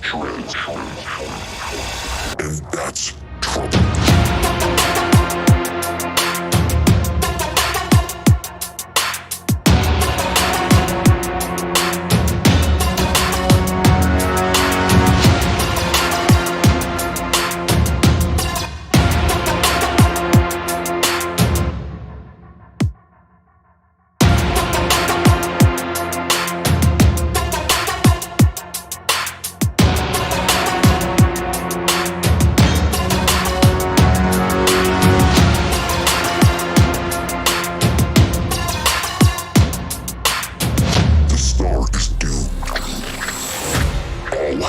About to break loose.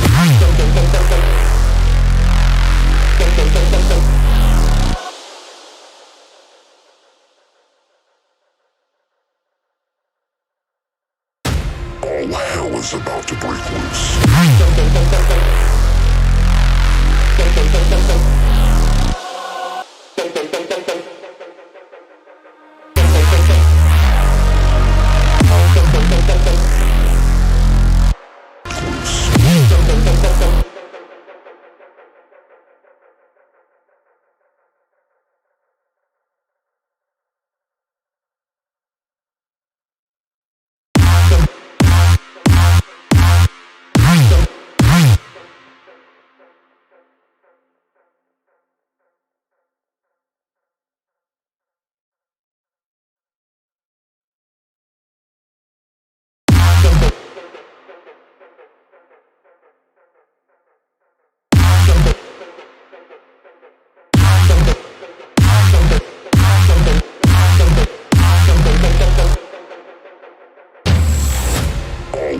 is about to break loose.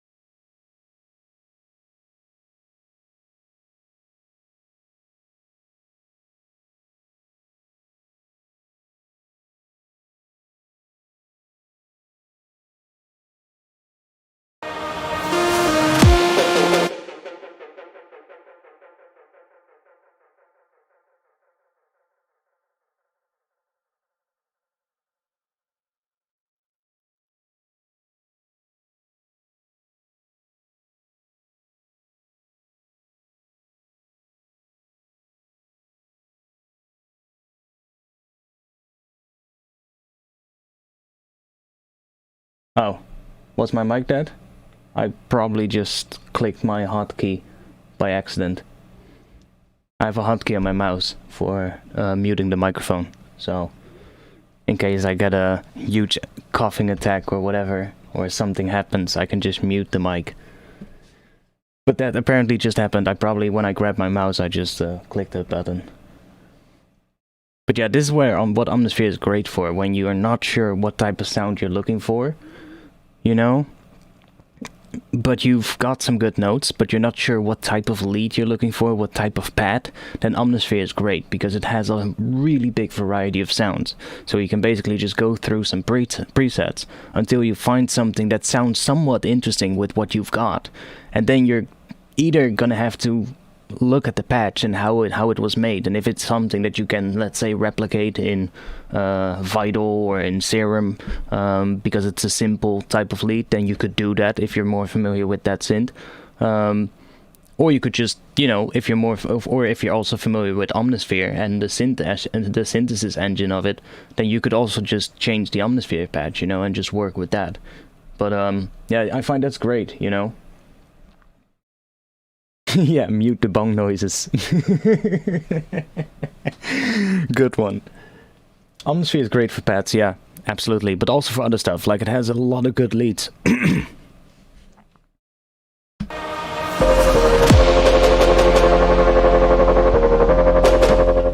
Like, holy shit. It's a little bit heavy on the low end, but does sound kind of cool. And Omnisphere tends to be really loud as well.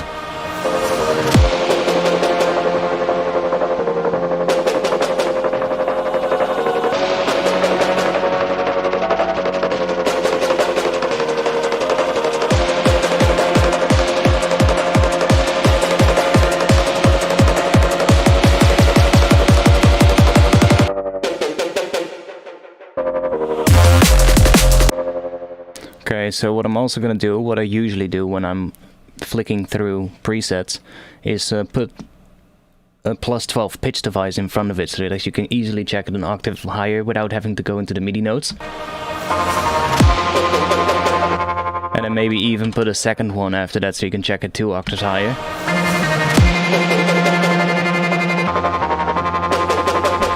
And that way you can kinda find a good preset, because sometimes the octaves on these presets are different.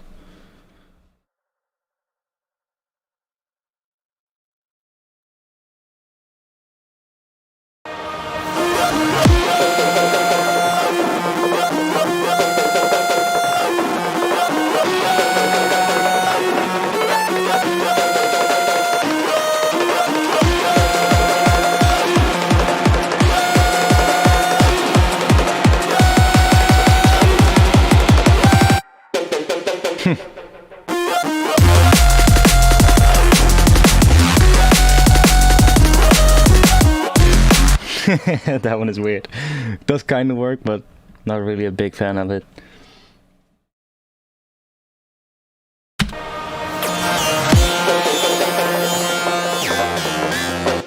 Yeah, we're getting there. We're getting there. Slowly filling up the gaps and making it all a bit better. It's a Trap Boy wonder. Oh boy.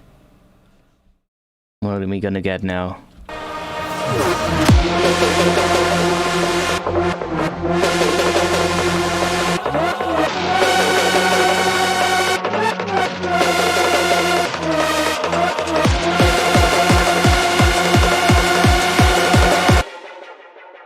So let's set this to, let's just set it to 12. Can I lock that?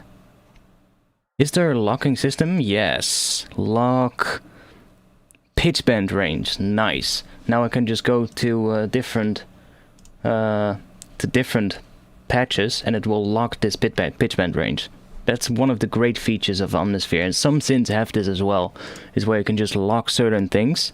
But Omnisphere is absolutely phenomenal at that, because first of all, the library in Omnisphere is insanely big. So you've got like already the factory library has like thousands of sounds, and then from those sounds you can also make new ones. Because what you can do is you can load up one patch and then listen to that patch and then say, I like the filter movement of this patch, but I'm totally not really a fan of the oscillators.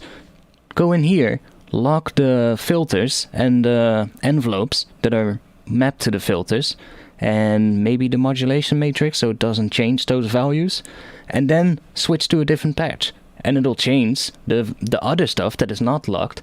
Those will all change depending on to which patch you're gonna switch. But those filters and the envelopes will then remain the same from the previous patch. So you can literally combine patches and turn them into new patches. So it's like, what? That's absolutely great. I love that. I love it when when plugin creators think about stuff like that, you know? Or when they implement like really smart like randomizers and stuff like that. I'm a really big fan of that. Just clicking random a couple of times, like in that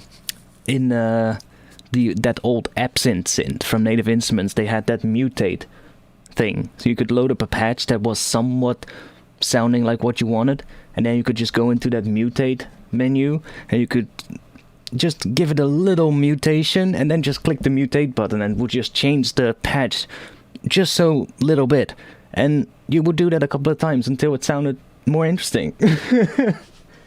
It's great for coming up with ideas.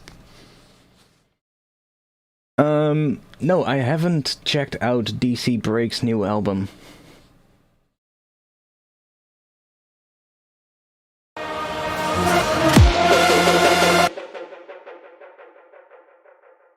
We need a different sound.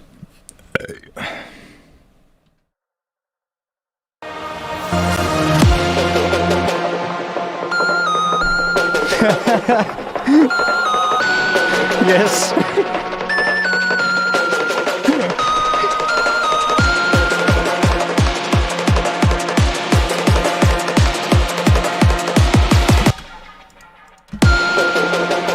Yeah, that would be nice.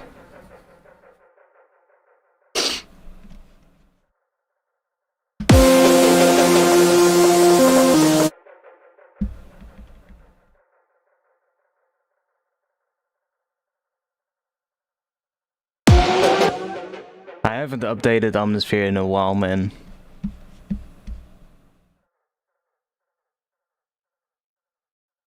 Probably should.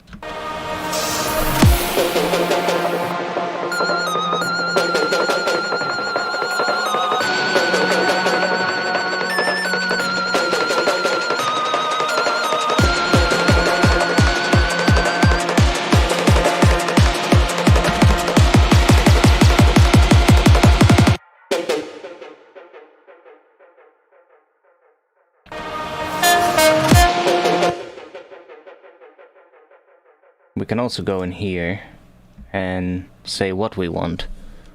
So what do we want? Aggressive synths. Sounds like what we need.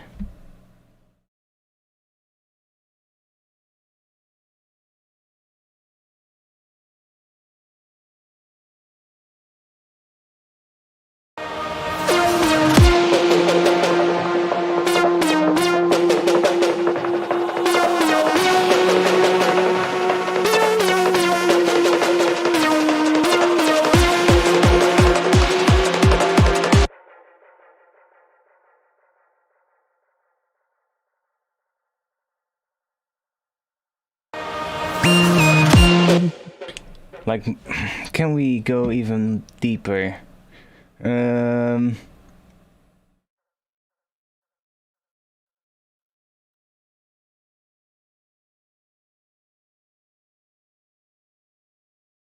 Because most of these are gonna be pretty fucking shit.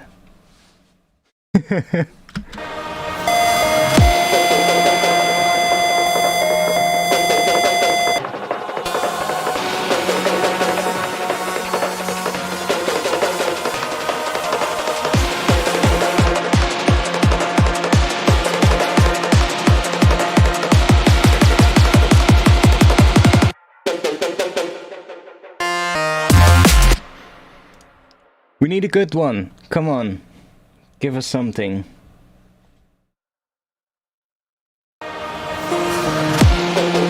It also doesn't help that Omnisphere is so fucking slow in loading the next patch. Maybe that is maybe that is improved actually. If I update.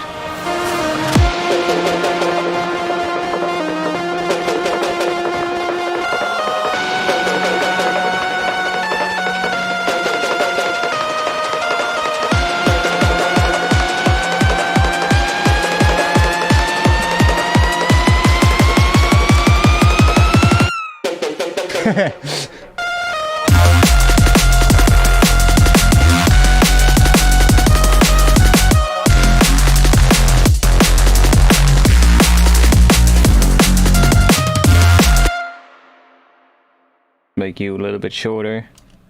Oh, that's the mod envelope. No, let's go to the emp envelope, make that one short, and go to layer B, make that one short as well, and then we'll lock the envelopes so that I can just switch to other patches and then it won't change the release.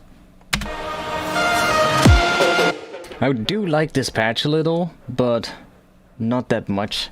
But it does kind of work a little bit.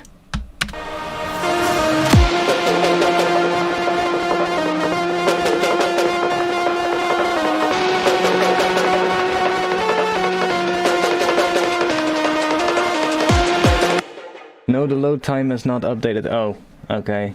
The only way to get better loading time is to put it on ambient. Yeah, I figured. Yeah, I still need to get one. I do have space on my motherboard for like 2 of those drives. So, and because with the way my motherboard is sort of like laid out, and the way my cooling is laid out, I can use both slots. I think so. I could even put like 2 of them in.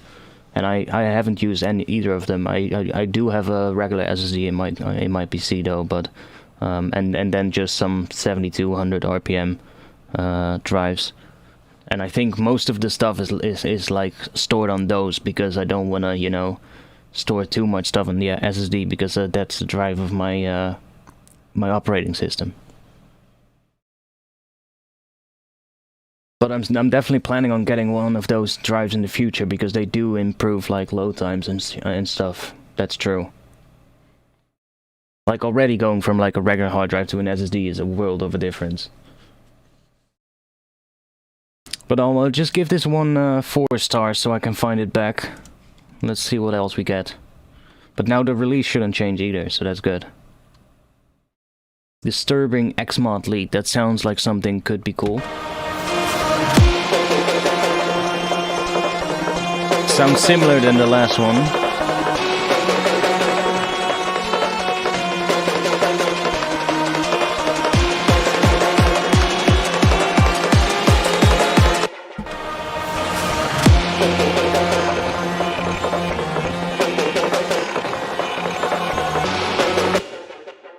Let's try something else.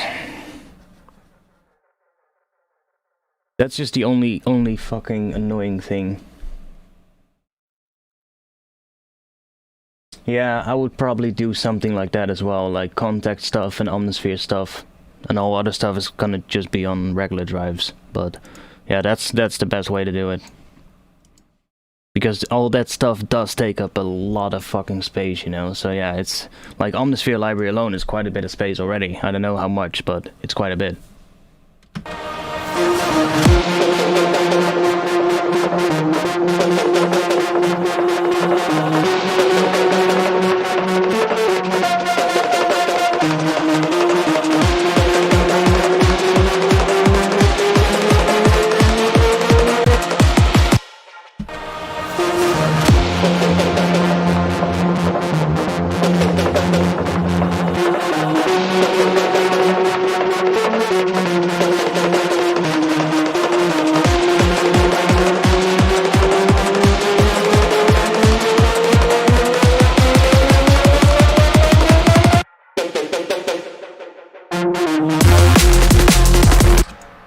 EDM trumpet lead. Oh my god, what are we gonna get now?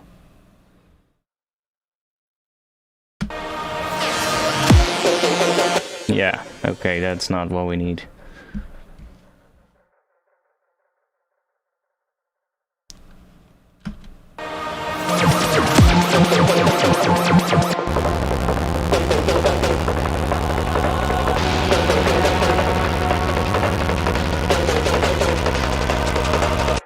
Okay. That one is weird.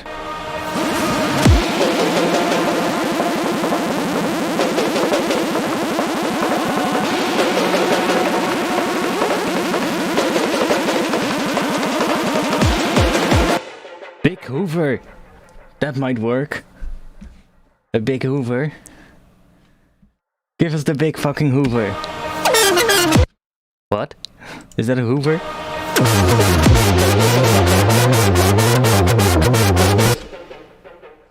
But a Hoover might work. Hoover. Search. Give us all the Hoovers.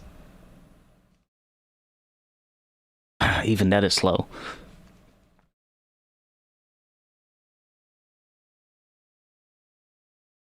Yo, come on.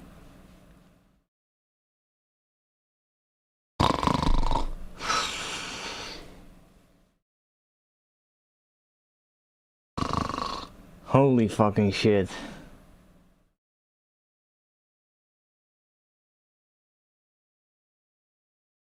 Are you for real? Like now I'm starting to question if it's slow or if it's just completely stuck. Oh no, it was doing something. Hoover for the lady. Who comes up with this fucking preset names, mate?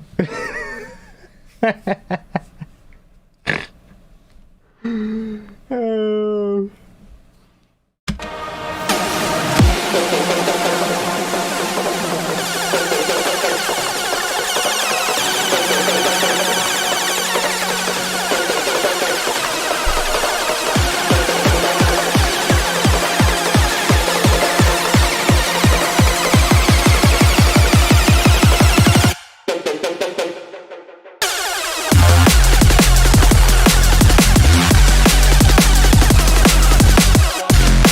That's weird.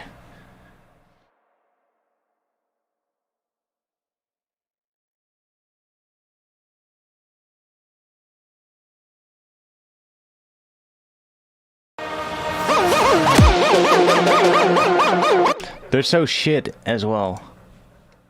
And this one is just the same. It's just inverted. Whatever that's gonna mean.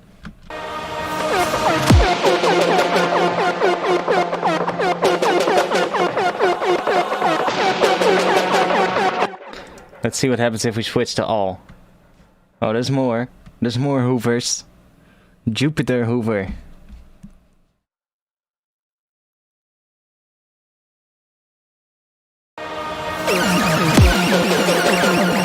They're so shit.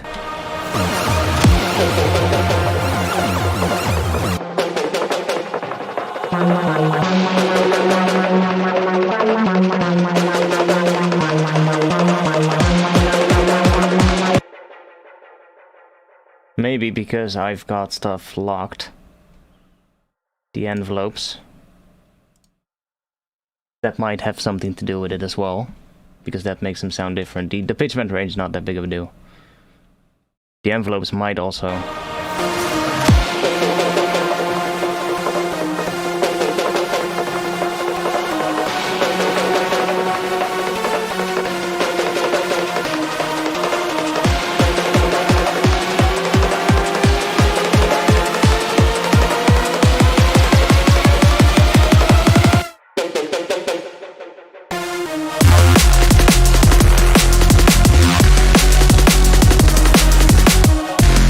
I mean, that kind of works. Let's see if that one sounds different.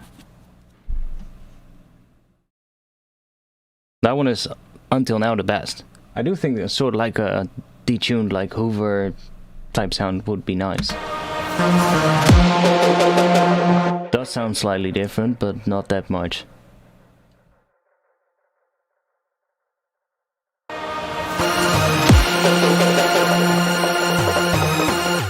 That one is fucking an octave higher, too.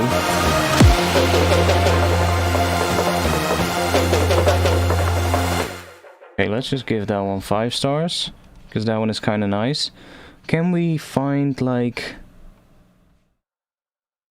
Oh, we're still in aggressive synths as well, even though I went to all. Okay. Are there even more hoovers? We're gonna find out. Okay, now it's gonna take a bit of time, of course. It's gonna call him again. It's gonna call him again.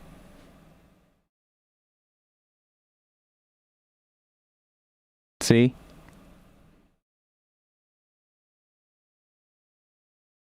We need a dial-up modem sound right now.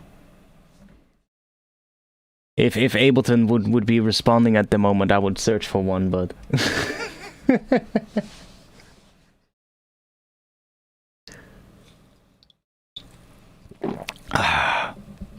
damn, Omnisphere. Okay, oh, there's a lot more. There's a lot more.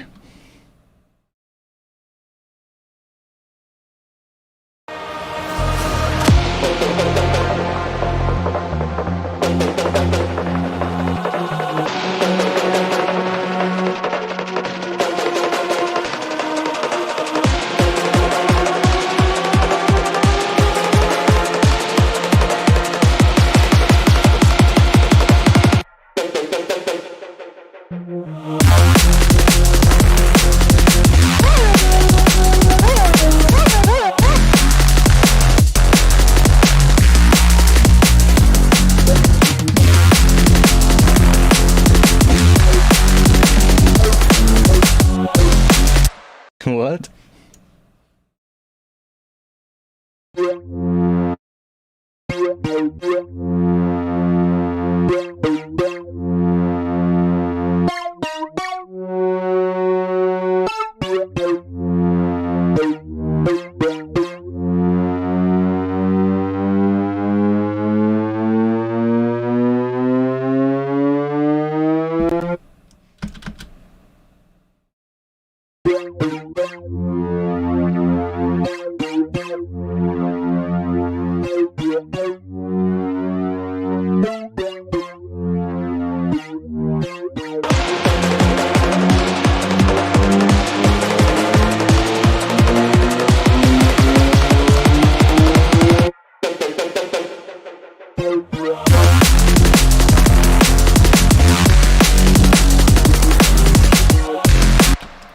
This one is not good though. You don't really hear it in the mix.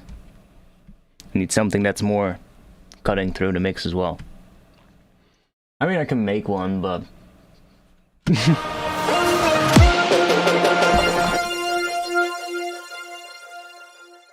I haven't made them in a while, man. How do you make those things again? Vital. Let's put a vital on here. And we'll make one. But I might need your help a bit. Yo, don't do that. Come on, just get rid of those. And we'll get rid of this one as well. I mean, it's gonna be saw wave based, that's for sure. Detuned as well. And then a pitch envelope on it, right? So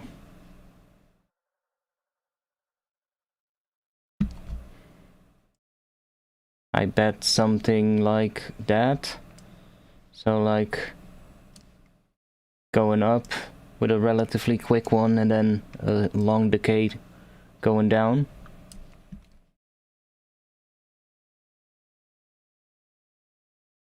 And then that on that with whatever, how much?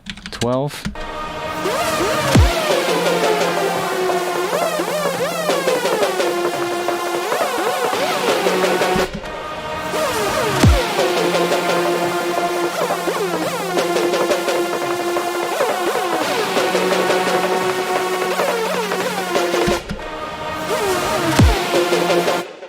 Maybe even 7.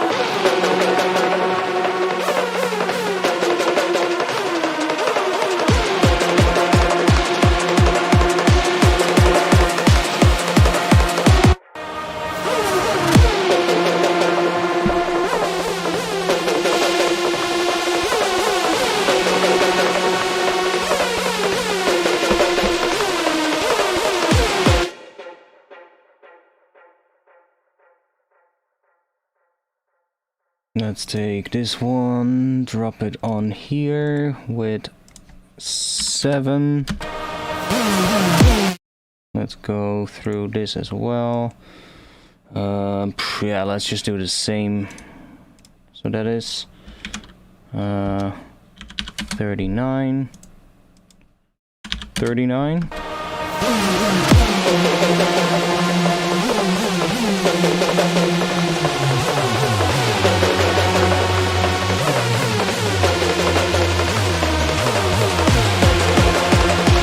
Probably get rid of some of that low end, but we might need it for some of the distortion. Let's see what happens.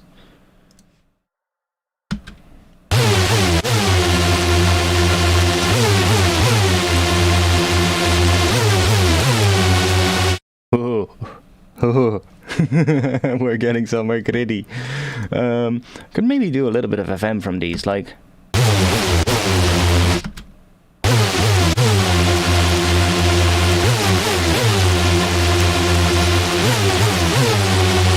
It's super distorted now, but then we'll EQ it afterwards.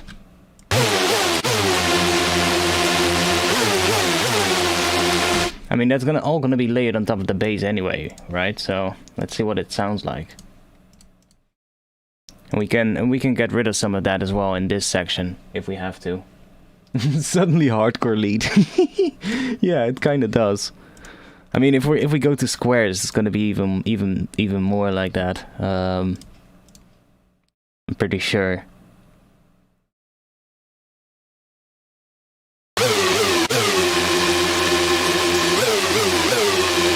Oh, it's actually quite nice.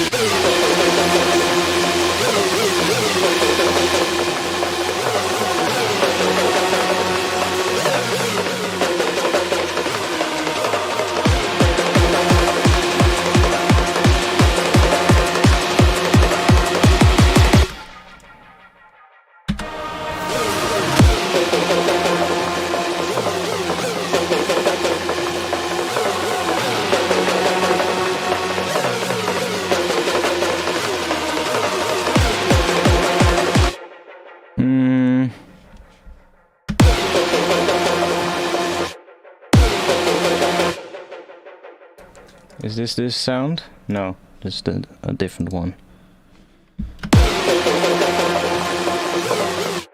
I can detune.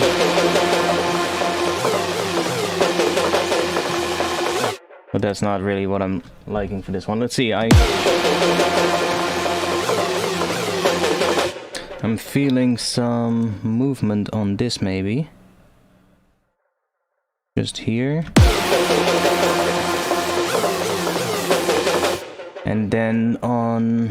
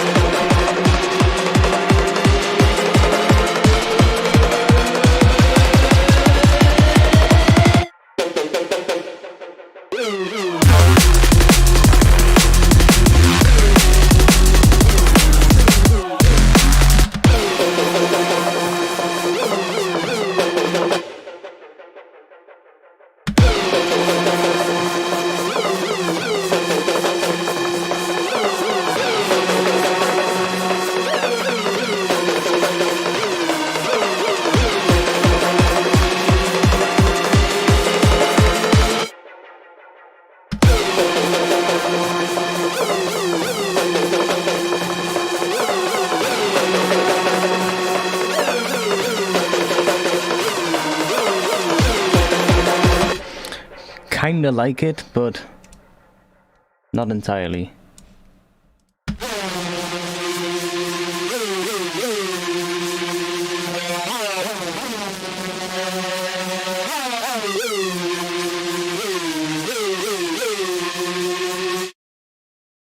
Can try doing this.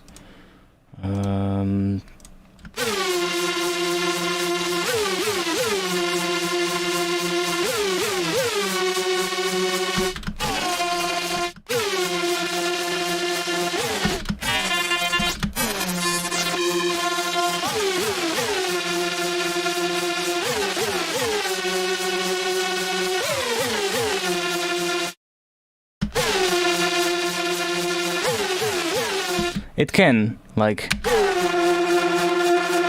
if you use this one.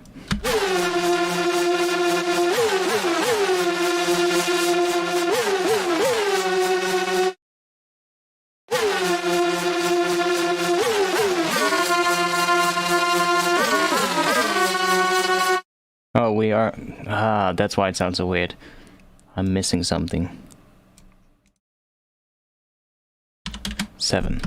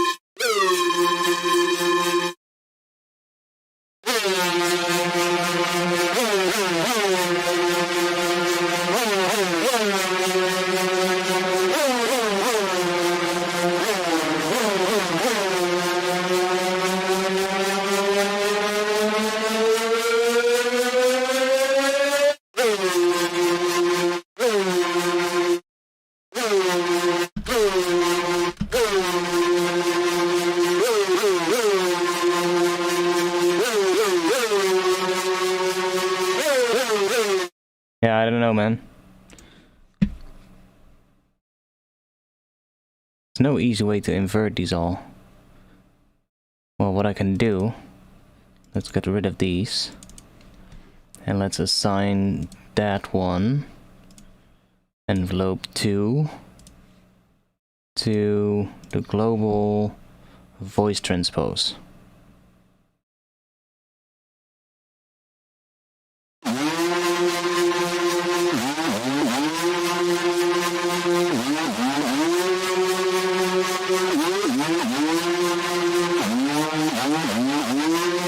Can also go down.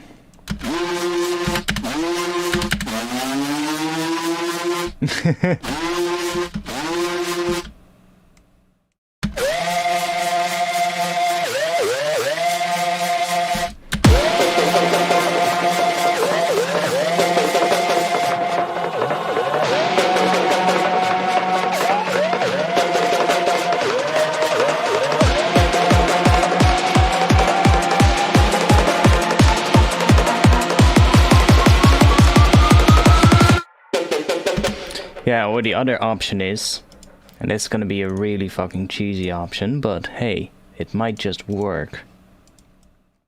Because I'm pretty fucking sure I have a good Hoover sample.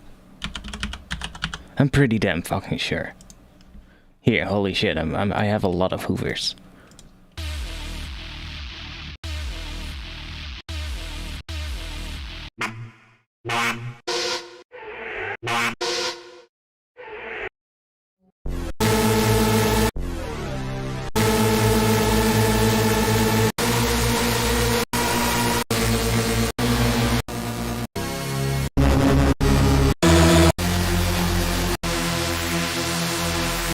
And I can just chuck one into a sampler.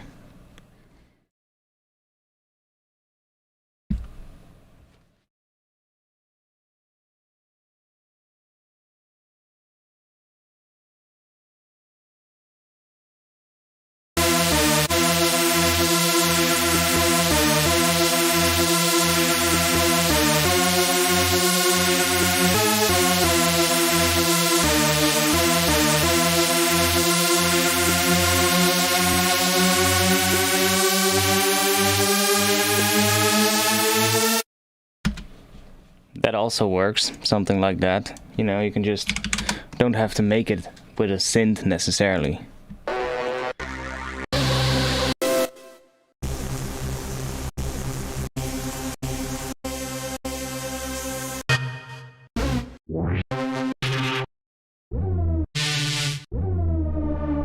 The classic.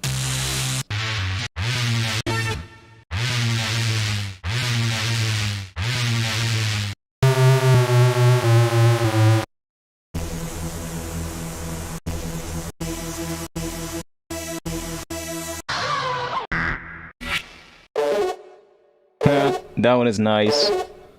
I love this one. Let me mark that, so I don't lose track of it. Oh, these are all nice. Let's just mark those. Yeah, there's some really cool ones. These short ones are not for this though.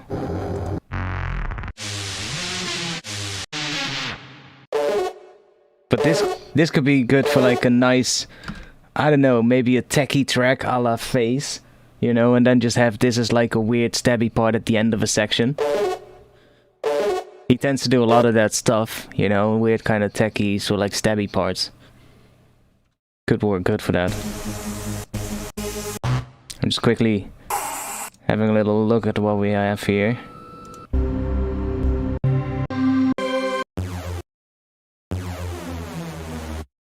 Oh, this is even a patch.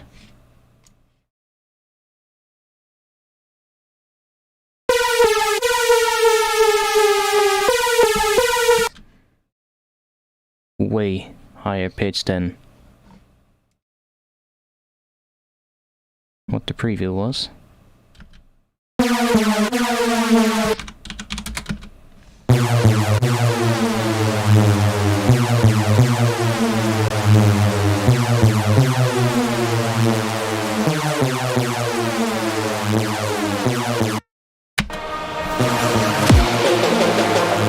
Not really the type of sound that we need.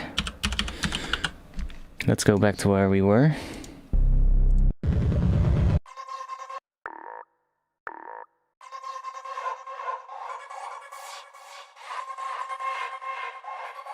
That's weird. I'm just gonna try it out. You never know.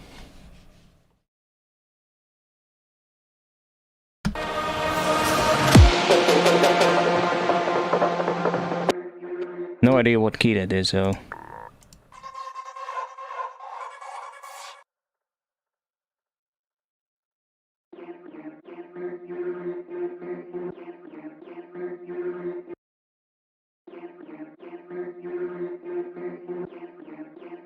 Oh, it is right. It's just quite low.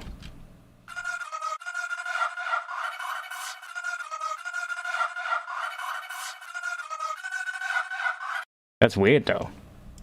Sometimes that weird stuff like that can actually be really cool.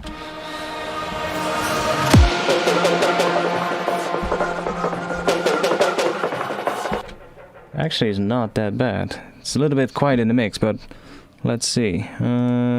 Do that, and then loop this.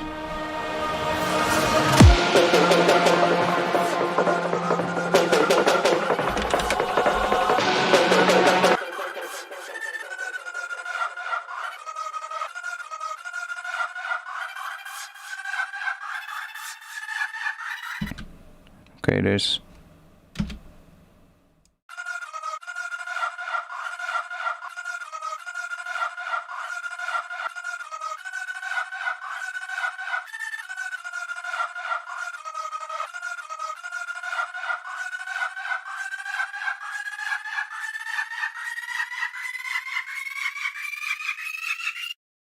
could be weird. Can we make it more powerful though? That's the question. Distortion, probably.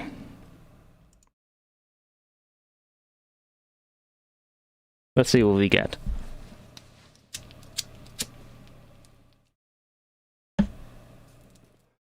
It's 2:13 a.m. Whatever. what is time anyway?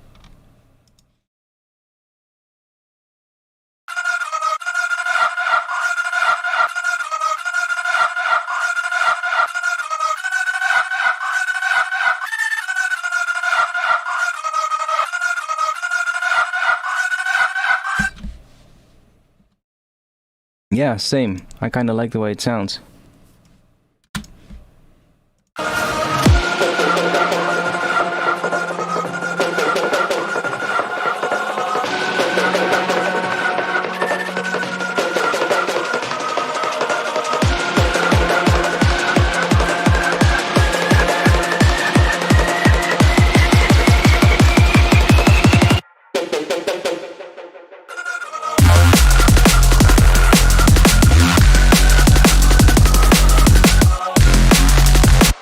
Not entirely though, but I do kinda enjoy it.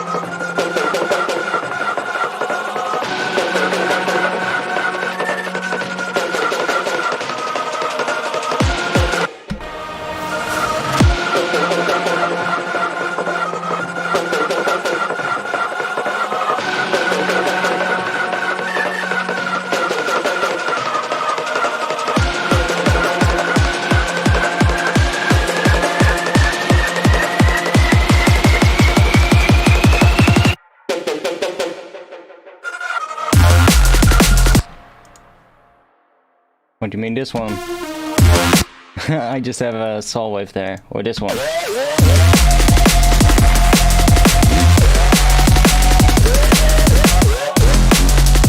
Little weird.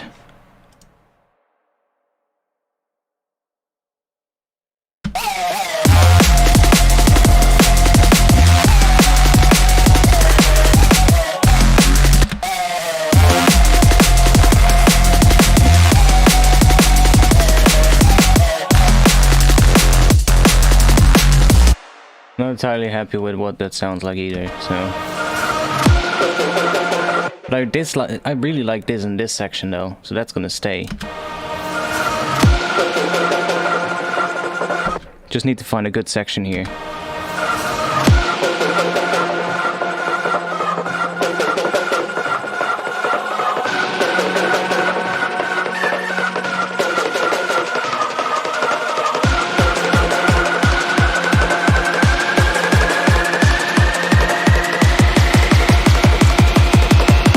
And that's also really nice.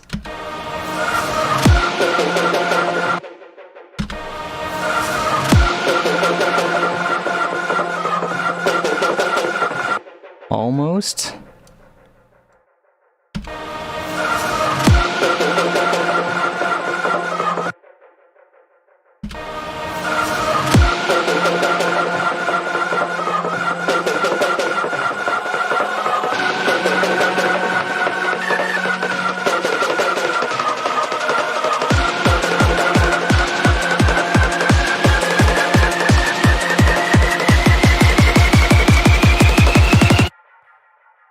I could probably do that by setting it up to the mod wheel and then taking the, I think it's the loop length, and then bringing that down.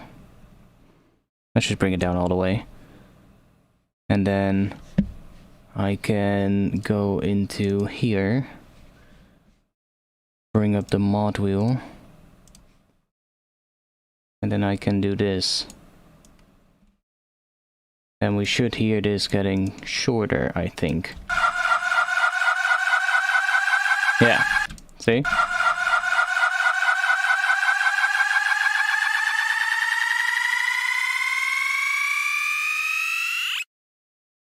Bit too much, but we can go back in here and say a little bit less.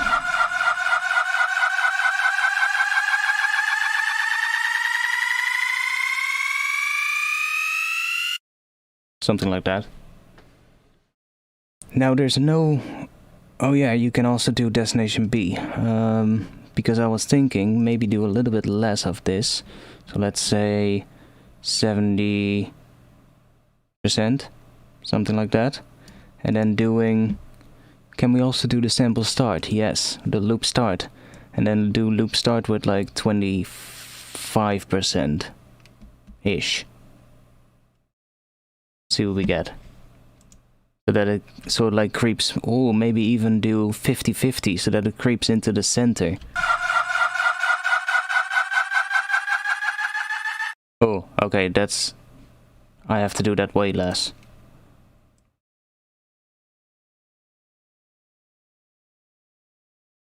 Loop start with maybe...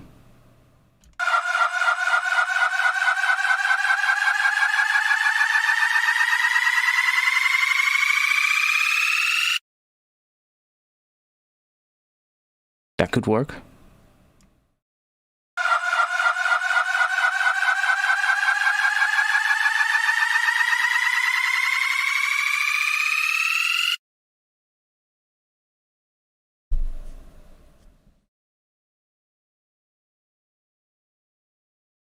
Yeah, that would be good.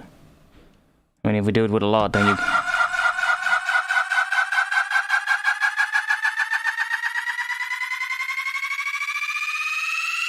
That's actually also pretty cool.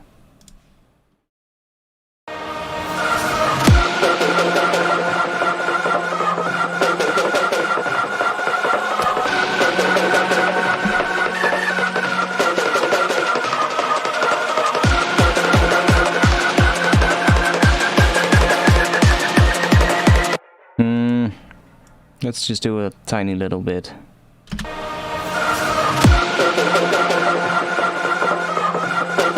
Now I wonder if I can get it even better timed.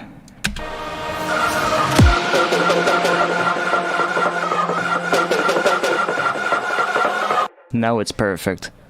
Now you don't hear it actually sort of like re-triggering here, it just feels like it's aligning perfectly.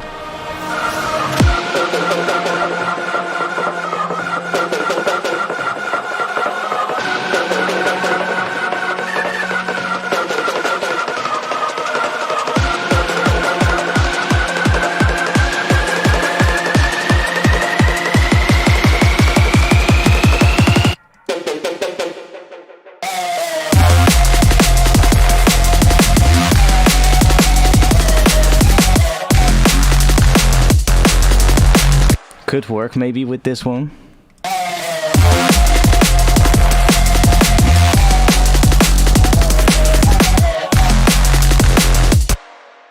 Although I think we can do better.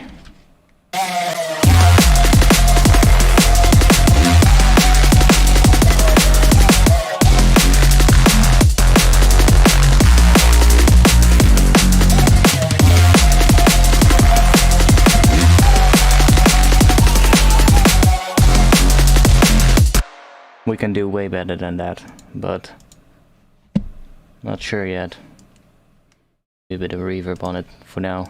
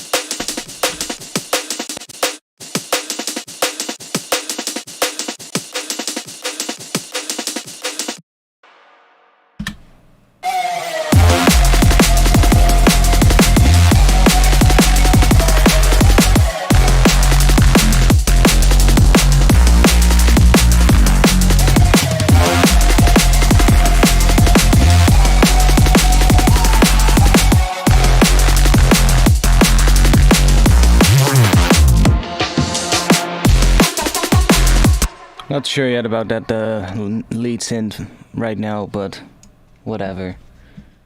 Kinda works at the moment. What if we do some...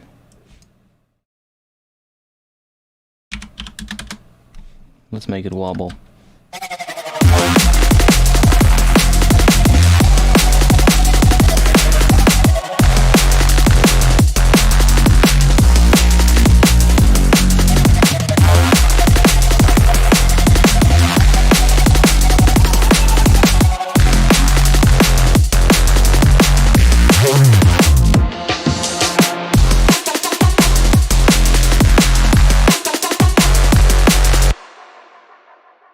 Please, boys, can somebody else explain in the chat why my tracks have not been released yet? I'm getting tired of explaining.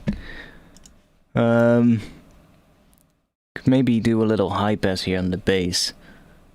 So like before we go into the next section, because it's a little, well, I think just it kind of makes it, it takes away a little bit of the sub for just a little bit of moment, and that just helps. But let's group that so that I can map it to macro 1 and then do the same thing with this bypass button. And then just change that to 1 so that it's gonna turn on as soon as I move it up. See, if it's at 0, then the high pass is turned off, so it's not doing anything to the phase as well of the sub. And then the moment I turn it on, the moment I bring it up, it turns on. So then the high pass filter is turned off in sections where you're not doing any high pass filtering. So then here I can just do something like that. Maybe even go up and then down.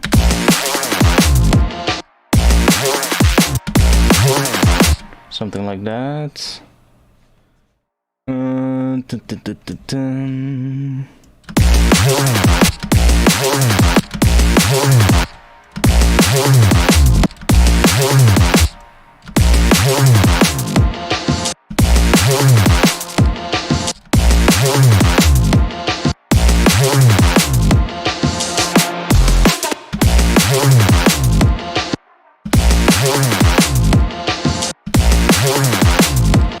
That might work.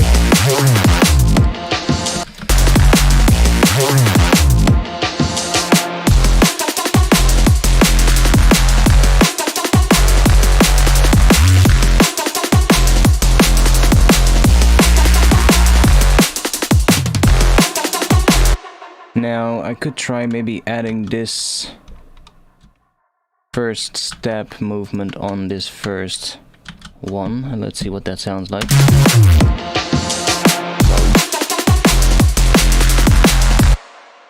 It's kind of cool, but maybe this one going a little bit lower.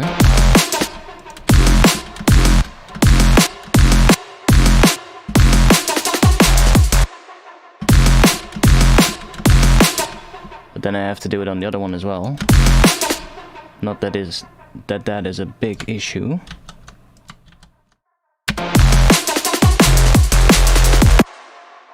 Kind of like that.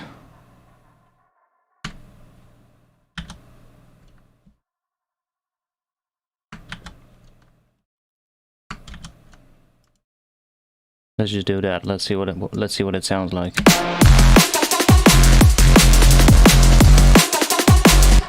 It's kind of nice. Has a little bit of movement. Let's just do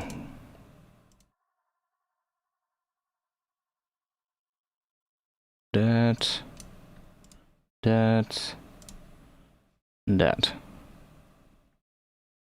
Copy this one.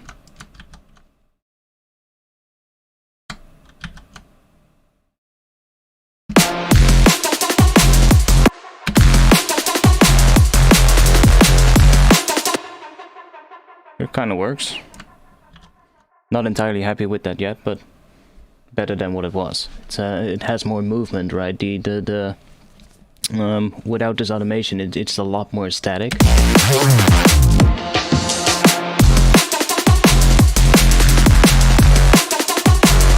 And I can also play around with these, so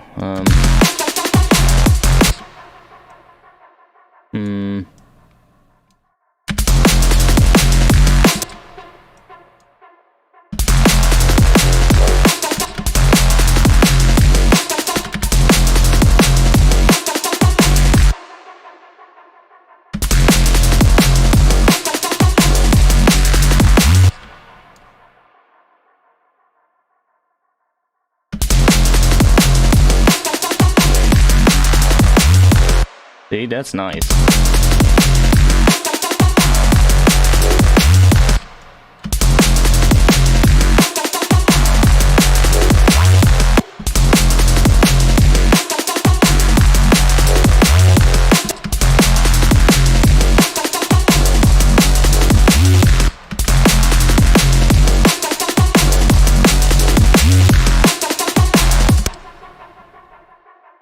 Now, and we also have the notch, so maybe on this one do the notch.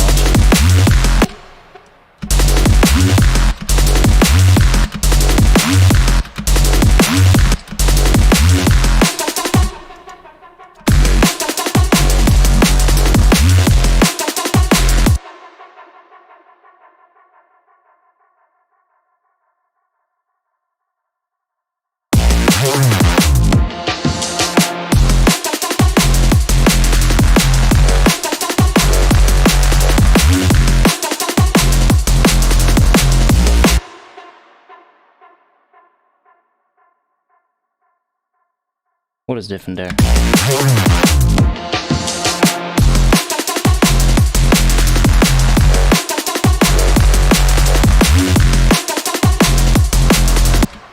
We're missing something here. Or is it me?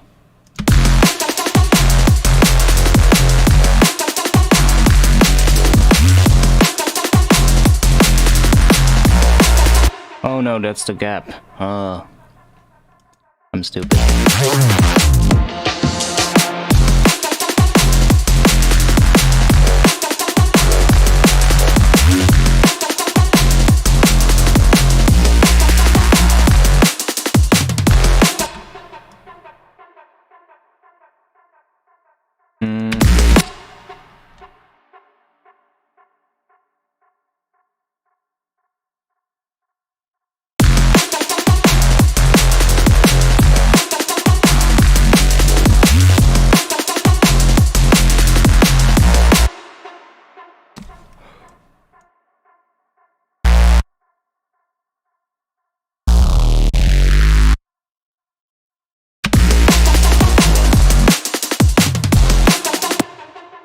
I also have to do it on the other one.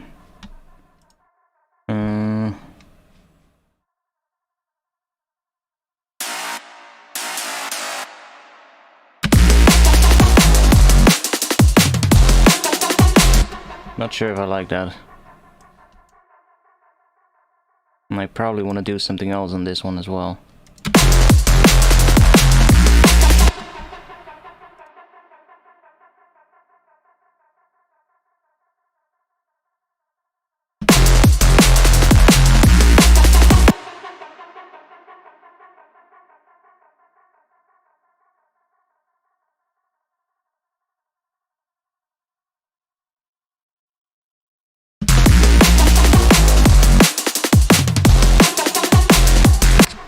Could maybe work.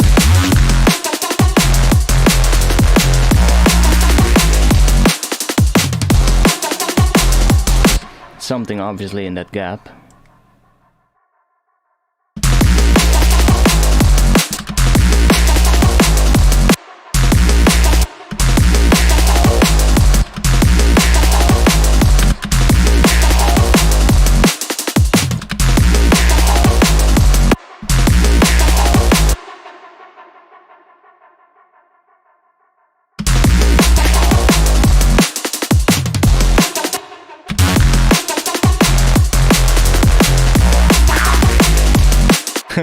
Depending on where you play it, of course, it sounds different.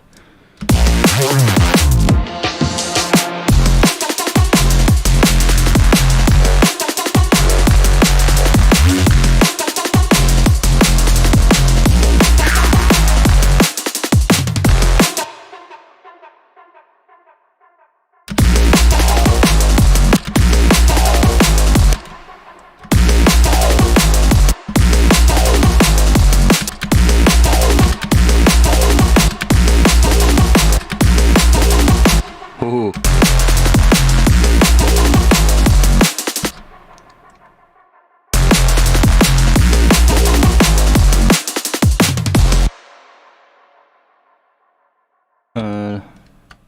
Yeah. Dun dun dun. Well. So then this one.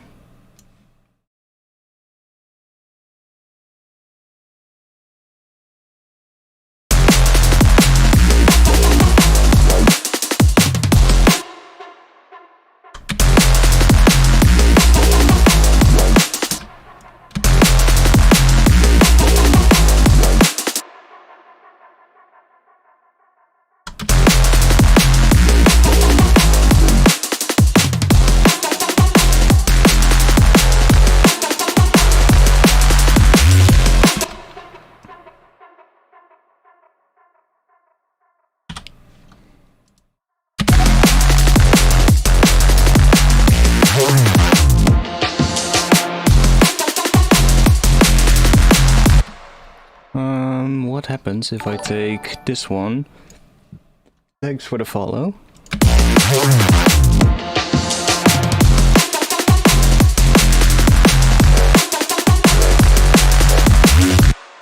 Can do that. Kinda nice. It does help. Although I don't want to overdo it with the drum fill, if you get what I mean.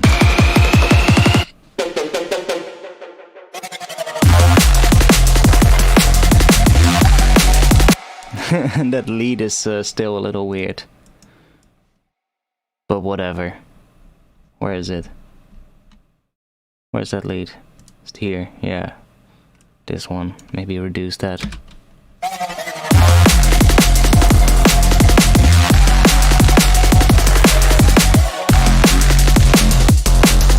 Not liking that one yet.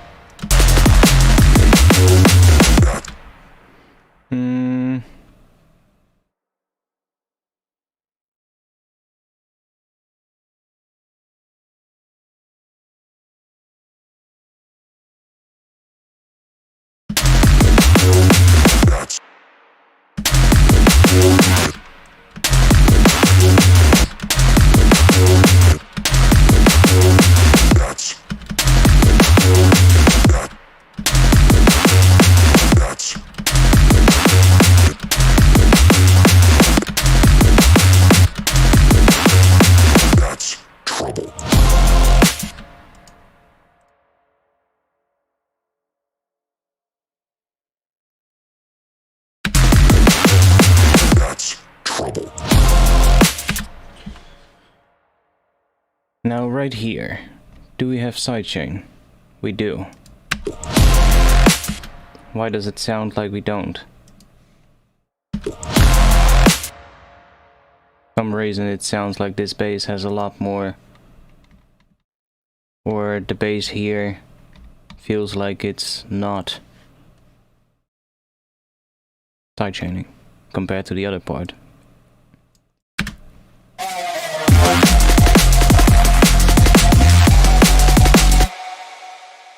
Or the kick is different. Is it that?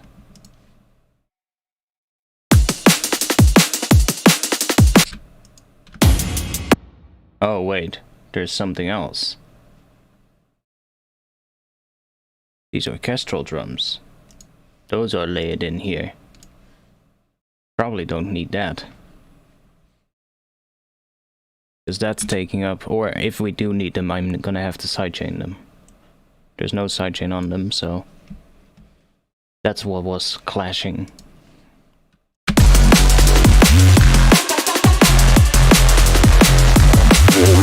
That's trouble.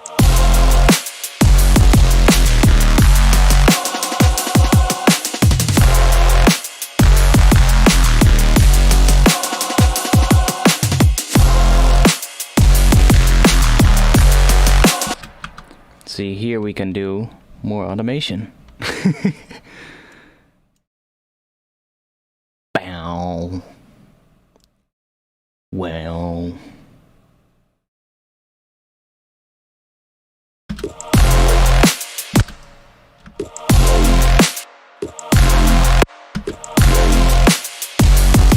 For sure. That's trouble.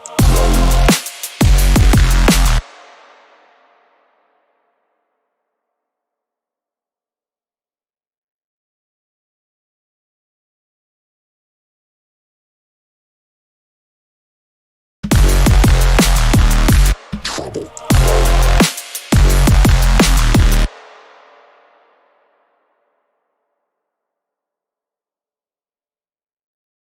Trouble.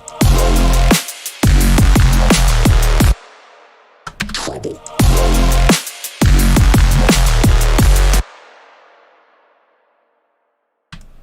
Trouble.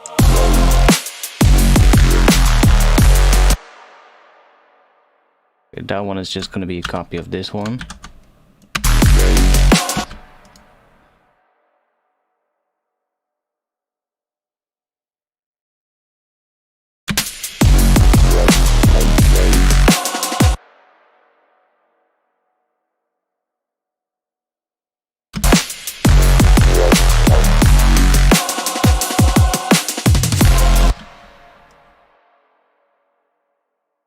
That's kind of cool. Copy that for now. That's trouble.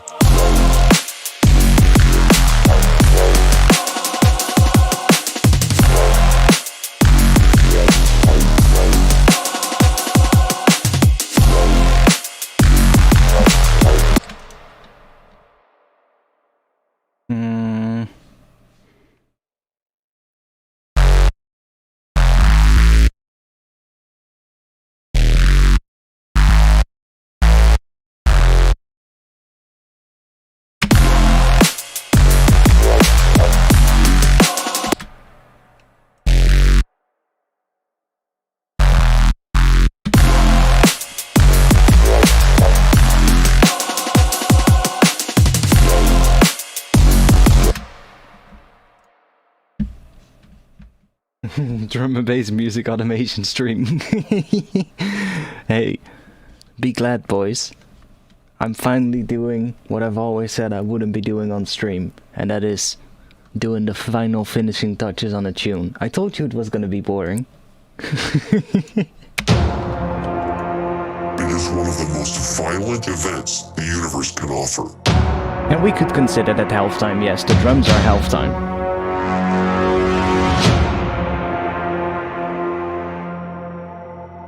But I mean, we could get crazier with that halftime section.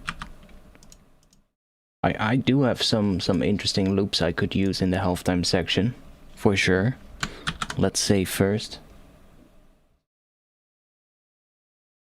It's almost 3 o'clock in the morning, but...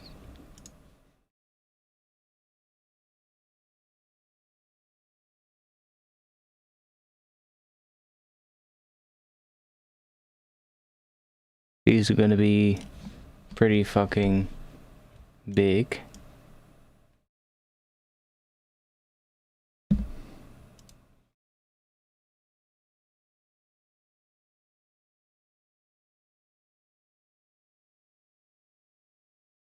And take sidechain kick and sidechain snare probably.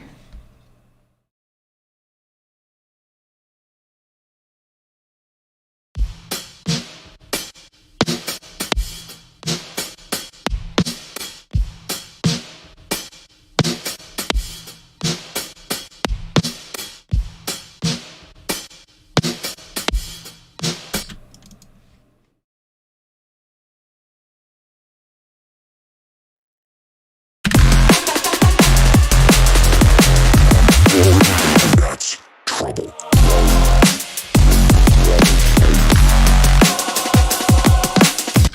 That one doesn't work. But some of these are insane.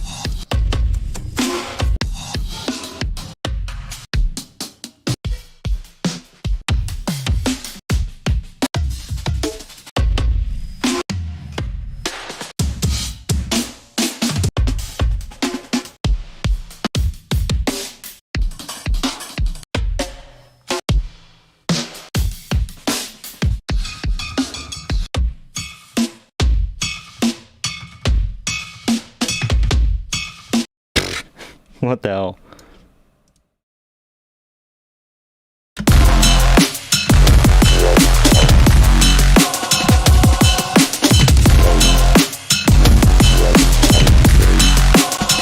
It's fucking insanely loud now.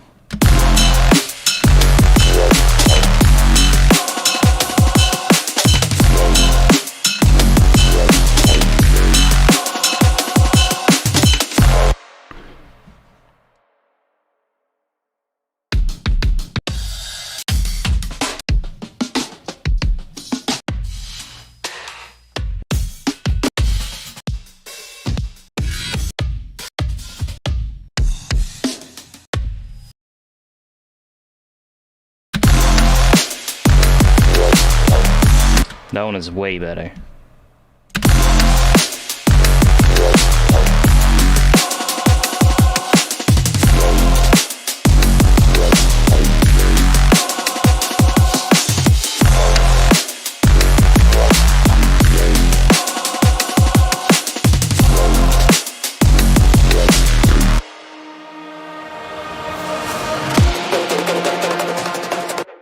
I'm kind of thinking of doing a longer health time part, but I'm not sure. Yeah, I'm not entirely liking those leads yet. I do want something with those leads, but it's gonna have to be something different. Especially this one. That one kind of works. You know, the one in the build here.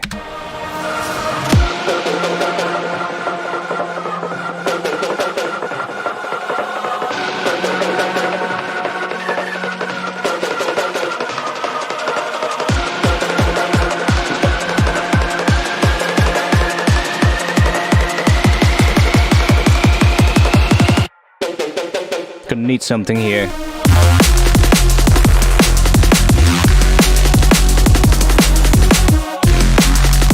With those notes.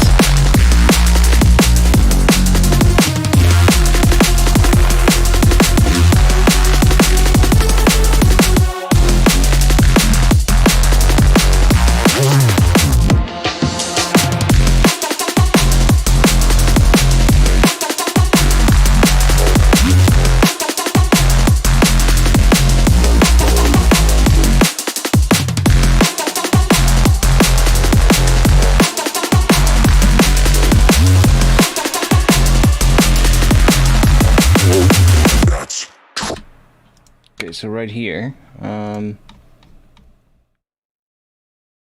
also have the high pass,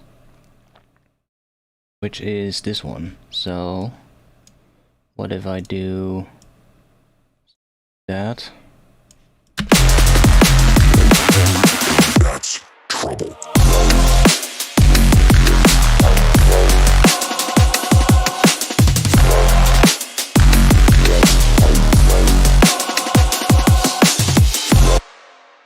I can maybe get rid of these parts here, or arrange them differently, but let's just turn them off for now, so that we can hear it with that break. That's trouble.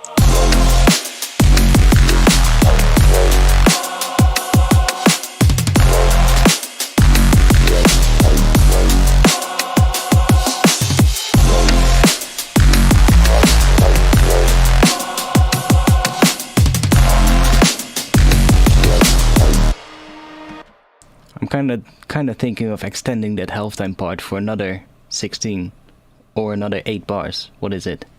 Another 16, yeah. That's trouble.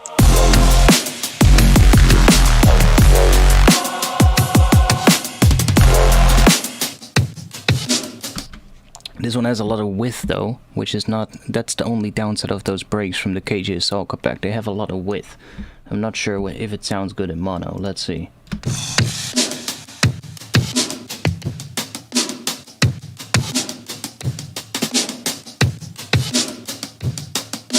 Actually sounds pretty good in mono.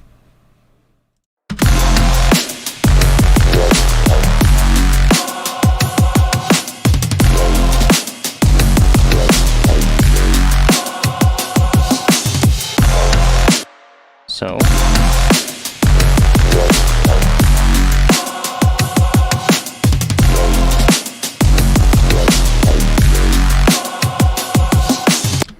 After this, it's gonna go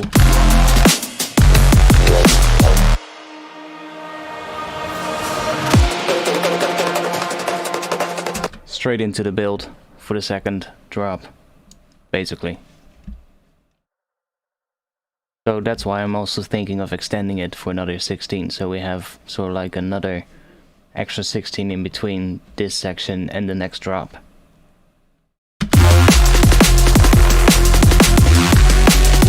And yeah, and I'm really gonna have to find a good lead for that section. I just replaced it again with instead of this one because I'm really not enjoying this one.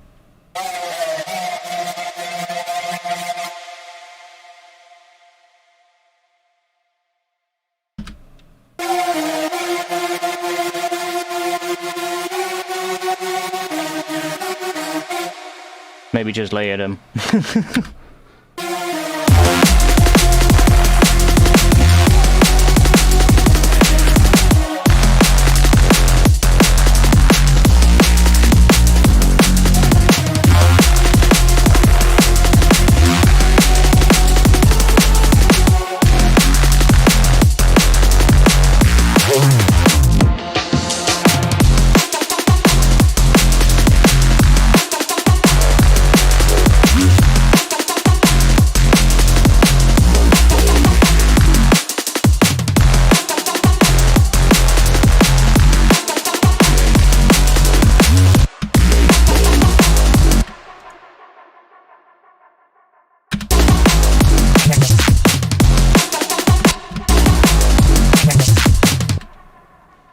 Not really a big fan of that. Let's get rid of that. We also had this one.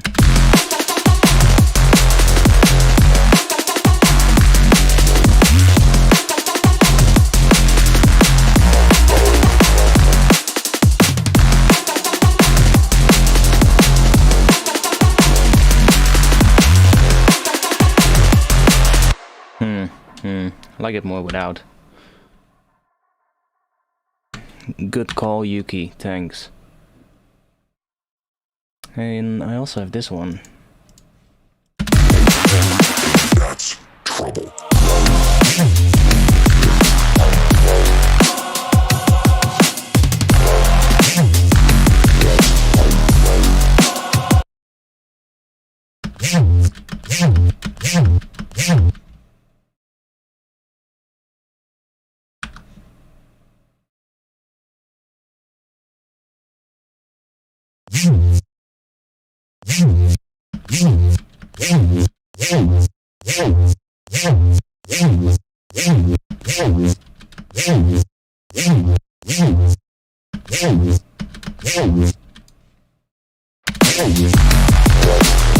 That's trouble.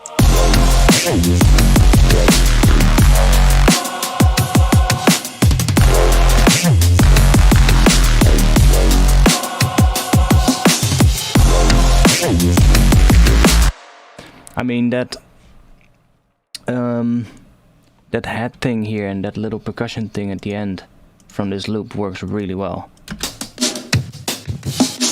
That part, that ghost snare, and then there's those two heads at the end work really well.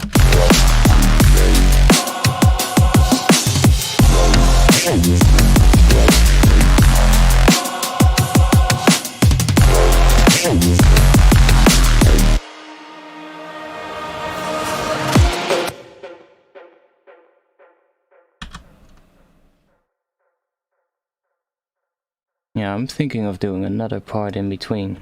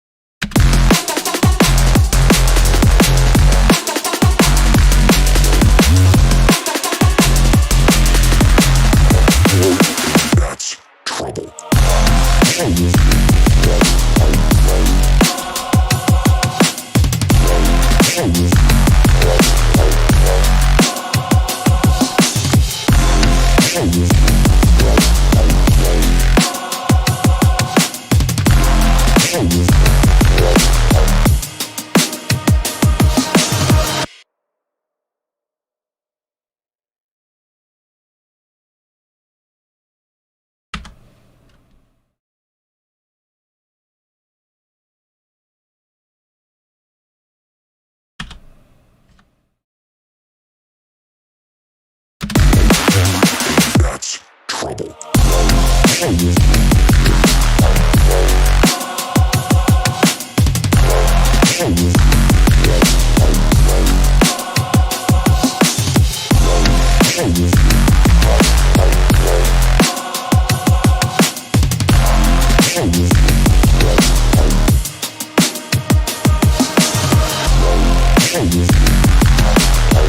Fuck yes.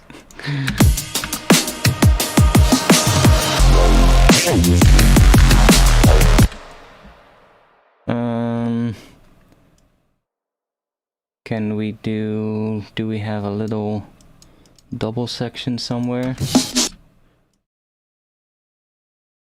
Let's find something.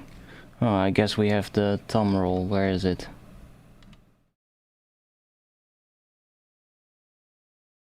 Oh, the thumb fill is already here.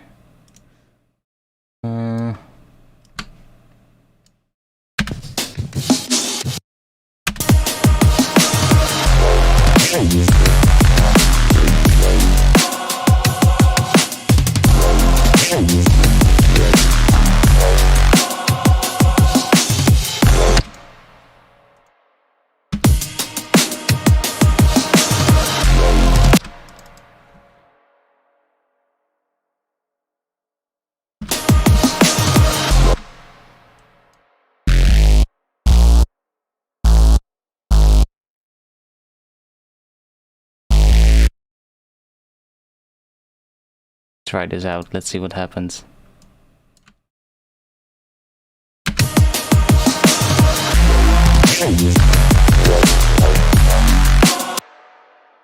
Get all melodic in this section. That's trouble.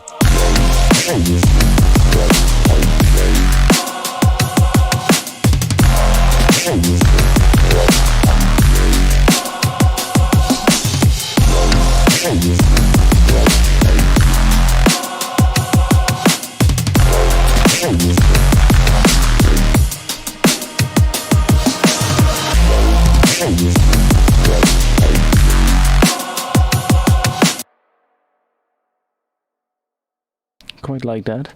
But what I think we can do is right here we can do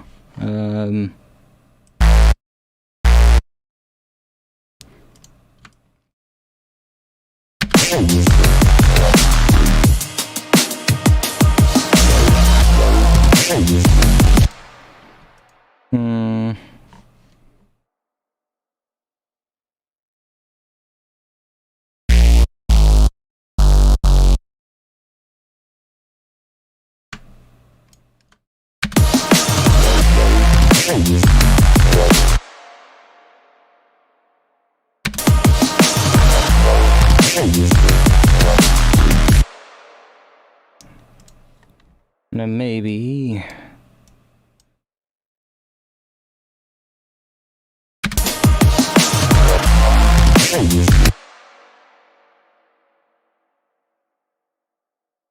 we do have a kick there, so maybe take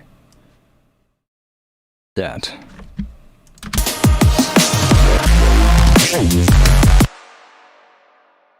Or cut that kick out as well.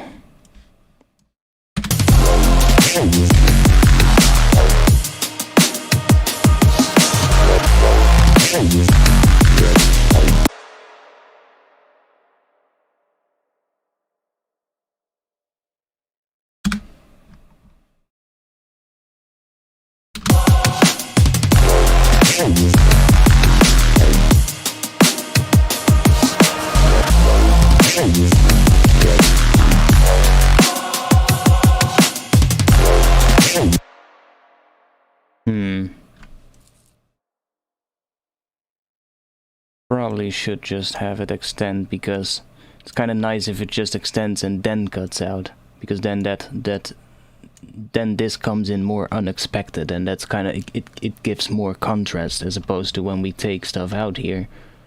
So might just leave that in and just go.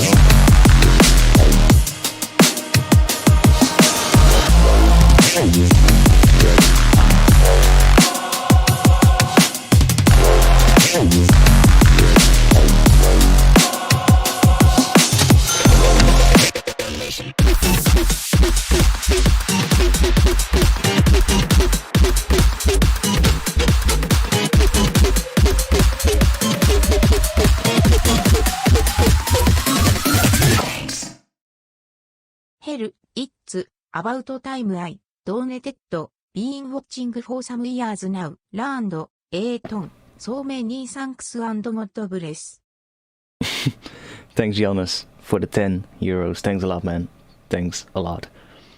That's why I did the donation. I see sometimes people just don't think about it to make a donation, and it really helps. It really helps. Because the YouTube revenue, like the advertisement revenue, is not much at all from these videos and from these streams. Like, even if I put a lot of time in my tutorials, the ad revenue is like, you can basically forget about it. It's not even that big. So even if you push like hard, like some channels do, like, you're not gonna make that much money from the advertisements. So it really helps for all the people who donate. So thanks a lot for that, man. And we get to hear Vanessa again.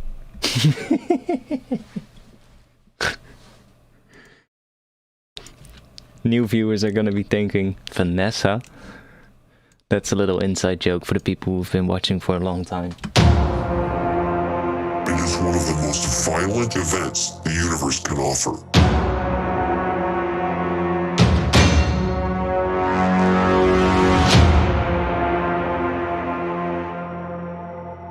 An entire star tears itself to shreds.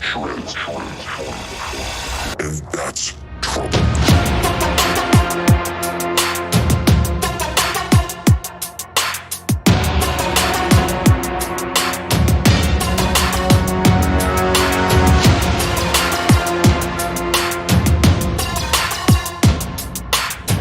The star is doomed. All hell is about to break loose. I love that intro and how it goes into that first sort of like big build hit. This is probably like the entire build. It's just that all hell is about to break loose, and then that insanely loud Reese comes in. It's just such a good transition. Let's hear that again.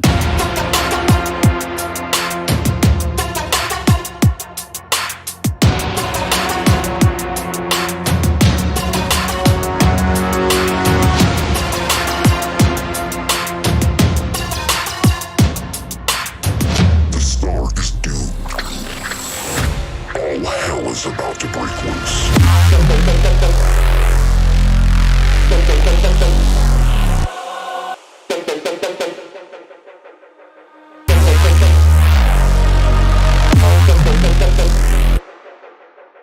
Any good packs? Yes, of course. If you want some sample packs, then I can recommend you the packs right there on that link. Those are my sample packs, and if you buy the sample packs using that link, you will help support this channel as well. So, I have a whole pack filled with Neurofunk drums. It's called Artifacts Neurofunk Drums, and it has like, it's a little bit dated. It's not as, I mean, it's a little bit of an older pack, but it still has great drum sounds for drum and bass. So, yeah, check it out if you want. All hell is about to break loose.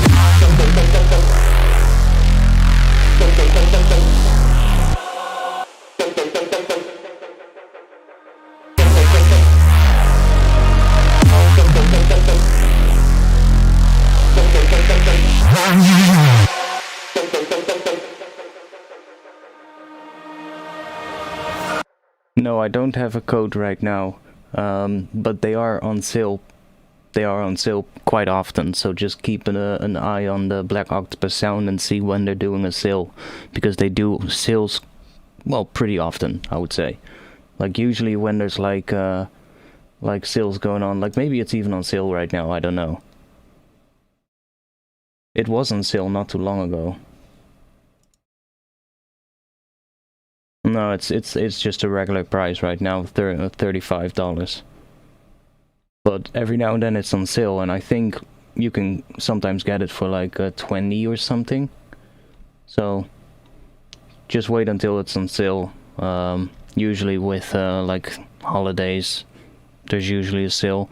There's probably gonna be a sale with Easter, which is gonna be coming up. That's probably the first upcoming holiday that they're really gonna have sales.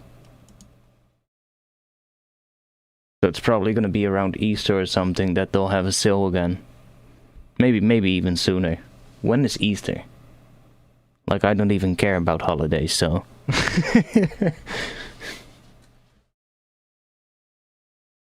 See, they're not on my own website or anything, so it's like I distribute them through Black Octopus Sound because that just saves me a lot of time.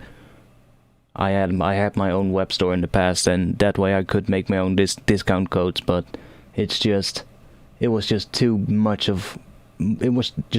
work to run a web store next to making music, if you get what I mean. So I just had to outsource it to a third-party company and just let them do it. Save me a lot of time, and in exchange for that they get a little percentage, you know. So that's basically how it works. Which is great. I mean, it saves me a lot of time because at one point I was just spending my days, like, normally I would produce, before my web store at least, I would produce like, I don't know, I would produce maybe up to 8 hours a day, something like that. And then the web store came. At first it wasn't that bad, but then as the web store sort of like grew and became like well, the sales were starting to go up.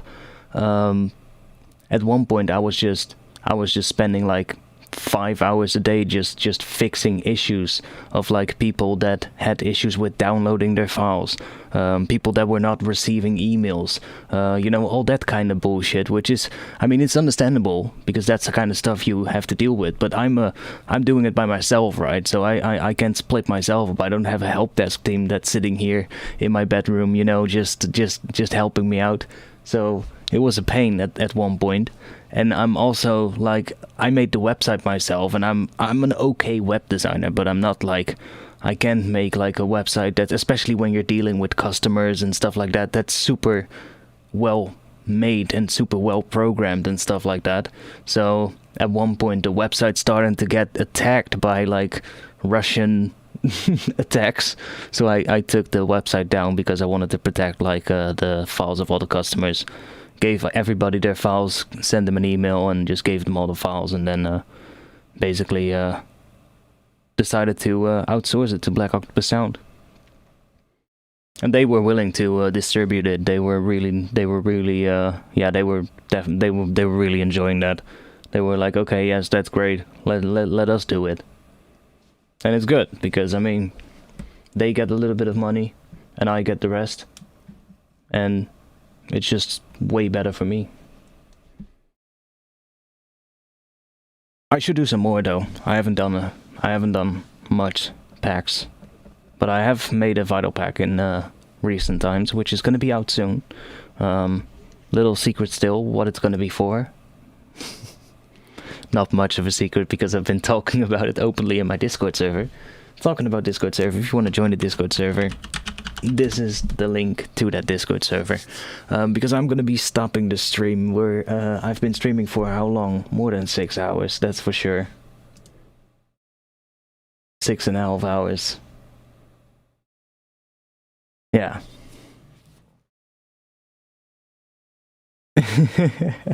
Yeah, I mean, on Friday I usually tend to stream for like quite a while, so yeah.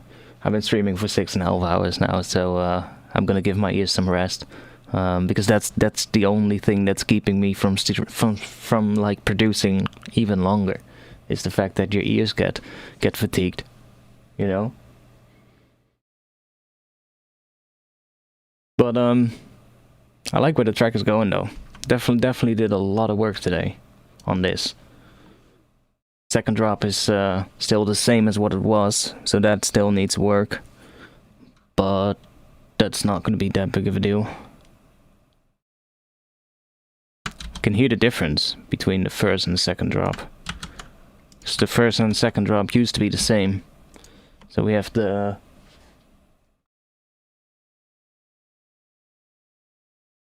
Yeah, we can do some last questions, so if you have some more questions, just dump them in the chat right now, because this would be a good moment. Let me just switch to that one real quick.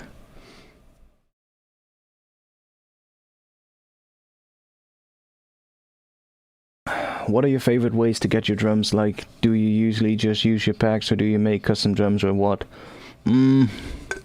I don't really use my own packs because,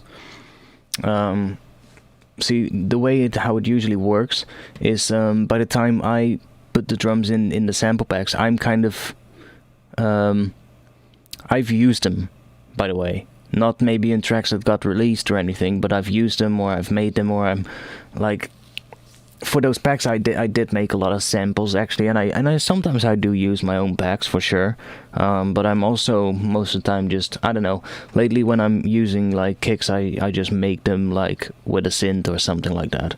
So I usually just take, especially now, I just take like a vinyl patch. I actually like I said, I made a whole bunch of samples or patches for vinyl.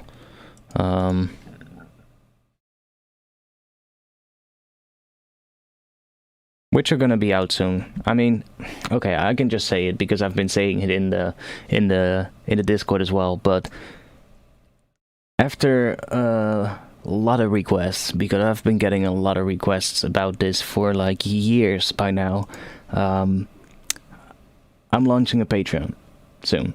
So I'm getting so much requests of people, they just want a Patreon, so I'm gonna launch one, and I figured to give a little welcome to, like, I'm probably the highest tier for now. It's I'm thinking of only 3 tiers for now, and I'm not even sure about the prices yet. But the highest one is then just gonna get like this pack, and then the other ones are gonna get like the middle tier is gonna get all the patches and samples from like my sound design tutorials that are gonna be coming up as well. Stuff like that. I don't know yet, but I'm still thinking about what the benefits are gonna be for the people that do donate through Patreon. I don't know, I don't even know yet how it's gonna go. You know? But I made some patches, which are kind of cool. That's gonna be fucking loud. Let's bring it down a bit.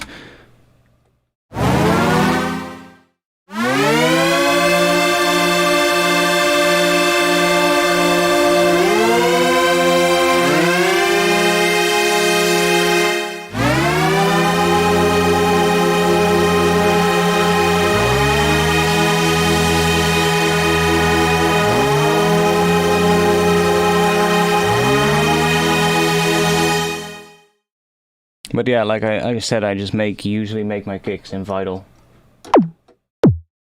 Just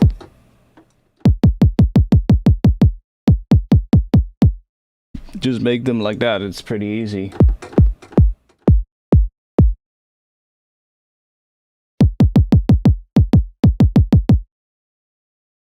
I mean, that's it. Yeah, it's like a pad, kinda.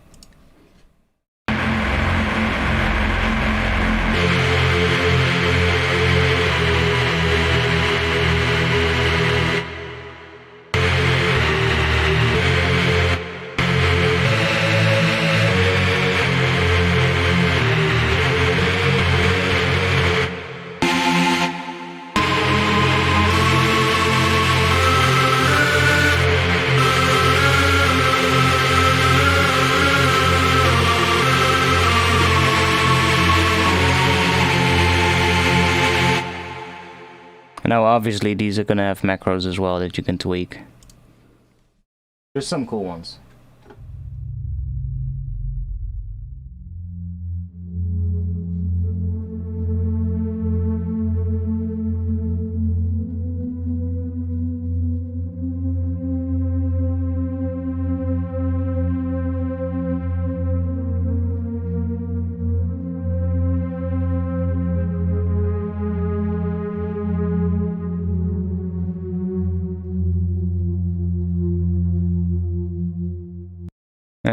This one is kind of cool.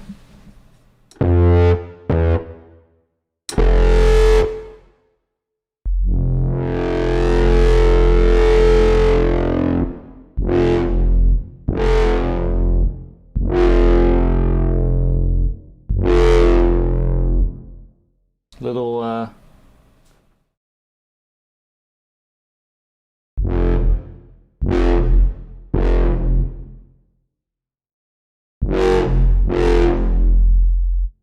That one is kind of nice. There's some really weird ones as well.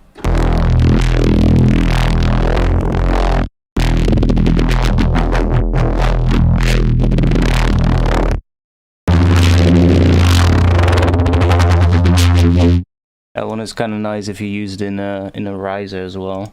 And then we've got these really weird ones.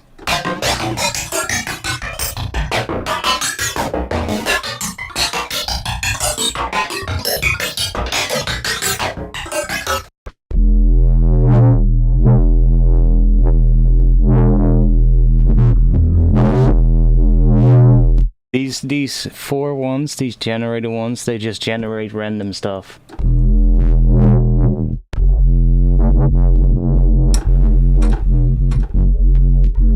Every time you press a note, it's just different.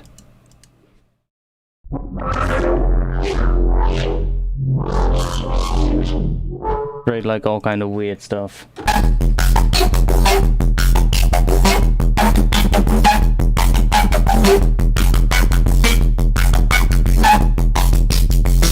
And probably the pitch bend wheel does a lot as well.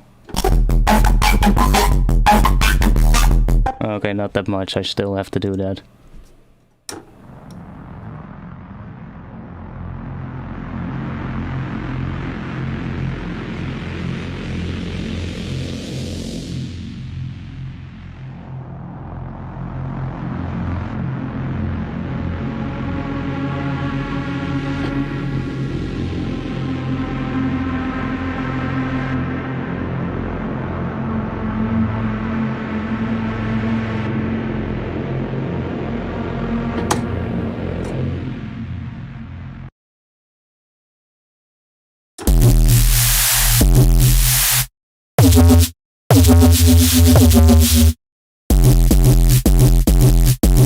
That one is nice if you just re-trigger it. These are good for chords.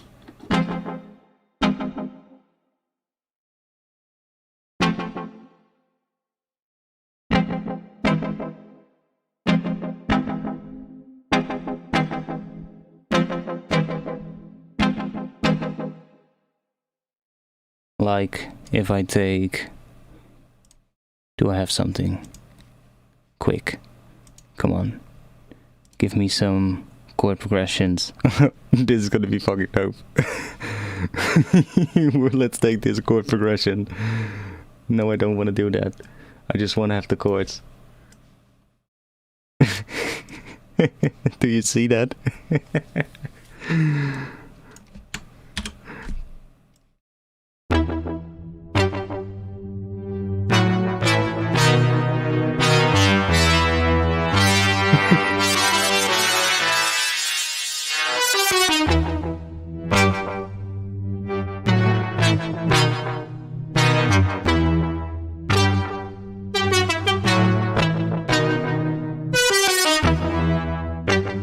Those are really nice, those patches with that macro. I've got another one.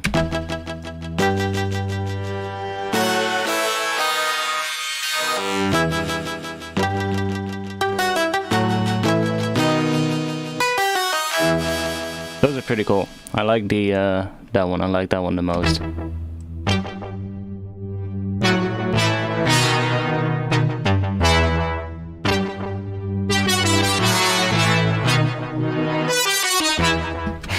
It's kind of cool.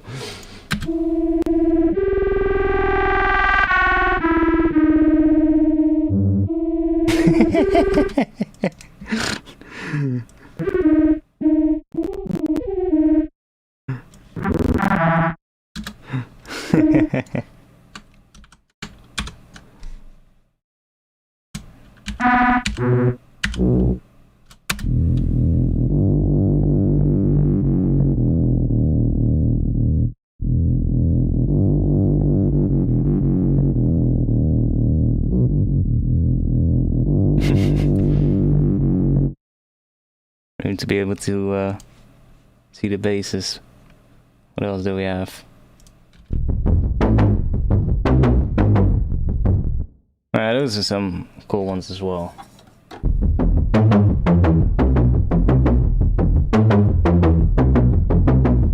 I'm holding just one note.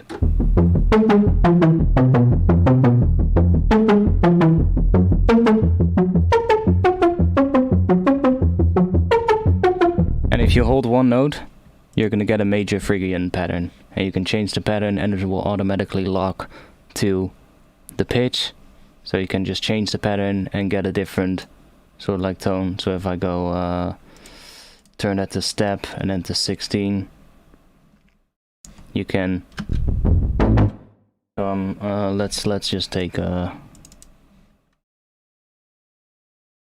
let's just delete all of those notes and just take one F2 note or something.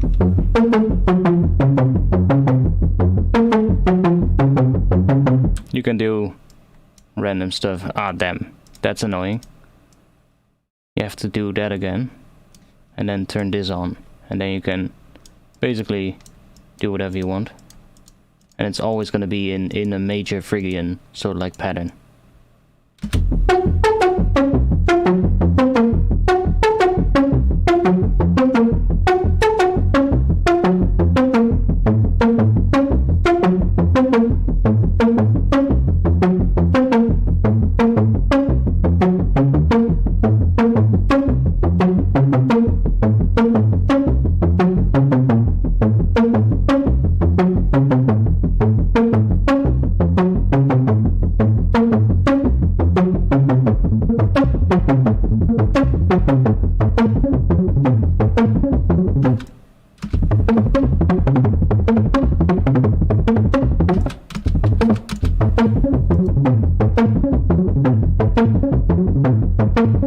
That is a weak groove too.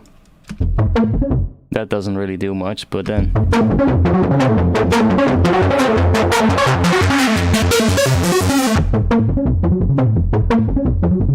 So yeah, it's a pretty cool patch. But yeah, this will be on my Patreon as soon as my Patreon is going to be public, which is going to be very soon. I'm currently setting everything up in a Discord, because there's going to be Discord rewards. I'm probably going to give people access depending on which Patreon tier that they will, you know, pledge money to.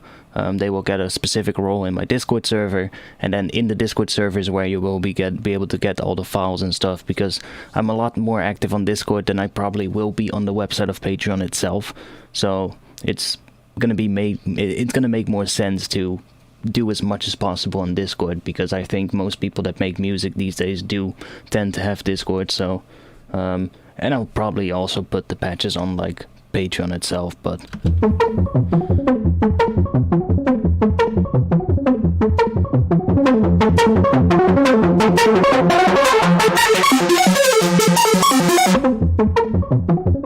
yeah, there's some cool patches in here, and those will come out soon. What else do we have? Where were we?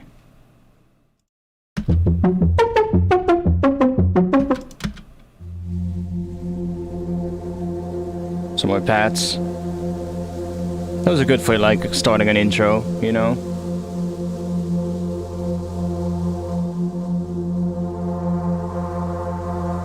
And it keeps evolving as well. It's like there's some randomizers happening, I think. Yeah, see, there's some randomizers, so it just keeps changing as well, and it's pretty wide because the randomizers are stereo, so that's pretty nice.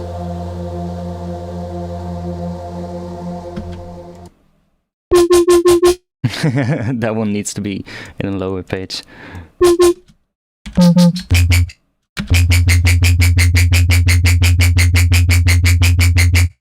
That one is kind of cool.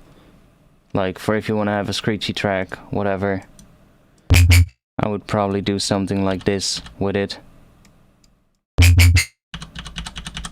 So that you get... Probably even go lower.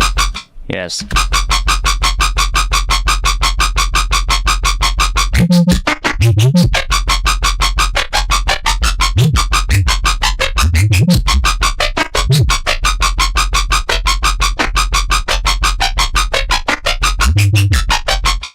Playing with the pitch wheel can be cool.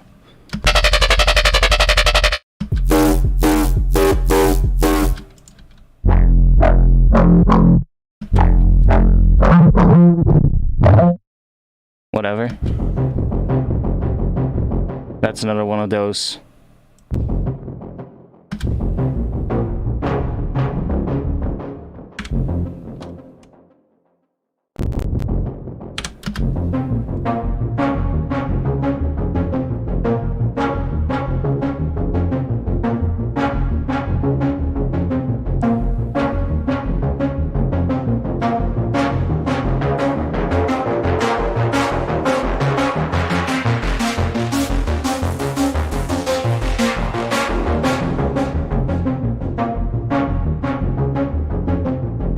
I really like this one as well.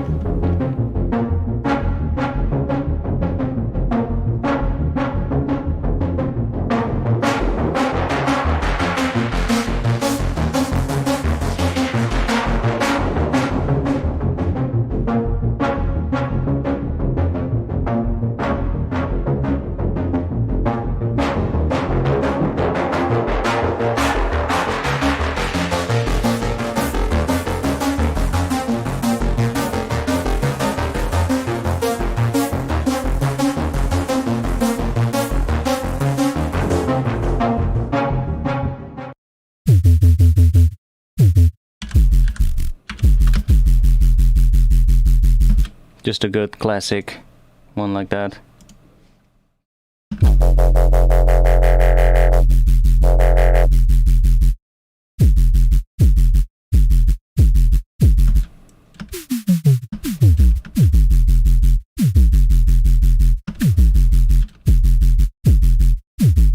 Always handy.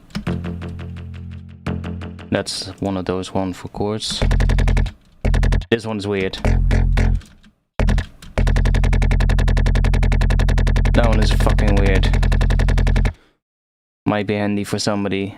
And like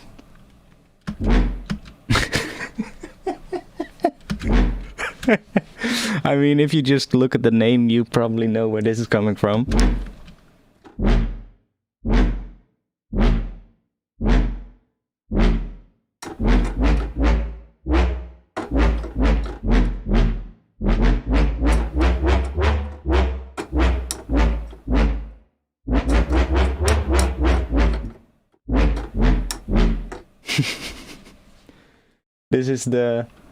This is the seagull patch where we put the seagull cow into yeah, Fido is free, but you can pay for it as well.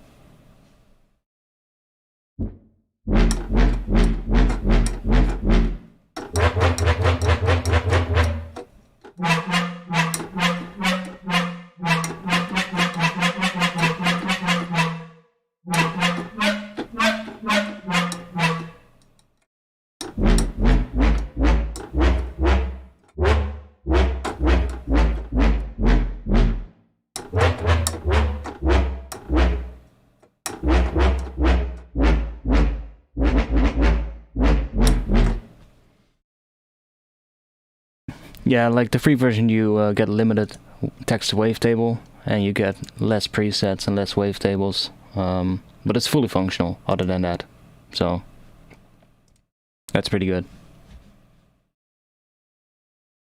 Yeah, and the text to wavetable thing, which is actually kind of nice, but like other than that, everything is fully functional. So yeah, you don't have to pay. I mean, I did pay. I just got the what is it, the one-time payment, the pro, what is that, pro version or something like that? I just got that one. But yeah, those patches are gonna be out as well. I think it's gonna be nice.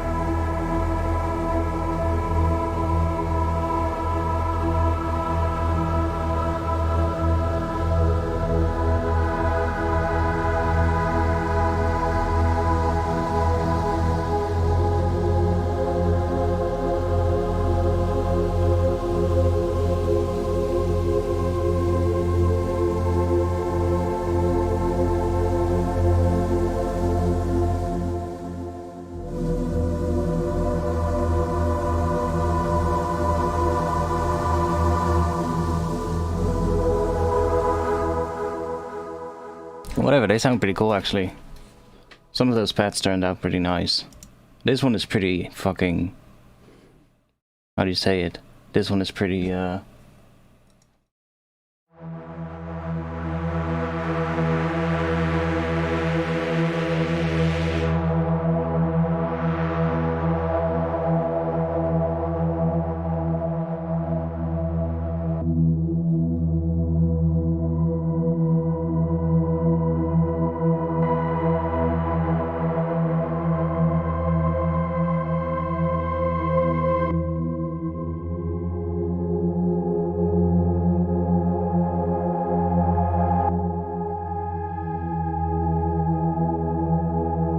We'll have to change that restarting of the envelope. That's not exactly what I want. It's probably an LFO or something. I'll probably make it free running so that it doesn't do that.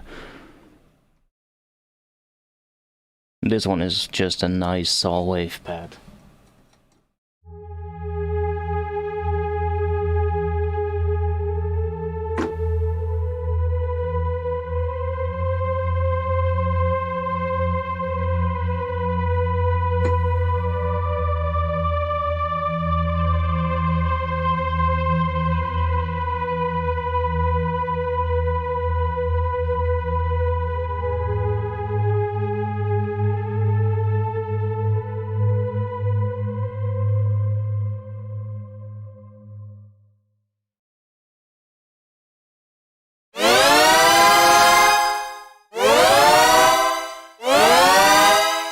That one is just weird. Yeah, I'll just put these out. And there'll be more. Like, I'll have a lot of sound design tutorials coming.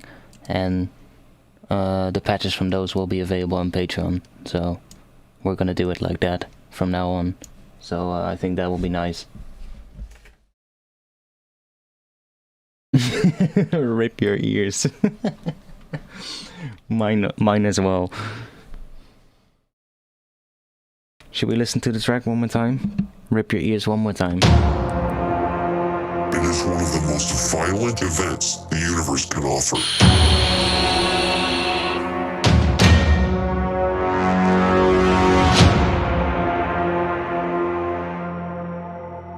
An entire star tears itself to shreds.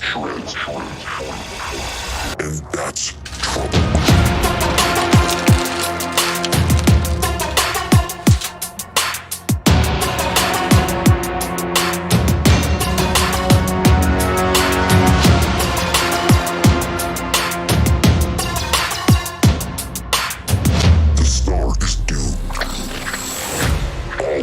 Is about to break loose.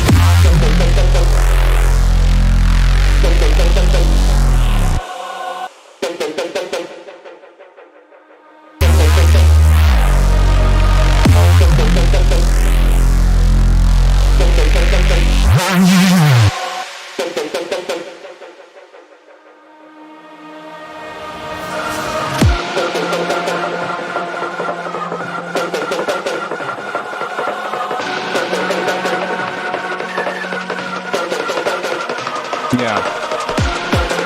We'll find something for this lead. Not sure.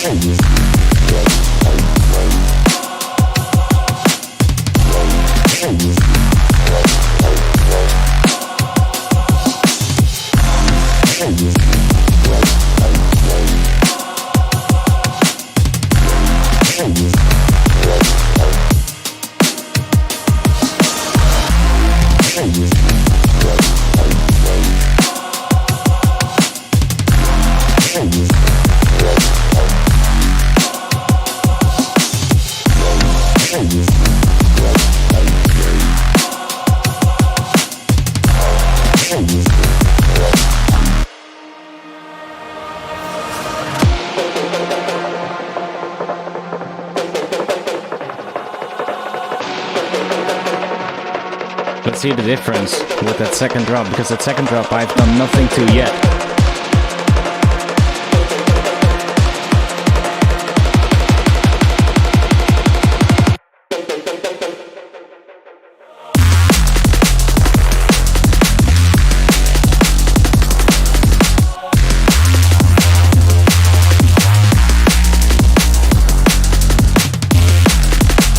So that's kind of what it was before the stream, because I left this one alone. I haven't done anything to the second drop yet, so the difference is quite big.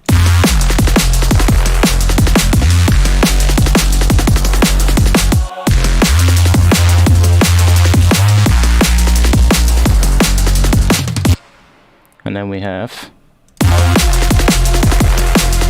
Okay, let's hear it without the lead, because that lead is... I'm not happy with that anyway. Where is it? Right here.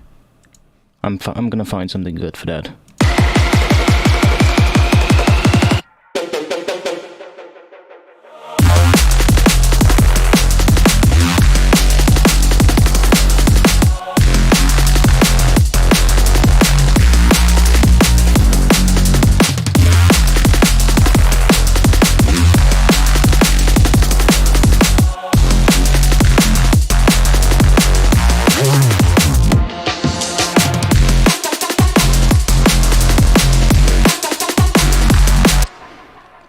That's a lot more movement.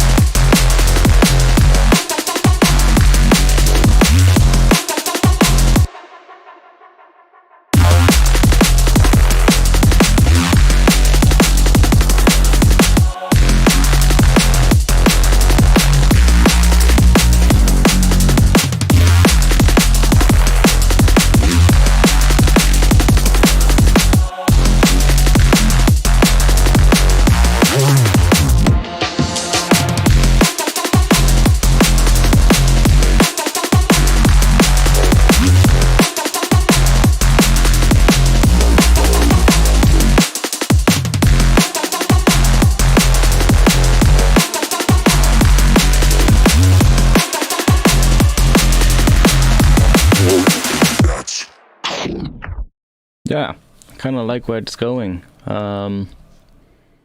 Thanks for watching. I'm gonna be back again next week with another stream and probably another unfinished tune, because I have a lot of these projects. I came across a folder with old projects and there's so many of these that just needs a bit of work. So yeah, thanks for being here. Thanks for the donations as well. I'm gonna give my ears some rest. I'm gonna have make some food. I'll be in the Discord as well after the stream, so if you want to join, this is the link. And yeah, that was gonna be it. So thanks for being here, and I'll see you guys again next week. Peace. It is one of the most violent events the universe can offer.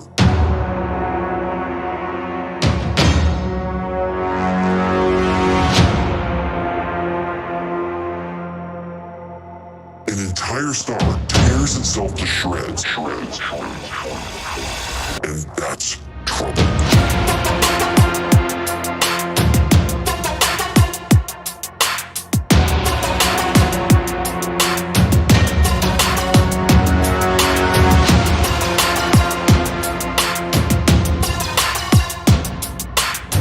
The star is doomed. All hell is about to break loose.